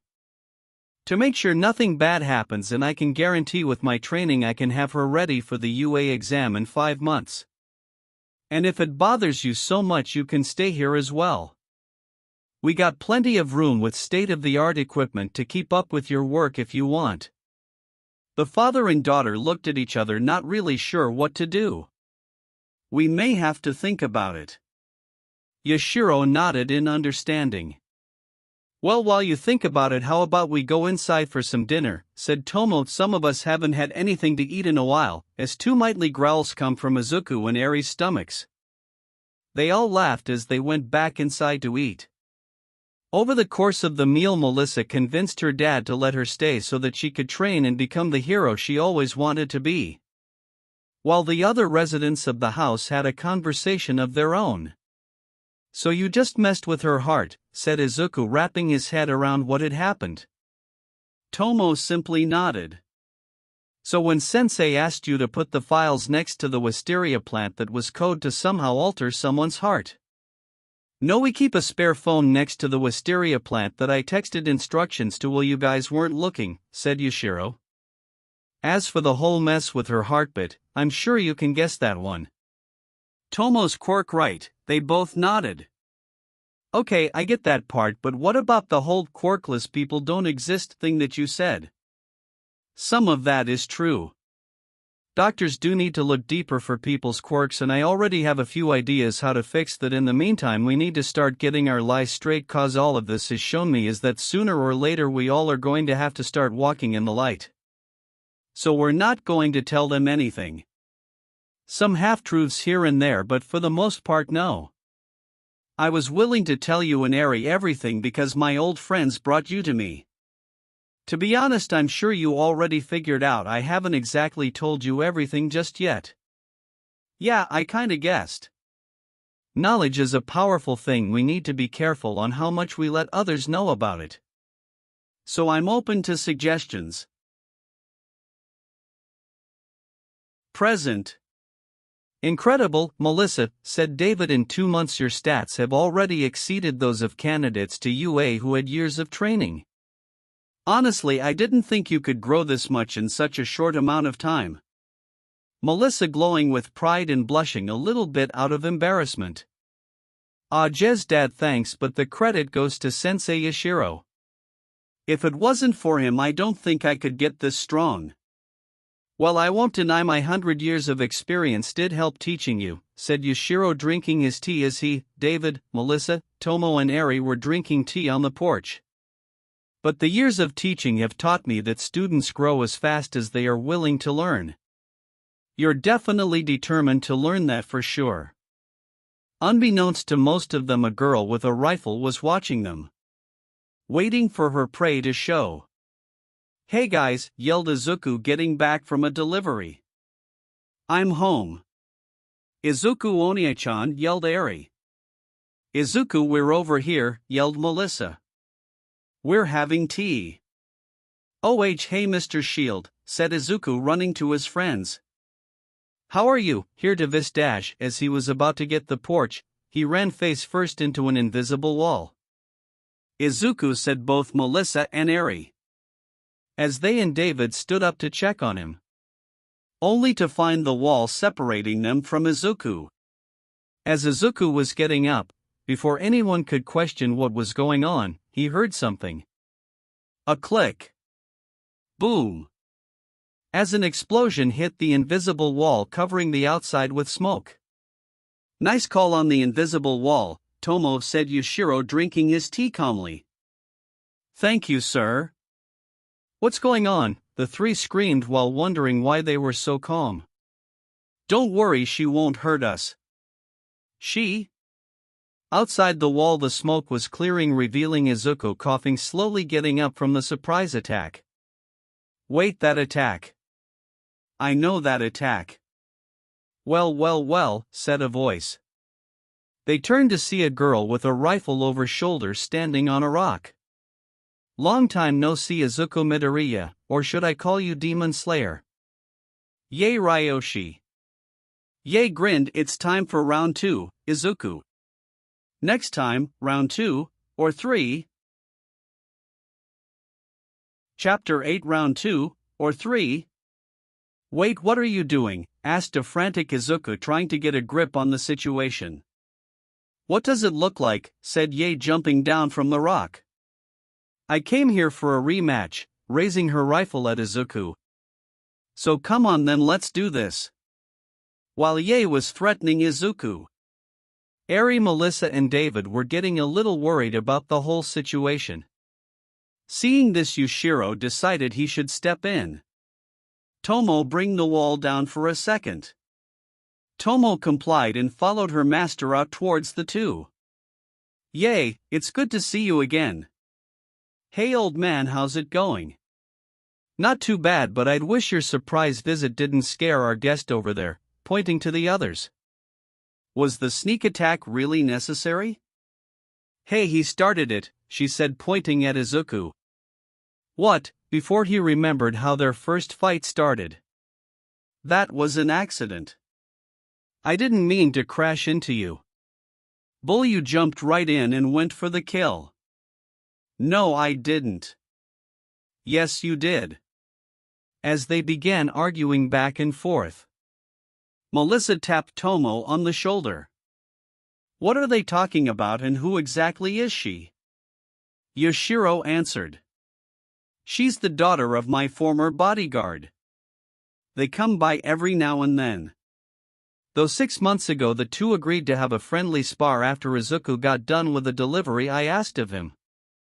"Okay, so what happened?" Tomo chuckled a little. As per usual, Izuku got into a fight with a villain and was running late. So when he rushed back, he kind of forgot to look where he was going and crashed right into Yae. "She didn't take it well and began firing at him the second she stood up," said Yushiro. "Though in the end Izuku won and she lost. That's when she vowed she would return to defeat him someday, and it looks like today is that day." Yushiro watched the two squabble a bit before stopping the farce. "Okay, that enough, stop both of you." Izuku and Yae immediately stopped arguing, while Yushiro was thinking how he wanted this to go. "Sir, do you want me to delay dinner?" "Wait," said Yae, "I want my rematch." "Yae, the rematch can wait," said Izuku, getting a little annoyed. "I'll go help set up dinner." Izuku was about to go inside and help Tomo, only to be stopped by Yushiro. A dinner and a show, that sounds like a lovely idea. Sensei. Yes, cheered Yae. Oh, before I forget, she pulled out a letter, handing it to Yashiro. My dad wanted me to give this to you. Better give it to you now before we get started. Hold it, said Yashiro, putting the letter inside his kimono. Tomo set up dinner on the southern side overlooking the mountain. You two can fight on the lower side where we can watch. It's flatter with fewer trees to get in your way, and you will begin fighting at the sound of the gong. Agreed. Agreed. Izuku sighed a little. Agreed. It didn't take long for Tomo to set up dinner. Everyone was eagerly waiting for the fight to get started. Melissa and Eri were slightly worried. Tomo and Yashiro weren't worried at all, though Yashiro did make sure if that things got too out of hand that Tomo would put an end to it. David, though, was curious. So Mr. Yashiro, how good is Yae in a fight? Well, last time I saw her she was already at a pro hero level. Though last time her and Izuku fought it was clearly one-sided, with Izuku beating her without really trying. So do you think he's going to win? Without a doubt, said Tomo, putting the food down. Izuku has been fighting real villains. I hate to say it, but Yae doesn't really stand a chance. This should be over quickly. I'm not so sure, said Yashiro, looking at the two ready to fight. Yae is different now. What happened to her, he thought as both fighters got ready down below. Looks like both of them are ready to fight, might as well get this started, as he walked to the edge of the hill. Are you two ready? Yes, sensei, said Izuku, hand on his sword. You know it, old man, said Yae, loading her rifle. All right then, on the sound of the gong you may begin. The fight will end if either one of you is knocked out or is unable to continue or surrender, as he walked back towards the gong. Hey Yae! No hard feelings when this is over, said Izuku, ready to get this over quickly. Just you wait. I'll show you what I can do, trying to keep her emotions in check. Yashiro was about to hit the gong when Eri asked if she could do it. Yashiro gave the mallet to the little girl, who carefully gave the gong a good hit. Jiong. The second she heard the gong, Yae fired 6 rapid shots at Izuku. Izuku carefully looked at them before deflecting them. Strange, none of them looked like explosion rounds. That's what she opened with last time, he thought as he dashed forward at Yae, who launched another barrage at Izuku. Izuku quickly deflected and dodged them. He was about to use the breath of lightning to close the gap before a bullet grazed him from the side. He quickly turned to see more bullets coming at him. They're curving, as he dodged again. She's curving the bullets, said Melissa as they saw Yae fire at different angles and for the bullets in mid-air change directions and attack Izuku at different angles. Wow, she has improved. Last time she wasn't able to curve the bullets that well, said Yashiro. It's going to take more than that to beat Izuku, said Tomo. Izuku was having enough of this and made a dash at Yae once he saw an opening, and as expected she aimed her rifle right at him and fired several shots. Izuku got ready to deflect the bullets, though as his sword made contact with the bullets they turned into liquid metal before hardening around his blade. What, he yelled, forcing to lower his blade as it began to weigh a lot more. She melted the bullets, weighing down my blade. When could she do that? He quickly put his thoughts away and tried to move, only to look down and see his foot stuck to the ground with metal. When did she? Gotcha now, said Yae as she fired more rounds at him. This time the bullets had a distinctive red glow. Explosive round, gritted Izuku, breath of flame. Izuku quickly used the flame to melt the metal on his blade and foot, before using it to counter Yae's exploding bullets, cause the area around him to be covered in smoke. Yae knew he would come out running and had her rifle pointing at the smoke, ready for him to come out. She waited for him to make a move. She waited and waited until the smoke finally cleared. What? Where is he? She quickly scanned the area. He didn't dash out of the smoke from any direction, and he doesn't have any ability to go underground so above. As Izuku came down fast as she brought her rifle up to intercept, but Izuku was faster and with the tip of his sword deflected the barrel of her gun. Izuku was about to end the fight when suddenly she stepped forward and blocked Izuku's blade with her own. "What the ye?" said Izuku as he looked at Ye's gun, which she was using to clash and lock with Izuku's sword. It now had a blade on the bottom of the barrel that turned it into a gun blade. "Didn't see that coming, did ya?" said Ye with a cocky grin. "Well, you're not gonna see this either." Bang! As Izuku felt the kick directly to his head. Izuku barely had time to see Ye's smoking foot hitting him in the face. "Shit, I really did underestimate her," thought Izuku as he disengaged and ran for cover. The others above stared in shock as they saw Izuku run for cover. "Wayo, how did she do that?" asked Melissa. "Was that some sort of equipment? Like a gun on the bottom of her foot?"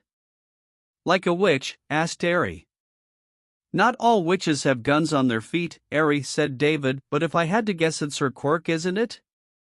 "Yes," said Yushiro, not taking his eyes off the battlefield. "Her quirk, strange metal." Ye Ryoshi quirk, strange metal. Ye can produce a strange metal substance from her body that she can control. She can make it bouncy like rubber, hard as steel, or ignited it, causing it to explode. She can even change its shape. The only problem is she can make a lot of it at one time, or else she begins to hurt herself. So she can only make small objects like bullets or a large knife. "Wait, I thought she could only produce and control only a bit of her metal at a time," asked Tomo. "How was she able to make a large blade?" "It most likely isn't a full blade," said Yushiro. "Most likely she simply used the same amount she would a knife and restructured it so it could hold an attack or two from Izuku. It would probably break with too many hits." Yashiro's guess was spot on as Ye examined her gun blade. "Damn, already chipping after a single attack.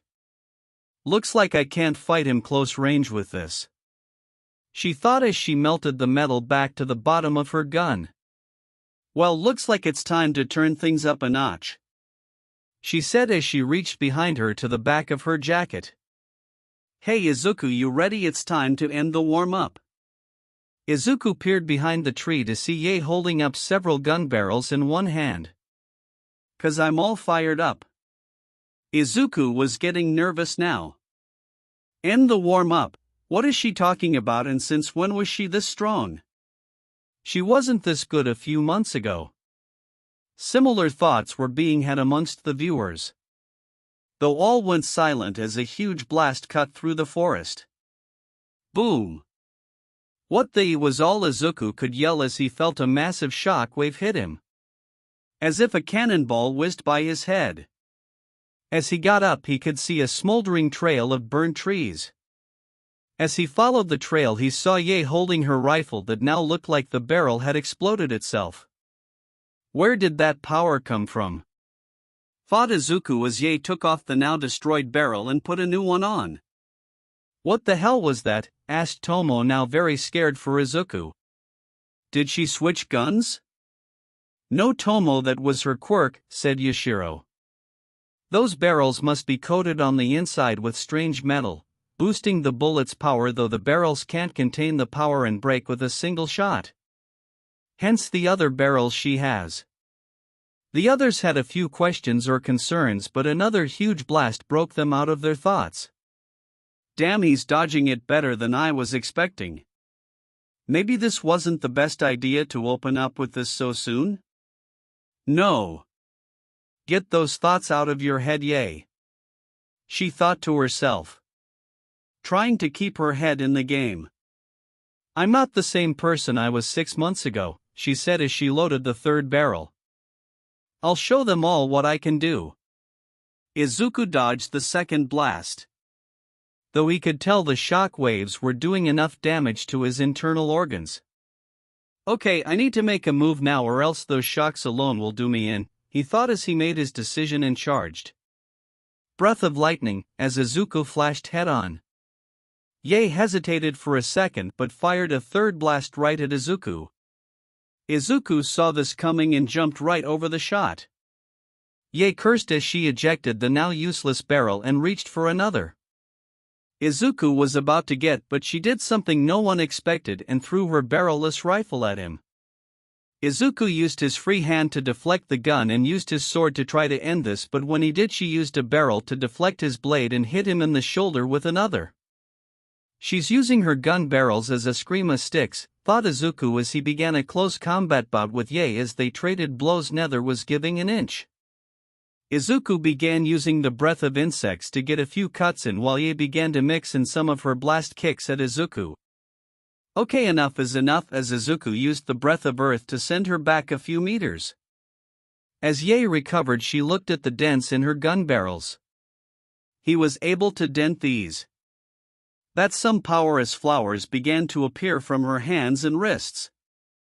Yae instantly dropped her 2 gun barrels. The second she did, they were sent flying away in opposite directions. Izuku was right in front of her. She quickly unzipped her jacket, revealing a white tank top and rows of throwing knives on the inside of her jacket. She quickly threw several of them as they exploded in front of Izuku, creating a smokescreen. "No, I'm not backing away," said Izuku as he made a beeline in the direction of her discarded rifle, knowing that would be where she would be headed. Yae tried to counterattack and threw several knives at him and in his path. Though with Izuku's speed it was tedious at best. He was able to make it to the rifle. "Okay, Yae, this is over, sir." And Izuku was cut off as a bullet hit his hand, causing him to almost lose his sword. "Always have a back plan, Izuku," said Yae, holding up a revolver in each hand. Izuku began to move as she began to fire. He tried to dodge when suddenly all the bullets she just fired began to ricochet on the rocks and trees. Izuku quickly tried to turn and avoid them all but was unable to. "Come on, Izuku, you can do better than that. What did a black cat cross your path?" Izuku was in pain now. Each metal that covered him felt like he was getting slapped by All Might. The metal made it hard for him to move, and the shock waves from early made it hard to breathe, but most importantly he was getting angry. As Yae sent another volley of bullets, Izuku used the breath of wind to send several wind blades at Yae. Yae had no choice but to dodge the condensed wind and keep firing until click, both guns ran out of ammo. Izuku in a flash of lightning closed the gap but stopped when he saw what Yae did next.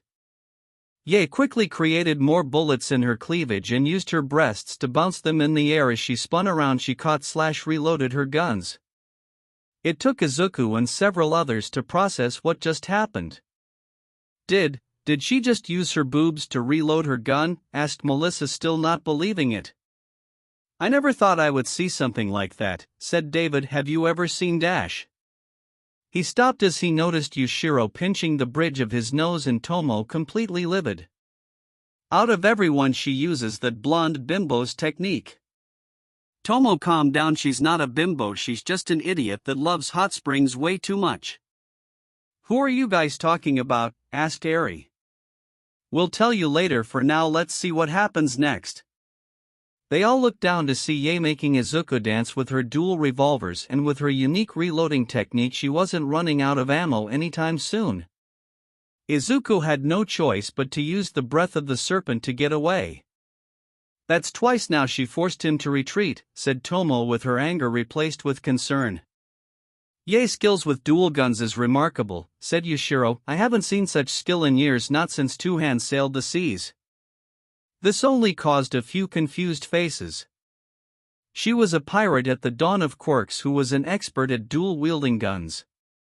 Before they could say oh, a huge pillar of fire cut through the air. Izuku used the fire to melt the bits of metal still on him as he stared down Yae, who was picking up her rifle. "Alright, that's what I'm talking about," said Yae, putting her last barrel on her gun. "The breath of the sun.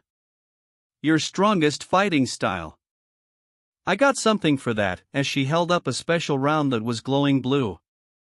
I'm at my limit physically and my quirk is pushing it. If I make any more from my arms, feet, or chest, I'm going to run the risk of tearing my skin. It's this or nothing, thought Yae as she loaded the round. I'm running on fumes, thought Izuku. She's pushed me farther than anyone else. My body hurts and I can feel my lungs fill with blood. If I don't get her with this attack, I'm gonna lose.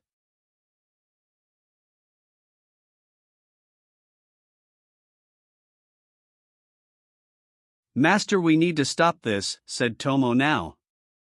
I think she's right, said David, this is going too far. I know, and I think the mountain agrees, said Yashiro, pointing behind Yae. Crack! Alright, time to end this, as Yae raised her rifle. Crunch! I agree, Yae, look out behind you, yelled Izuku. Break!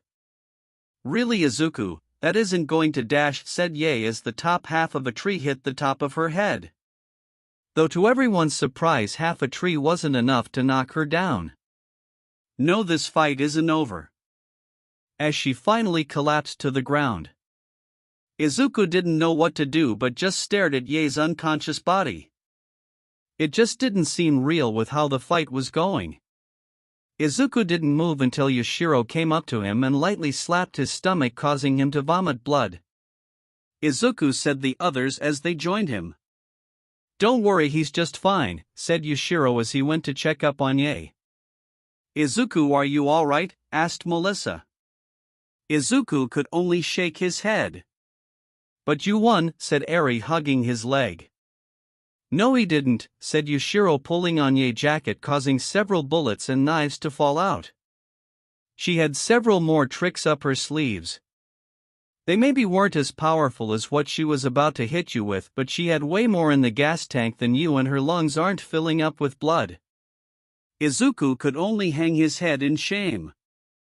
Also, during the close combat exchange, she scored more hits in, and she was able to hit you several times with her bullets, he said, walking up to Izuku. Though I guess we should have expected that after the superb performance she showed us, but the one thing I expected you to do was not to freeze the second you saw her chest bounce. Izuku's face instantly turned red from the memory. Well, how was I supposed to see that coming? It doesn't matter if you were expecting it or not. You shouldn't freeze just because you see a girl giggle a little, he said with a complete straight face.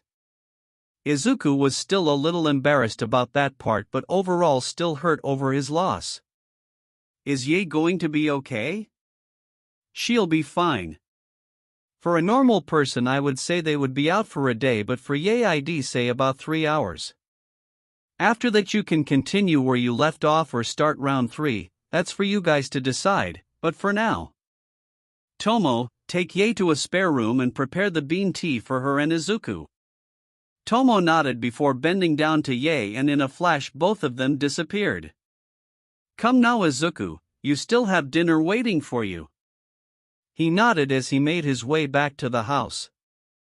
Will he be okay? Asked David, staying behind with Yashiro. He'll be fine. This is his first loss since he received training from me. He's fought villain after villain and won each time. His confidence will be bruised along with what little ego he has.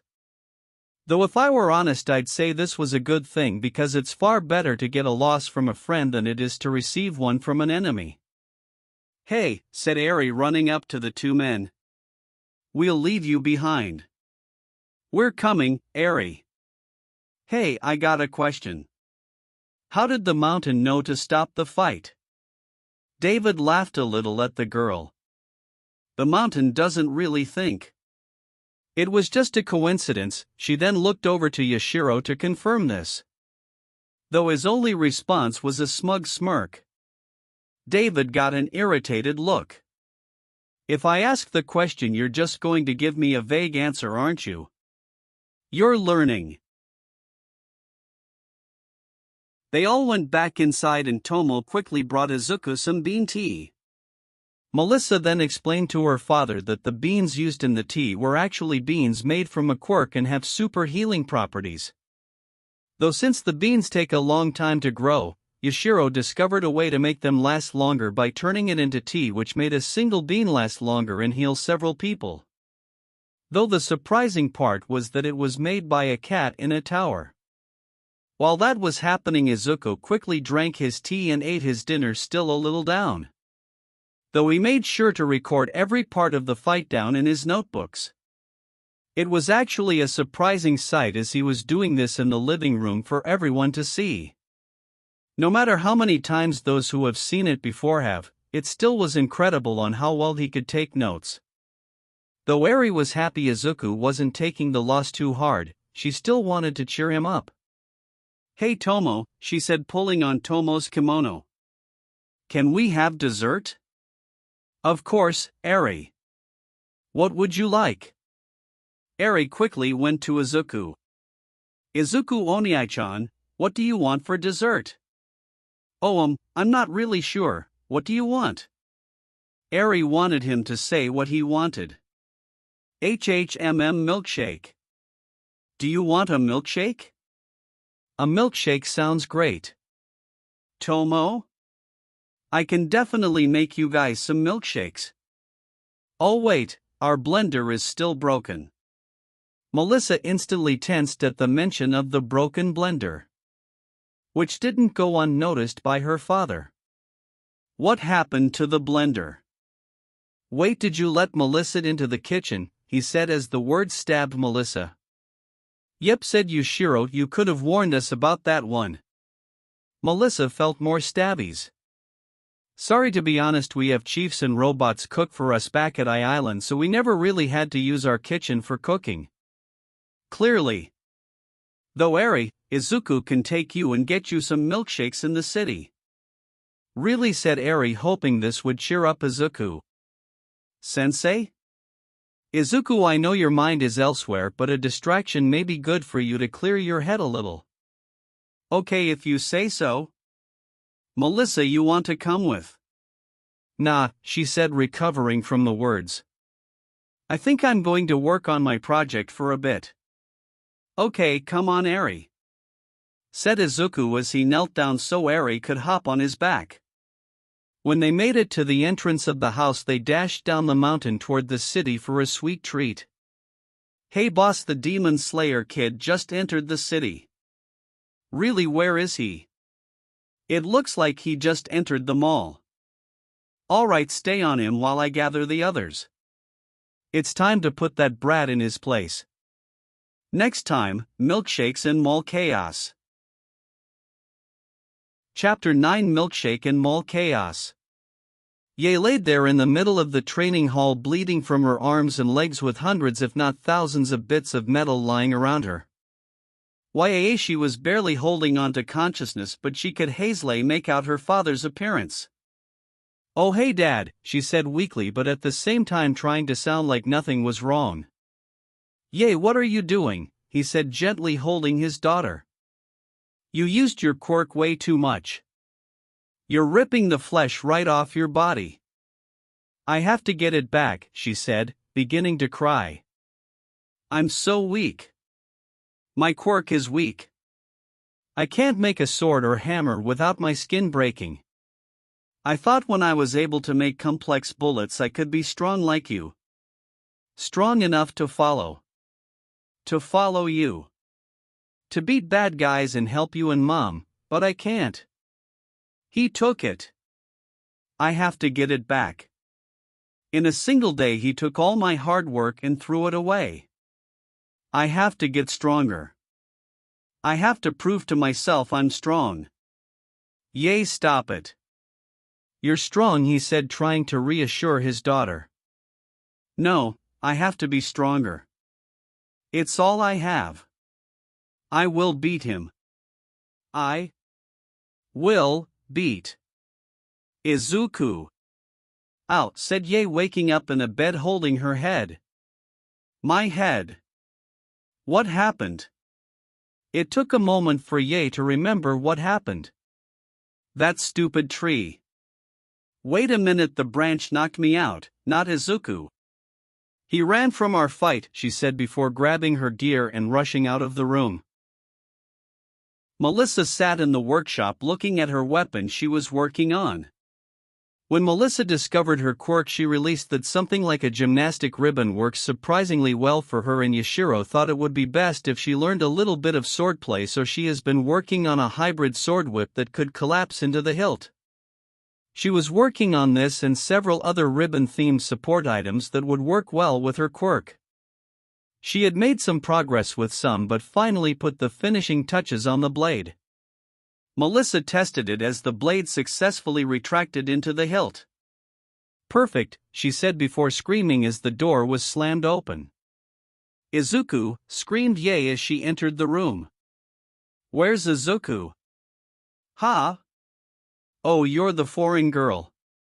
Do you know where Izuku is?" "Izuku's not here at the moment," said Melissa as she put her new weapon down. "He went into the city with Eri," as she grabbed her I Heart I Island hoodie, but the letters were so faded the only thing you could make out was the large faded pink heart. "I'm Melissa, by the way," she said, holding out her hand. "Yae Ryoshi," as they shook hands. "Eri? Who's Eri? Is she that little girl I saw?" "Yep." Melissa put on her hoodie and grabbed her new toy, ready to show it to her father. "They went out for milkshakes."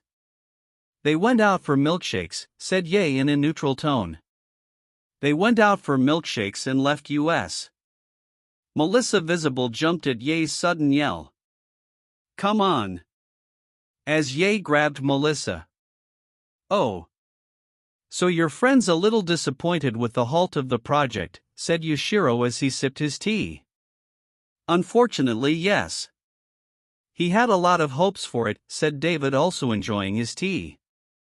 Before Yashiro could reply, Yae burst into the room. "Old man. Yae, you're up only after 2 hours. Impressive." Yae was about to say something before getting dizzy and Melissa having to steady her. "Before anything else, how about you drink some of the healing tea we have?" "Tomo." "Here," said Tomo, holding the teapot and a teacup. "It's a little cold, so if you want I can warm it up for you." Yae ignored the cup and grabbed the pot from Tomo and began to drink directly from the pot. Before they knew it, she drank every last drop. Man, even when this stuff is cold it still hits the spot. Wow. Yae, you are just full of surprises." Ignoring Tomo, Yae continued, "Hey old man. Can me and Melissa go after Izuku? As long as you two stay together and all 4 of you are back before 10. I have no problems." "Wait, hold up, sensei, dad," said Melissa, surprised about this sudden change of plans. She wanted her dad to say something, but he was glowing with happiness. "My daughter is finally hanging out with people her age." Making it sound like she had no social life. Which she didn't but would never admit. "Dad. Alright, let's go. Tomo, make us a portal." "Wait," said Melissa, trying to get Yae's attention. "I'm still in sweats and haven't taken a shower or done my dash." "Don't worry about it," said Yae, grabbing the hood on her hoodie and pulling it over her head. "Just keep your hood on and no one will even know who you are." Tomo pulled a key from her sleeve and put it into the air, and as if opening a lock, a portal appeared in the middle of the room. "This will take you right outside the mall Izuku and Eri are at. The mall is within your guys' running distance, but if you need a pickup don't hesitate to call." Yae didn't think twice and grabbed Melissa by the arm against her protests and jumped through the portal. "I'm a little surprised how quickly you accepted Melissa to go out," said Yashiro as the portal closed behind the girls. "She spent most of her time with scientists and hasn't had a chance to be a kid," said David. "Besides, how much trouble can 4 kids get into?" Yashiro and Tomo looked at each other before giving David a deadpan stare. "You might regret saying that." "Calm down, you need to relax," said Achiko Uraraka to herself. "The test is in 3 months, just sit down and enjoy your milkshake," as she made her way to a table in the middle of the mall. hoping her sweet snack would calm her down. She was getting more and more nervous about the UA test as the months went by. It was starting to get to her. She did even realize she bumped into someone. "Oh, I'm sorry." "It's okay," said Izuku, holding 2 milkshakes. Demon Slayer. Achiko couldn't believe it. She just bumped into the person everyone is talking about. Japan's youngest vigilante in recent years. "What are you doing here?" "Getting some milkshakes to satisfy this one sweet tooth," he said, giving one of the shakes to Eri, who happily began to drink up her shake. He then reached down and picked up a cell phone on the ground. It was showing an article on things to expect during the UA entrance exam.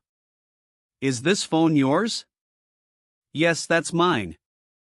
I'm sorry, it must have fallen out when we bumped into each other."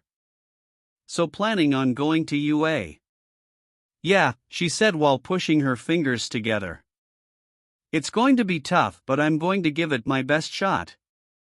Do you have any advice for an amateur like me?" "Advice? Well. What advice could I give? We're the same age and I'm not a professional yet." "I'm not a pro yet." "That's right, I'm still learning." "Maybe I have been rushing a little," thought Izuku, realizing he may have been taking his loss early a little hard. "I just need to learn from it." Mr. Slayer, are you okay?" said Achiko, pulling Izuku out of his thoughts. "Sorry, you kinda went silent for a minute." "Oh, I'm sorry, I kinda got lost in thought there." "Oh, and I'm Izuku Midoriya, sorry about the late introduction." "I'm Achiko Uraraka." "Well, Ms. Uraraka, the best advice I can give right now would be to keep calm and to stay on your toes. You won't do any good if you're a nervous wreck.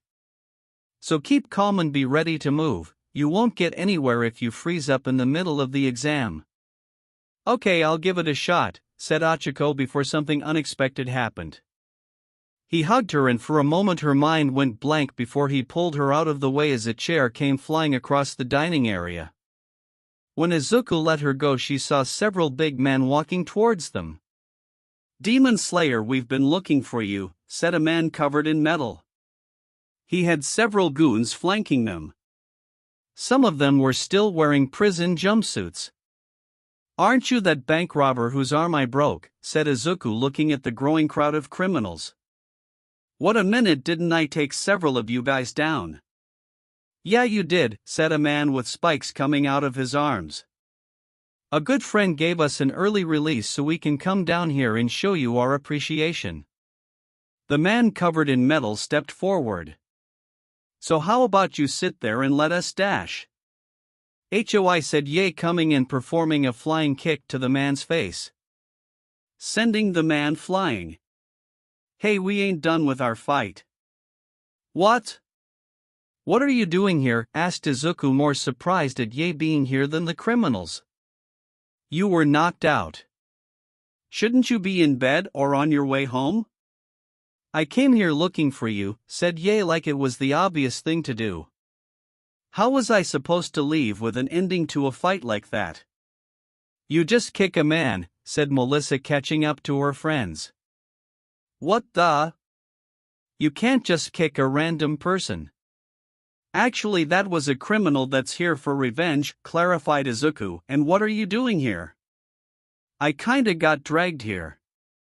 "Wait, these guys are criminals?" Izuku nodded. Melissa began to quietly panic. "I'm not ready for this," she said in a whisper. "Wait a minute," said Ye, getting everyone's attention. "All these guys here are criminals." Perfect, receiving odd looks from everyone, even the stunned criminals. "Time for round 3, the person who takes out the most criminals wins." "What?" yelled Melissa. "We're in the middle of a mall and there are already heroes nearby. We can get in a lot of trouble." "You can join in, if you want." Melissa turned to Izuku for some semblance of common sense. "Well, we do need to do something about them." "Nope, common sense has left the room." Izuku grabbed his sword. "Alright, let's dance." Ding dong went the doorbell. Inko opened the door, revealing her friend Mitsuki. Mitsuki, it's so good to see. Yo Inko, how've you been? Been doing as good as I can be. Come in, I've got some tea brewing for us, said Inko, ushering Mitsuki into the living room. As Mitsuki walked into the living, she saw the wall that was filling up with newspaper clippings of Izuku's exploits. Mitsuki was happy to see Inko doing better or as good as can be in this odd situation. She could tell her friend has been suffering with the disappearance and reappearance of her child. Mitsuki herself felt guilty knowing her own child was responsible for the separation. Here you go, said Inko, giving a teacup to Mitsuki. So how's Katsuki been? He's been doing all right. He's actually become quiet nowadays. If he isn't studying, he's training. A lot. He's even been training with that Kirishima kid. Really? I didn't think they knew each other. Yep, about a month after that kid visited you, Katsuki tracked the kid down for an interrogation. After that, the next thing I know, the kid came by to train with Katsuki. That's good, Katsuki is making a new friend. After Izuku's disappearance, Katsuki had become a loner and not many people in his school would even talk to him. Inko's phone gave a quick beep. Oh, it's almost time for the news. Oh, come now, Inko. Izuku has gotten popular, but he isn't going to show up every night on the news. Inko tuned on the news. Demon Slayer and two unidentified teenage girls are currently taking on a horde of villains at the Lone Pine Mall. We take you now to the scene. What the TV showed could only really be described as chaos. Thank you, Deku. Things here are going crazy. A girl with a rifle is riding on a bull villain while firing what could be described as a liquid metal that is sticking these men to the wall. A hooded girl is somersaulting and tossing men twice her size and using some sort of ribbon sword to counter those with firearms. Look, she just did a double front flip on that guy. Wait, are those three over there floating? Crash, look, it's Demon Slayer, and did he just summon a water dragon? As the TV showed Izuku slamming a huge water dragon into a group of villains. Well, looks like I was wrong, said Mitsuki, watching the madness unfold. Yep. My little hero is out there saving the world, said Inko, on the verge of tears. I can't wait for him to come home. She might have been crying if the TV didn't recapture her attention. Hold it, all of you, right now, said the metal criminal, who was now sporting a huge black eye and currently holding a gun to a little girl in a pink Hiyori drinking a milkshake. The odd thing was the girl wasn't really paying him any attention. She was totally relaxed, even with a firearm pointed directly at her. As if this was nothing more than a stranger saying hello to her. Crap, it's the first one I kicked, said the rifle girl. I thought I put him out, pointed her gun right at him and looked ready to fire before Izuku and hooded girl began waving their arms and making the throat-slashing movement as if warning him of something. Nobody move or the man then swapped the girl's milkshake, spilling the contents all over the ground. This girl gets it. That's when the little girl screamed, "My milkshake!" Dear Master Yushiro, I'm sorry for not coming around more, but my work beckons me. You have done so much for my family. I hate to ask you of this, but I need your help. It's yay! My beautiful daughter has grown up so quickly, it's made me realize I may have failed in my duties as a parent. You were right. My work has brought me to every corner of the world, and even though it has put food on the table, it hasn't provided a stable home for my family. You warned me of this, and it is only now to see how right you are. My daughter has been robbed of her childhood and her view had become narrowed. She has spent her life following me in my jobs of hunting elusive criminals. She has only been shown the strength of pros and law enforcement alike, causing her to believe she has to be strong, and I fear it will bring her down a troubled path. It truly showed after her defeat at the hands of young Midoriya, it also showed what I believe she needs. She needs to be around children her age. She needs to see what life is like from a normal perspective, or as normal as a hero society can get. I've suggested hero school before, but she quickly rebuffed the idea. Though I believe a hero school would be best for her. Give her the right balance of a normal life and an adventurous one, with peers that she can connect with. So please, if you can find a way to convince her to give it a try. I think she will find what she is missing. Please help my daughter. Your humble servant and friend, Matazo Ryoshi. Yusiro was staring at the letter when David came back from the restroom. Is that the letter Ye gave you? Yep, said Yushiro, giving the letter to David, deeming it safe for him to read. Her father believes he failed his daughter. I think you can relate to that. David quickly read the letter. From the looks of it, his jobs makes him travel a lot, yes? Yushiro nodded. I definitely can relate to something like that. With my job at I-Island and Melissa's incredible intelligence, I felt like she wasn't given the chance to be a child or even experience a life with another her age in a stable environment. It was common for scientists to come and go on I-Island, so it was hard for Melissa to keep any friends. Matazo Ryoshi? That name sounds familiar. I'm not surprised. Matazo is a bounty hunter of sorts. He's the guy they call in to hunt down dangerous and elusive criminals, but what he is best known for is capturing animals that have quirks and people who try to use them. Like those kids who were riding giant armored spiders in South America, or the reindeer near Super Train causing people to hallucinate, or I know the one you probably heard about, the giant red dog in the States. Oh, I remember that one. A dog turned giant overnight and ran after a truck full of doggy treats. That's the one. Didn't they make a TV show about the dog? The Giant Good Boy. Aries watched a few episodes. Honestly, if it wasn't for that show, the dog would have eaten them out of house and home. So Matazo was the one who was able to catch the dog and handle the situation. I met Matazo when we were dealing with a highly intelligent gorilla. Afterwards we dealt with various other creatures, and over the years his exploits have become bigger and bigger, and Ye has seen a lot of them. The biggest thing she wants to do is follow her father's footsteps. With how much they've moved and how little social interaction she's had, strength and the ability to take down the biggest beast there is all that matters in her eyes. Even though Matazo didn't hit her or abuse her, he has unintentionally taken much from her and given her a big shadow to live under. I can relate to that.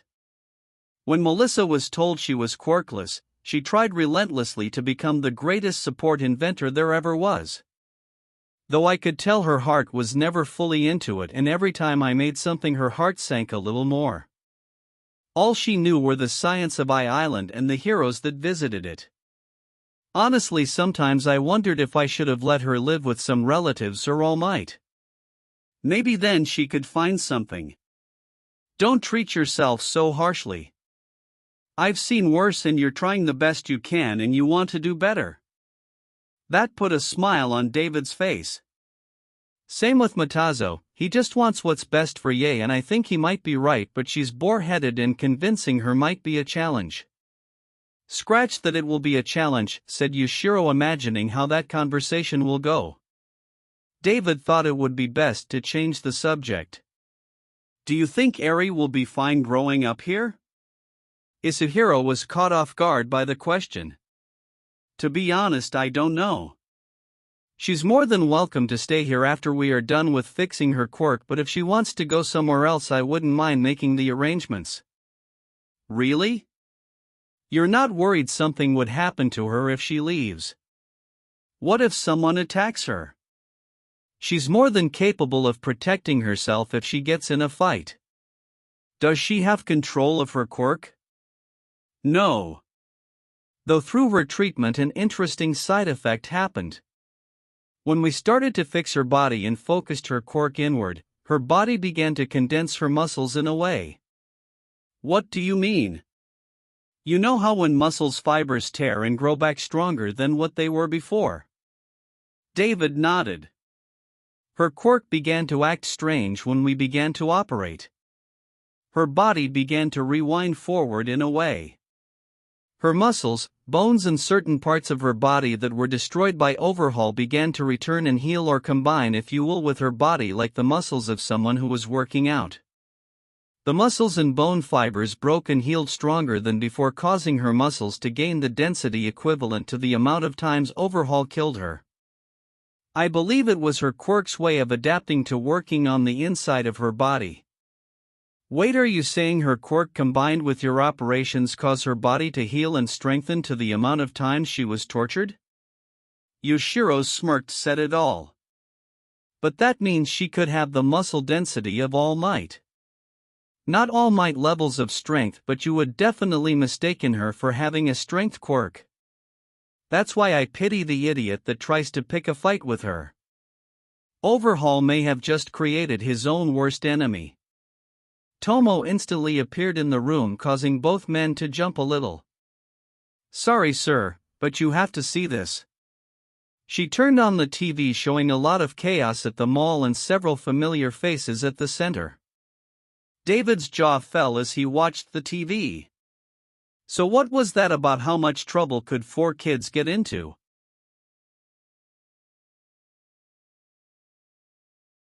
You. Slam. Killed. Slam. My. Slam.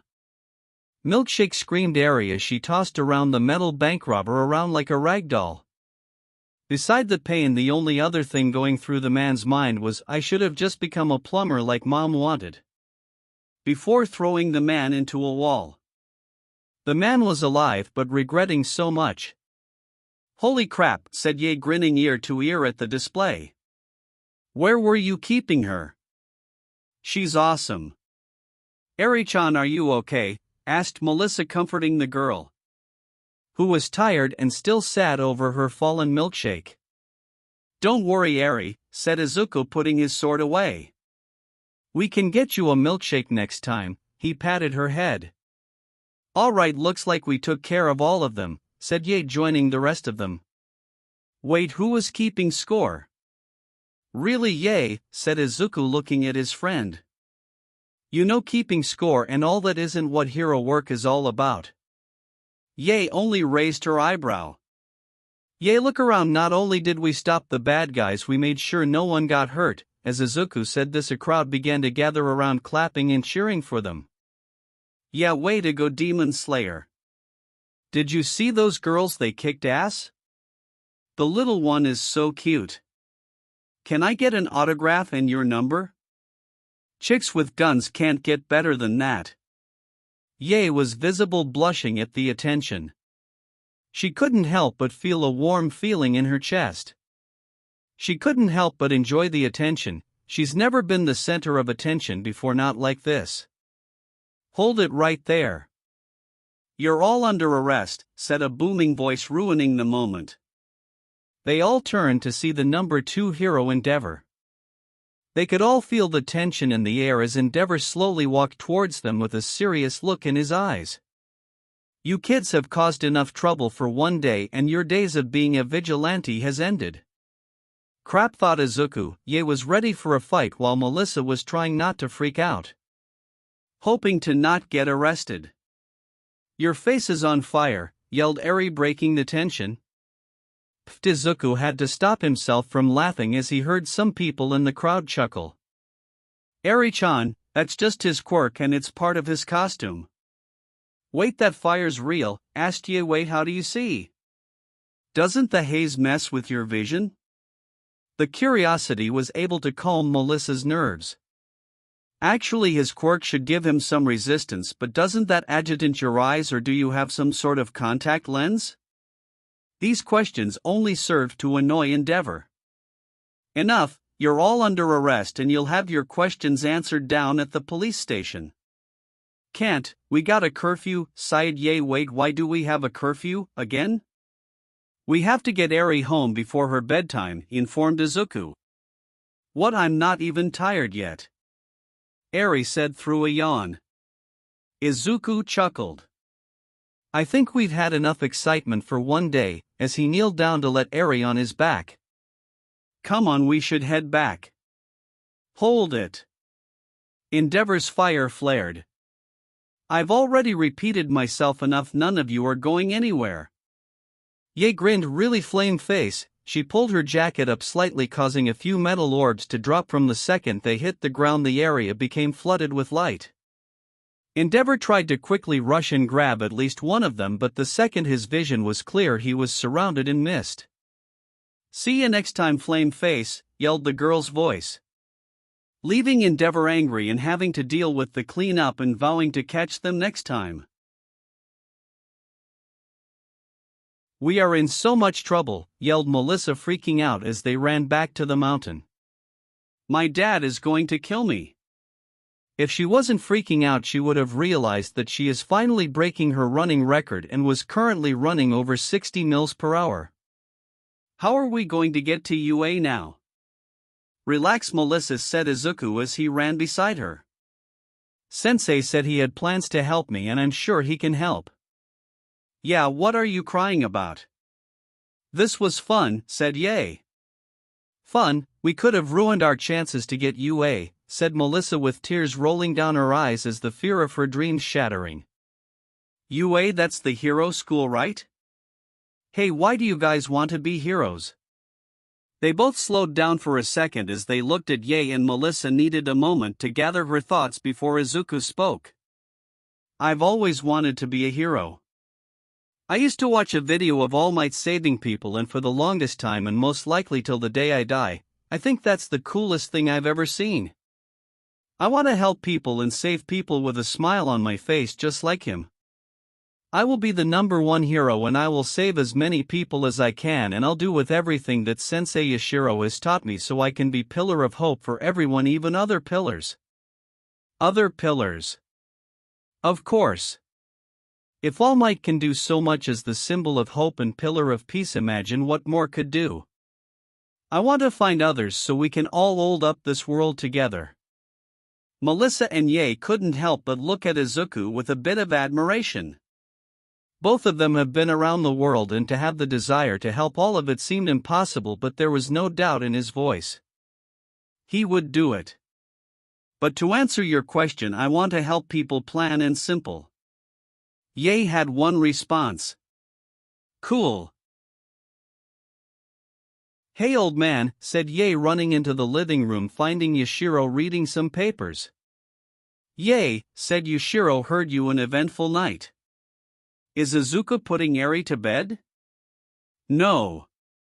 We ran into Tomo and she wants Eri to take a bath, and Melissa is apologizing to her dad for some reason.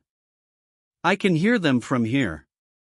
When they weren't talking, they could clearly hear Melissa frantically apologizing to her father. She's still worried that her overbearing father may send her back to Island. Okay, now how to convince Ye to go to school. She's boar-headed and likes to fight. I should try to use that. Ye, I have something to talk to you about. Hey, can you send me to UA? Huh? I want to go to UA. I want to show people what a real hero looks like, and it will give me a chance to beat strong opponents like Izuku. So can you do it? Yeah, sure, I can do that for you. Alright, she said, pumping her fists into the air. So what did you want to talk about? Oh, forget about it. For now, let's call your father and tell him you want to go to UA, said Yashiro, a bit happy how easy this was. Let's just hope now she can get along with other students and doesn't kill them. Ye grinned. I can't wait to add more trophies to my wall. Yashiro felt the sweat drop on his head. This is going to need some work. Hey, wake up. Huh, what happened? Asked Ragdoll Rubber, her eyes. You fell asleep at the computer again. You know there are better places to fall asleep than at the computer, said Pixie Bob. What were you even looking at anyway? What, are you serious? You're still looking into those urban myths about that missing mountain. You were supposed to put in the report about the hikers we saved. Ragdoll hung her head in embarrassment. I'm sorry. I'll do it right away. Don't bother. You can do it later. We have a guy downstairs. Another rescue mission? No, this is something different, so come on, we got a guy downstairs. How can you be so interested in those fake stories anyway? How do you know that it's fake? Who knows, there could be a missing mountain that has been lost for hundreds of years. Ragdoll, we have had satellite GPS for hundreds of years, okay? All the mountains around the world have been discovered. Your mountain doesn't exist now, come on, it's time for some real work, said Pixie Bob. Ragdoll pouted but followed her. Both Pixie Bob and Ragdoll made their way downstairs to see Mandalay, Tiger, and a cab driver looking at the TV. That's the girl I was telling you about. Both of them looked on the TV to see the newscast about a horde of villains attacking Demon Slayer at the mall. Said target was assisted by 2 teenage girls. The TV then showed the 3 easily taking on the group of villains and single-handedly doing it with ease. Hey, I'm sorry, did we miss something? Asked Pixie Bob. Mr. Utenshu, said Mandalay. Would you mind starting from the beginning so our friends here could get the whole story? Yes, of course, said the man. My name is Taku Utenshu, I'm a cab driver. Early this day, that girl on the TV, the one with the rifle, asked me to take her to an address in the middle of nowhere.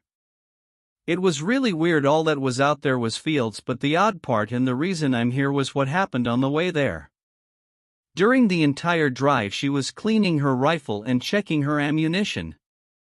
When she first brought it out I thought I was gonna get robbed, but she just sat there and calmly kept cleaning her gun. When I finally got up the courage to ask what she was doing, she said that she was going to hunt someone in the mountains, but we were nowhere near any mountain. When I brought up the fact, she actually said she would usually just run to the mountain on foot, but she wanted to save her strength for the hunt. Shortly after that I dropped her off on a dirt road near some tree, but the closest mountain was miles away. I told my boss about it over the radio, but he said the girl was just some crazy we should just forget about. So I brought out a map, and from the direction I saw her walk in, the mountains around here are her destination, so I came to see you guys cause you guys know these mountains better than anyone. The heroes waited patiently for him to finish, each forming their own thoughts and opinions on the situation. Clearly though, she isn't on any mountain, said Tiger as he was looking at the TV. Did she mention anything else? Target? Conditions? Anything that we could use? No, to be honest I was too scared to ask, said Taku. I never had anyone openly clean a gun in the back of my cab before. Well, she is definitely not a regular girl, said Ragdoll. Trained and looks like she's ready for a hunt. Even though her quirk couldn't work through screens, she has picked up on a few analytical tricks over the years. Yeah, but not much of a fashion sense, said Pixie Bob. That jacket looks kinda tacky and it makes her look like she should be on top of a mountain somewhere. She is not a city girl. This prompted Mandalay to roll her eyes at her friend. Fashion sense aside, this raises a lot of questions, and I'm sure we aren't the only ones asking. Hey, your cab has a video camera that recorded the whole ride, right? Do you mind if we have a copy of it? Of course, go for it, said the driver. The company is more than happy to assist heroes any way we can, it's just a bit of paperwork. Oh, and I'm going to need a spare thumb drive to put the footage on. Alright then, Tiger, get the paperwork ready. This has officially become part of an investigation. Pixie, go get us a thumb drive, and Ragdoll. Mandalay took a deep breath. I didn't want to get involved with this, but call up Night Eye and tell him we got something for him. Okay, said Ragdoll as each of them went to get their task done. Ragdoll called Mandalay, causing her to stop after the others had left. Also tell him to save us some seats. We're going to that meeting. Woohoo! Team up time. Chapter 10 Promised Meetings. When is this meeting going to get started? Said Endeavor in a demanding voice. Both he and Vernon were sitting and waiting for the meeting about the child vigilante problem to get started. Calm down, Endeavor, said Hawks, leaning back in his chair with his legs on the desk. This meeting is off the books with quite a few heroes in on it. It's going to take a bit for everyone to get here. Hey, I'm just surprised with all the heroes that are here in the first place, said Ryukyu the dragon hero. I honestly didn't expect to see some high-ranking heroes here today. These vigilantes have been the talk of the town lately, said Manele, sitting next to the other members of the Wild Pussycats. Not to mention all the questions surrounding them. Actually, I have a question, said Tiger. Why are students here? This is a hero meeting and one that's technically not sanctioned. The sound came from Vernon. My big question is why a team of second-rate heroes are here, said Vernon, antagonizing the Pussycats. This isn't a rescue mission. This did not go well with them. Pixie Bob got out of her chair fast. Hey, we're here because we got some important information. Information that can help us catch these kids. Yeah, so back off, said Ragdoll, backing up her friend while sticking her tongue out at Vernon. This got Endeavor's attention. Really? Well then hand it over. You're all wasting my time here. Whoa. Let's all slow down here, said Fat Gum. I got some extra takoyaki if anyone wants some. As for your question, Tiger. These three are heroes. Each of them have a hero's license and they are brave enough to take the job. Mirio nodded from his seat with Bubble Girl and Centipeder. We're ready to do what it takes. Yep. Nijire, I have so many questions for all of you in Demon Slayer, ain't that right, Tamaki? Tamaki stayed silent, hanging his head too shy to say anything. Ooh, how about I ask you guys some questions?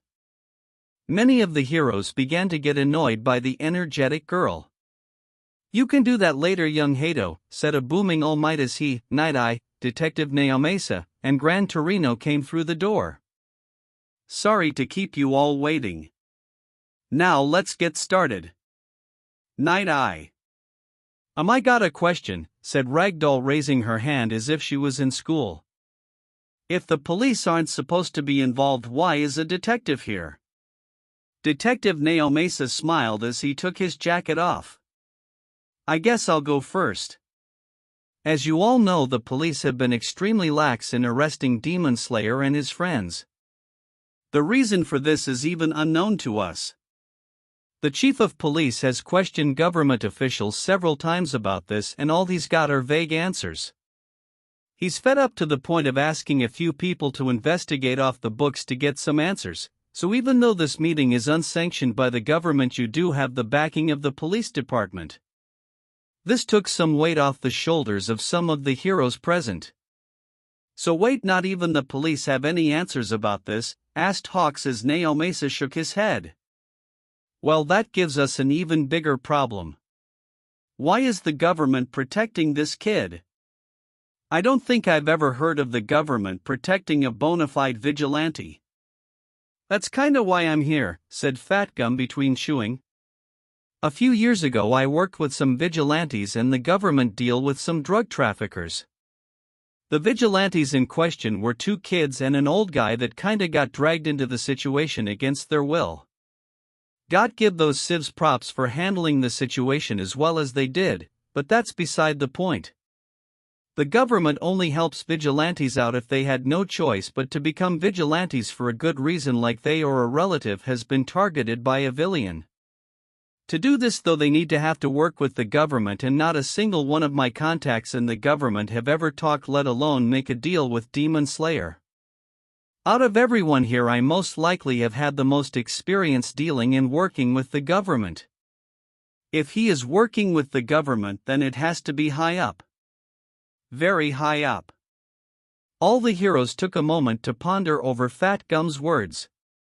Before Vernon thought of something. Wait. Do you mean to tell me that my tax dollars are going to a kid so he can play hero? You can rest assured, Vernon, our tax dollars aren't going to the boy, said Night Eye, adjusting his glasses. Thanks to Gran Torino here, we have discovered someone else is paying for the boy's escapades. Person, said Ryukyu, it would have to be one rich son of a gun to pay off the government. Unfortunately, it seems no one in the government is being paid off, said Night Eye, typing on his computer.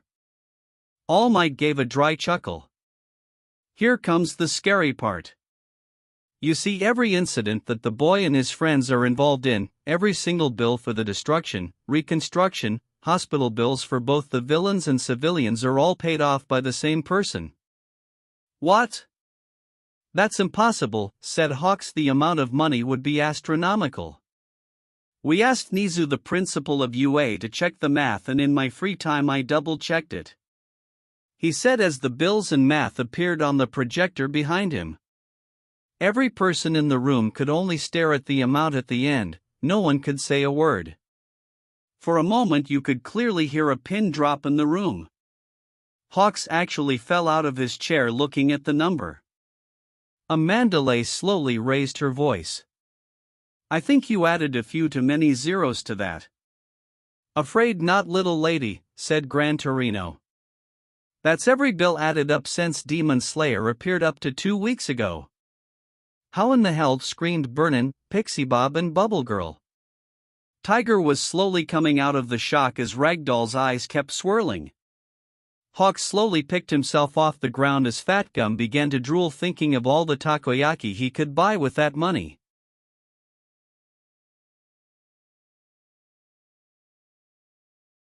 If some of you could please return to reality, we got some more information to go over, said Gran Torino.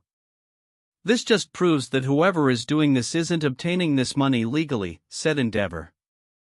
This has to be the work of some super villain working in the shadows.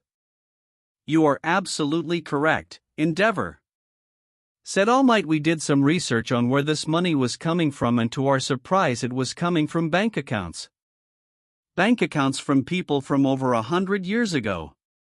100 years ago, said Ryukyu, remembering what they said about the government. So let me get this straight. Some guy is paying for all of this, using money that hasn't been touched for 100 years, and is most likely paying off people in the government for these kids. Why? It doesn't make any sense. What could anyone have to gain from any of this? They all frowned at this. We don't know, said All Might. It doesn't make any sense at all. What good does manipulating the system so a child can freely do hero work? The more I think about, the more it makes me think something big is going to happen. Hawks needed some clarification. Wait, how does the kid fit into all of this? I'd met Demon Slayer and he seemed like an alright kid. To be honest, I can't really see that kid doing anything evil or even villain related. I agree with you, Hawks. After reading his file and history, not to mention all the people he's saved, I'm not all that worried about him. It's this so-called sensei of his. He has mentioned to a few people that he has a sensei that has taught him and has encouraged him to operate outside the law and to commit acts of vigilantism. I would wager that the boy might be being played and that his sensei has ulterior motives. It doesn't matter, said Endeavor, cutting in. The boy and his friends are committing acts of vigilantism and are working outside the law. I've read the boy's file and I agree he might be manipulated, but we won't know until we grab them. We know about Midoriya, but what about the other three? What do we know? Unfortunately, we know next to nothing about some of them. The most information we have gotten is from the mall incident from a while ago, said the detective, taking the floor as a picture of a girl with the heart hoodie appeared on the screen. The hooded is the primary one we don't know about. None of the pictures we were able to obtain had a clear shot of her face, so we weren't able to ID her. The most we know about her is that she is wearing some sort of I Heart hoodie, but the letters are too faded, and that she has blonde hair coming out of the sides of her hood. We can't even properly identify her quirk because in a few shots it looks like she is doing gymnastics and tossing people around with some increased strength, but at the same time several criminals were found floating in the air for some reason. We believe she might have something to do with that, as the screen showed 3 men floating in the air. Before switching to a picture of Eri drinking a milkshake. This girl, as far as we know, is named Eri. I checked the face recognition records and she doesn't exist. There is no one named Eri around her age with a horn on the side of her head. We have no idea where she came from. All we know is that she's been sighted piggyback riding on Midoriya and that she clearly has strength enhancement quirk, and a pretty good one at that, as the screen showed the video of Eri slamming the robber into the ground. Some of the heroes present couldn't help but let out a chuckle. Unbeknownst to Eri, her slamming the robber became a viral video and was trending for a few days. This is all we have on these two girls, I'm afraid. What about the other one, said Endeavor, the one with the gun. You mean the one that called you Flame Face, said Pixie Bob, earning a glare from Endeavor and causing a few heroes to chuckle. She is a different story. Nao Mesa catching the room's attention. Her name is Yae Ryoshi. She is Japanese but has spent most of her life abroad. No school record, no previous criminal record. She travels the world with her parents for her father's work. Matazo Ryoshi, he travels the world looking for animals with quirks. He has a pretty good record, but some of his movements have been questionable, but since these incidents are in other countries we don't have much to go on.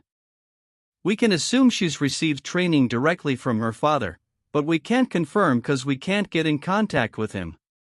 From what we can tell, he's been in Australia for quite a while hunting some sort of monster gator.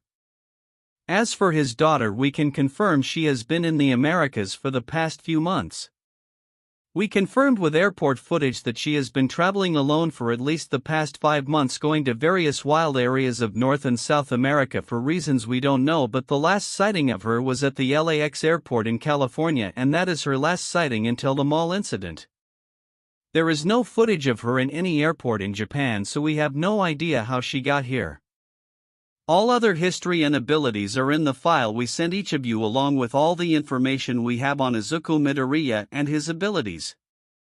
After Nao Mesa ended his briefing, the others went silent for a moment. Is that it? Asked Burnin. Anything else we know about Yae? I ran into her, said Ryukyu. During my patrol the other day. I ran into her as a shop was being robbed. She was apparently across the street looking at a hunting shop. She fits the bill of a pro hunter, guns, jacket, wildlife expert, and when we spoke she said she was sad that I wasn't some wild beast cause my head would look good on her wall. Before throwing down a flashbang and escaping capture. She's unique to say the least, and after talking to her I can say she seems like the type that could be manipulated easily. Hawks then imagined a stuffed dragon over a fireplace. She wanted to turn you into a stuffed dragon. She sounds like a handful. Endeavor was getting angry. We have nothing. This is a waste of time. Come Burnin, we have more important work to do. As he and his sidekick got up to leave, Mandalay smillied. Okay Endeavor, you can leave, but you'll miss the part where we may have located their hideout. This stopped them in their tracks. Mandalay got up and walked to the computer. Night I stepped aside for her. We have lead where they may be. The day of the mall incident a cab driver came to us because earlier that day he gave a ride to Yae Ryoshi. She was dropped off right here. As she pulled up a map and moved the cursor over a section of fields with some trees. The driver gave us the cab footage and in Yae's own words, this was her destination and this is the direction all of them go when they're done catching a criminal or when they're running away from a hero. So it's safe to say somehow around this area is where they are hiding. Can you confirm this? Asked Night Eye. Mandalay couldn't confirm if it was the place before Hawks chimed in. That sounds about right, getting confused looks from the other heroes. A few months ago when I ran into Demon Slayer I was able to tag him with one of my feathers. After I was able to get the Villian Steel Angel to the police, I tried to track it down, and for a while it stayed in one place before it was either destroyed or someone cut my connection to it. Wait a minute, let me get this straight, said Night Eye, walking up to Hawks. You had this information for months and only now divulging it. Yep. Night Eye took a deep breath. Why? He's a good kid. Honestly, I think he just needs a good talk. Not serving the rest of his life behind bars. Not to mention how much of a hassle it would be to bring him in and explain to the public why their vigilante who has been doing more work than a lot of heroes is in jail. To be honest, the main reason I showed up today was to make sure you guys didn't go too hard on the kid.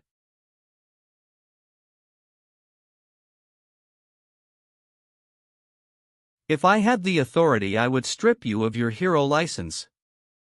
Hawk's wing feathers began to twitch. Try it. Enough, said All Might. Hawks, while I understand where you're coming from, but withholding this information has only prolonged this confrontation and furthered spiral it out of control. Night Eye, calm down. I know where your anger is coming from, but now is not the time to act upon it.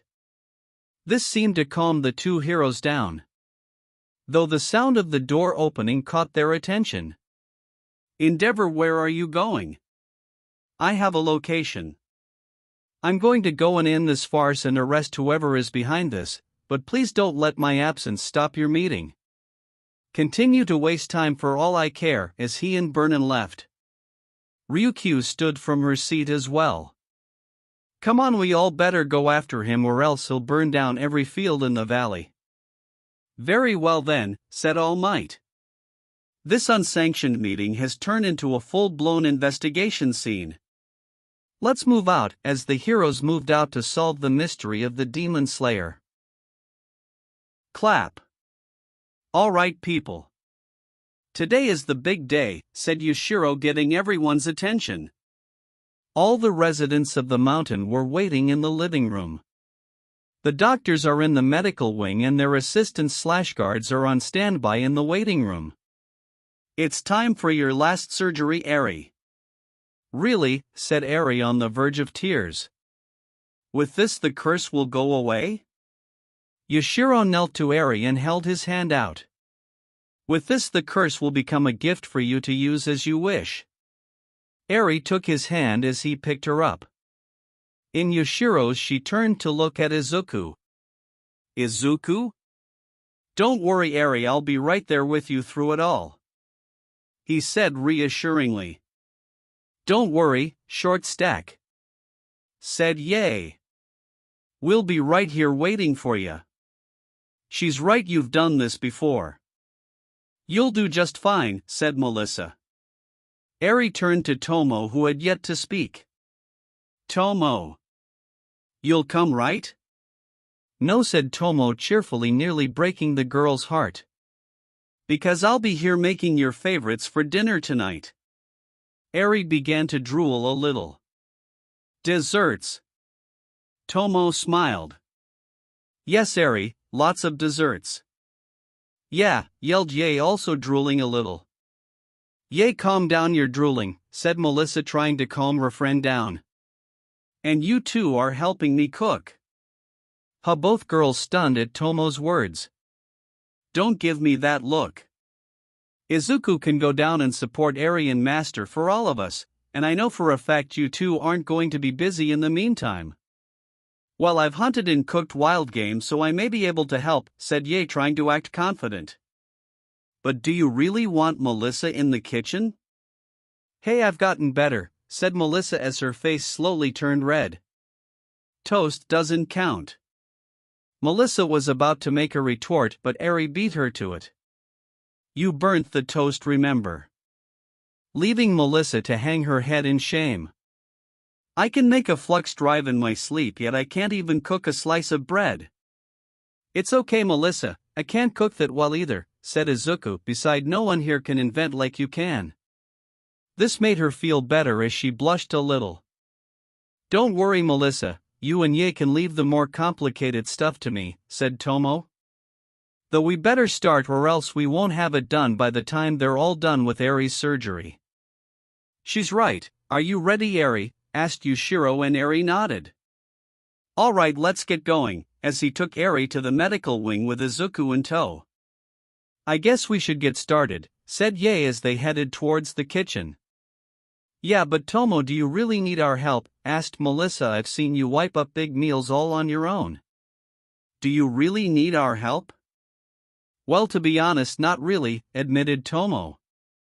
But this is a good chance for the three of us to have some girl talk, freezing the two in place. So let me get this straight. This little brat was the one who changed Eri, said Overhaul, pointing at a picture of Yushiro in an airport, talking on his phone. I understand the confusion, but I assure you that brat is no child. He is one of our greatest enemies, said a raspy voice over an old monitor. This voice belongs to All for One. One of the, if not the greatest villain in the entire world. Believe it or not, that brat is even older than I. This surprised many in the bar. Really, sensei? Why haven't you spoken about him before? Asked Tamura, putting down his PSP.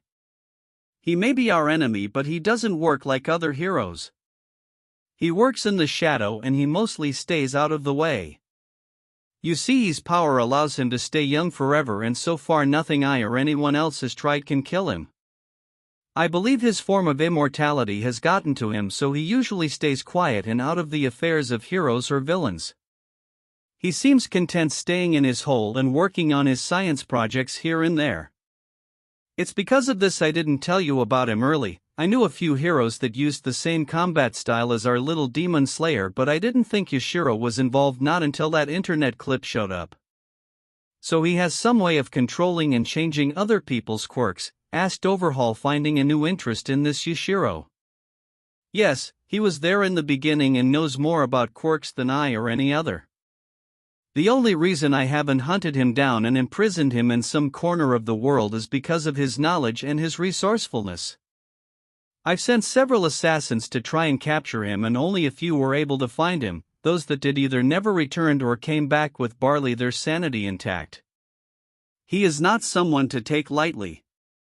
To top it off, he has the protection of several governments around the world. Tamura and Overhaul couldn't believe what they were hearing.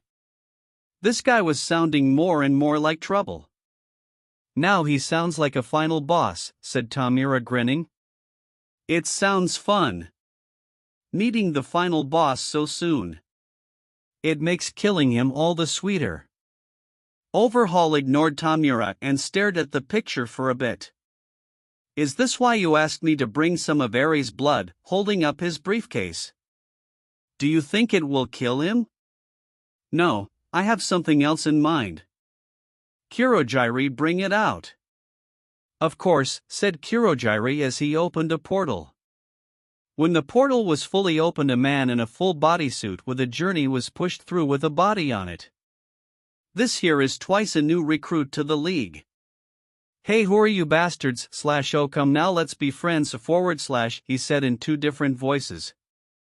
Tamura and Overhaul looked at him for a second before looking at Kurogiri with raised eyebrows. He has a fantastic quirk, but he's not exactly all there in the head. Hey, there's nothing in my head. You want to see it's completely full, said Twice energetically, pointing to his head. Twice, do you have it? Said All for One's voice. Yeah, got it right here, he said, holding up a beaker with a strange round object inside. It's a marble. No, it's not.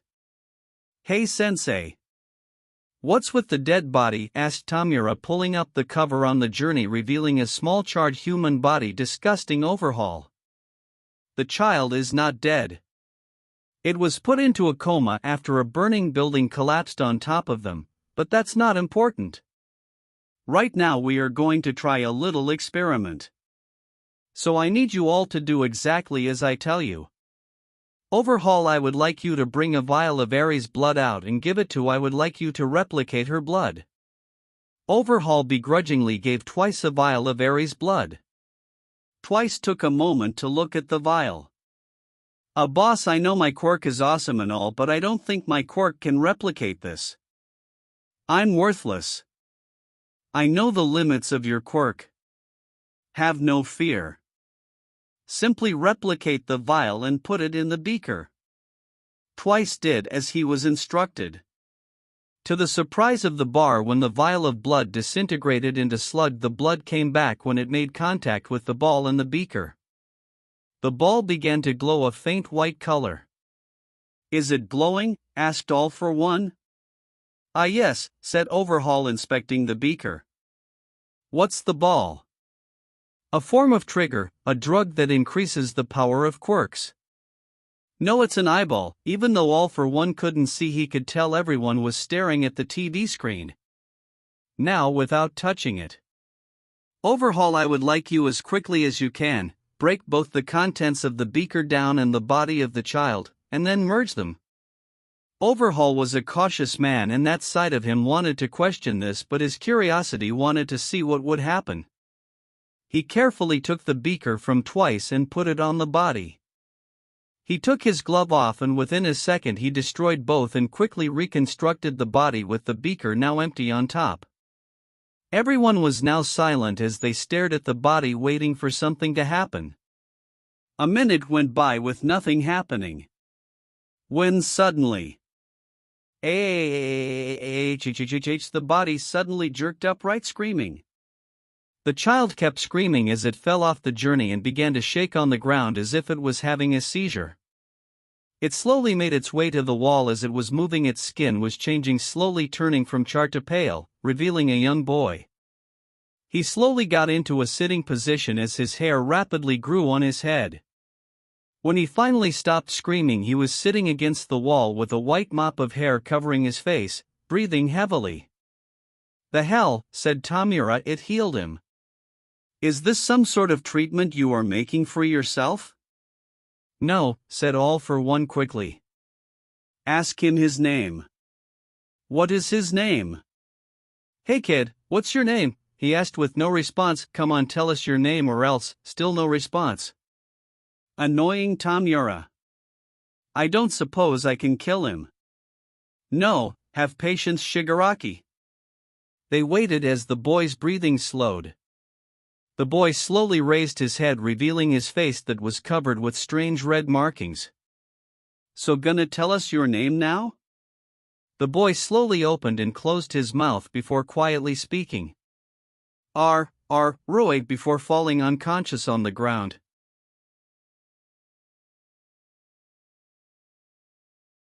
"Rue," said Tamura before looking at Overhaul.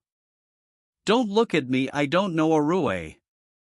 They were about to ask All for One before he broke out into a hysterical, villainous laugh.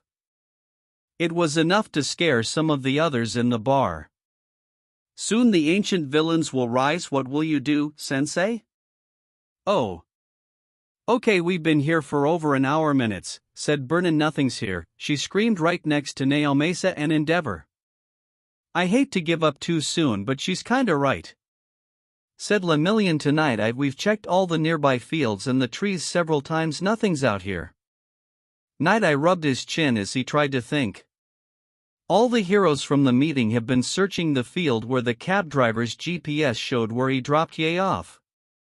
All Might and his sidekicks were still looking around the area with the pussycats.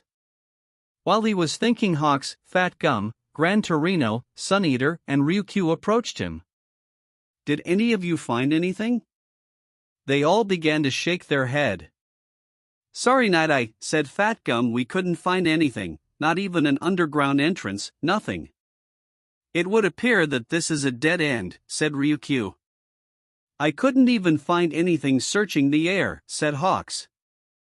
"I hate to say this, but this is a dud. The kid must have found my feather and ditched it here. Oh well, at least we're close enough to my favorite chicken place. I can pick some up on my way home." "Chicken sounds good," said Fat Gum, a bit hungry. "Hey, how does chicken sound, Sun Eater?" "Sun Eater?"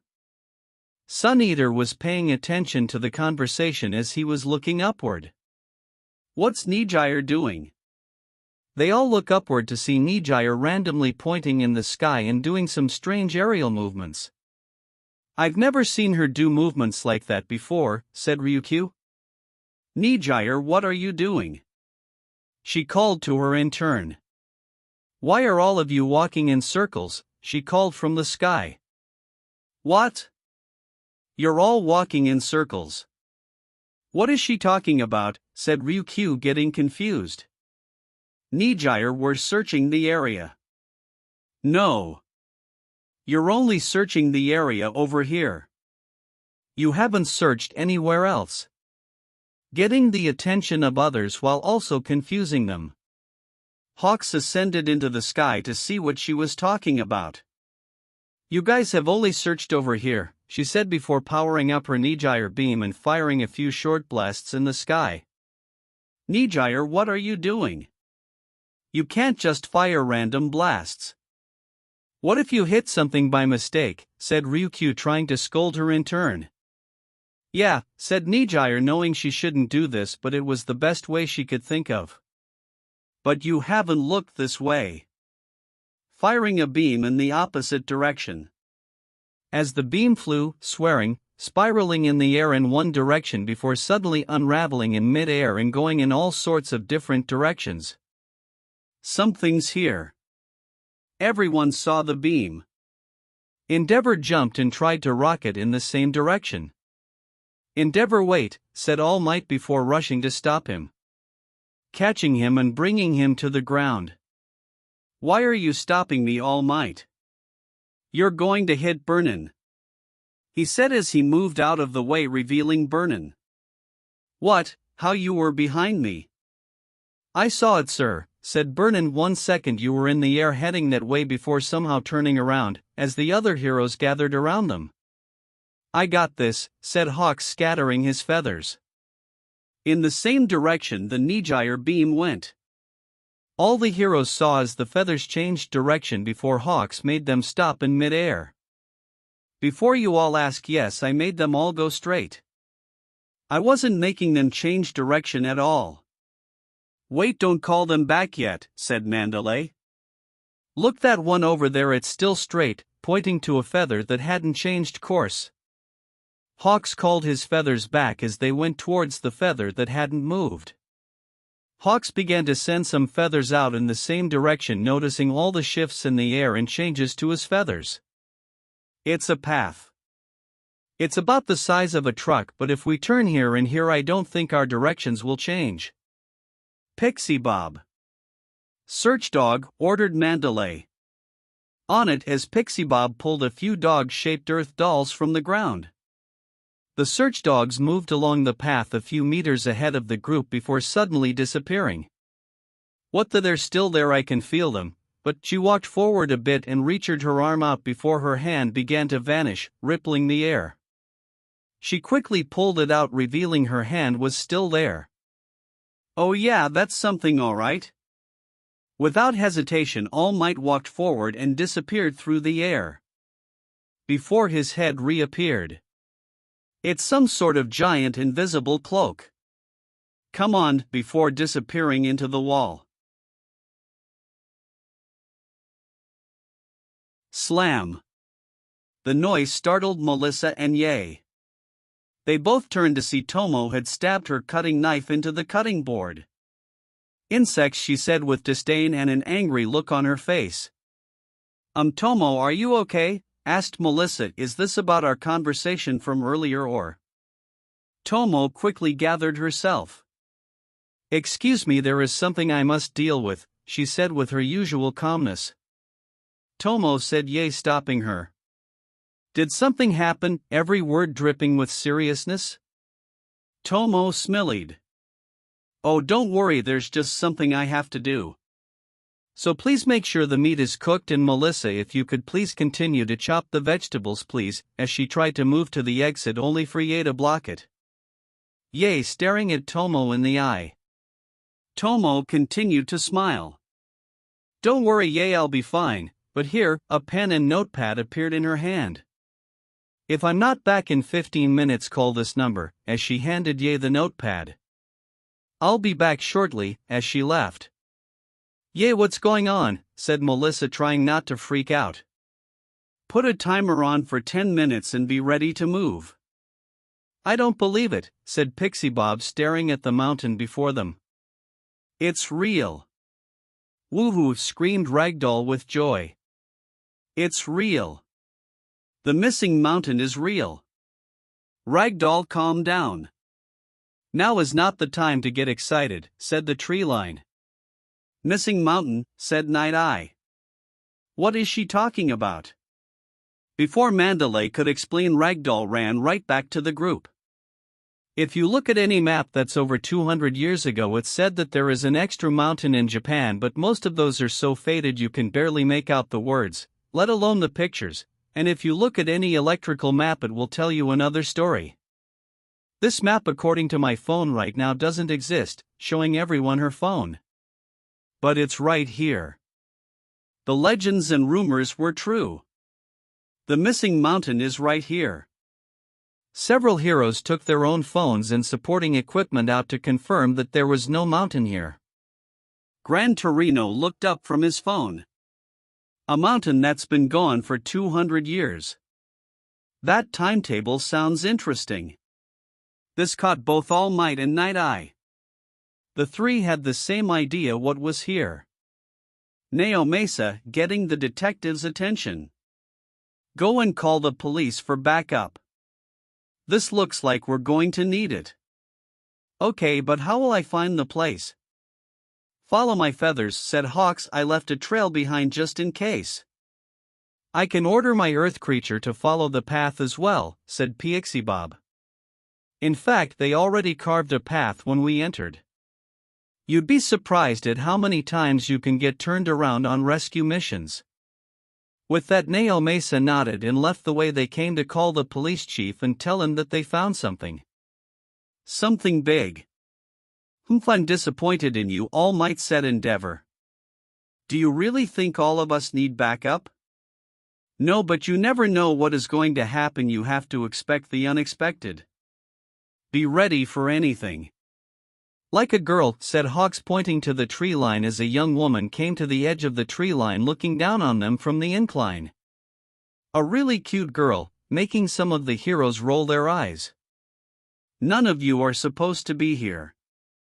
Leave now," she said, her voice layered with anger. "Or else I will have no choice but to beat each of you within an inch of your life.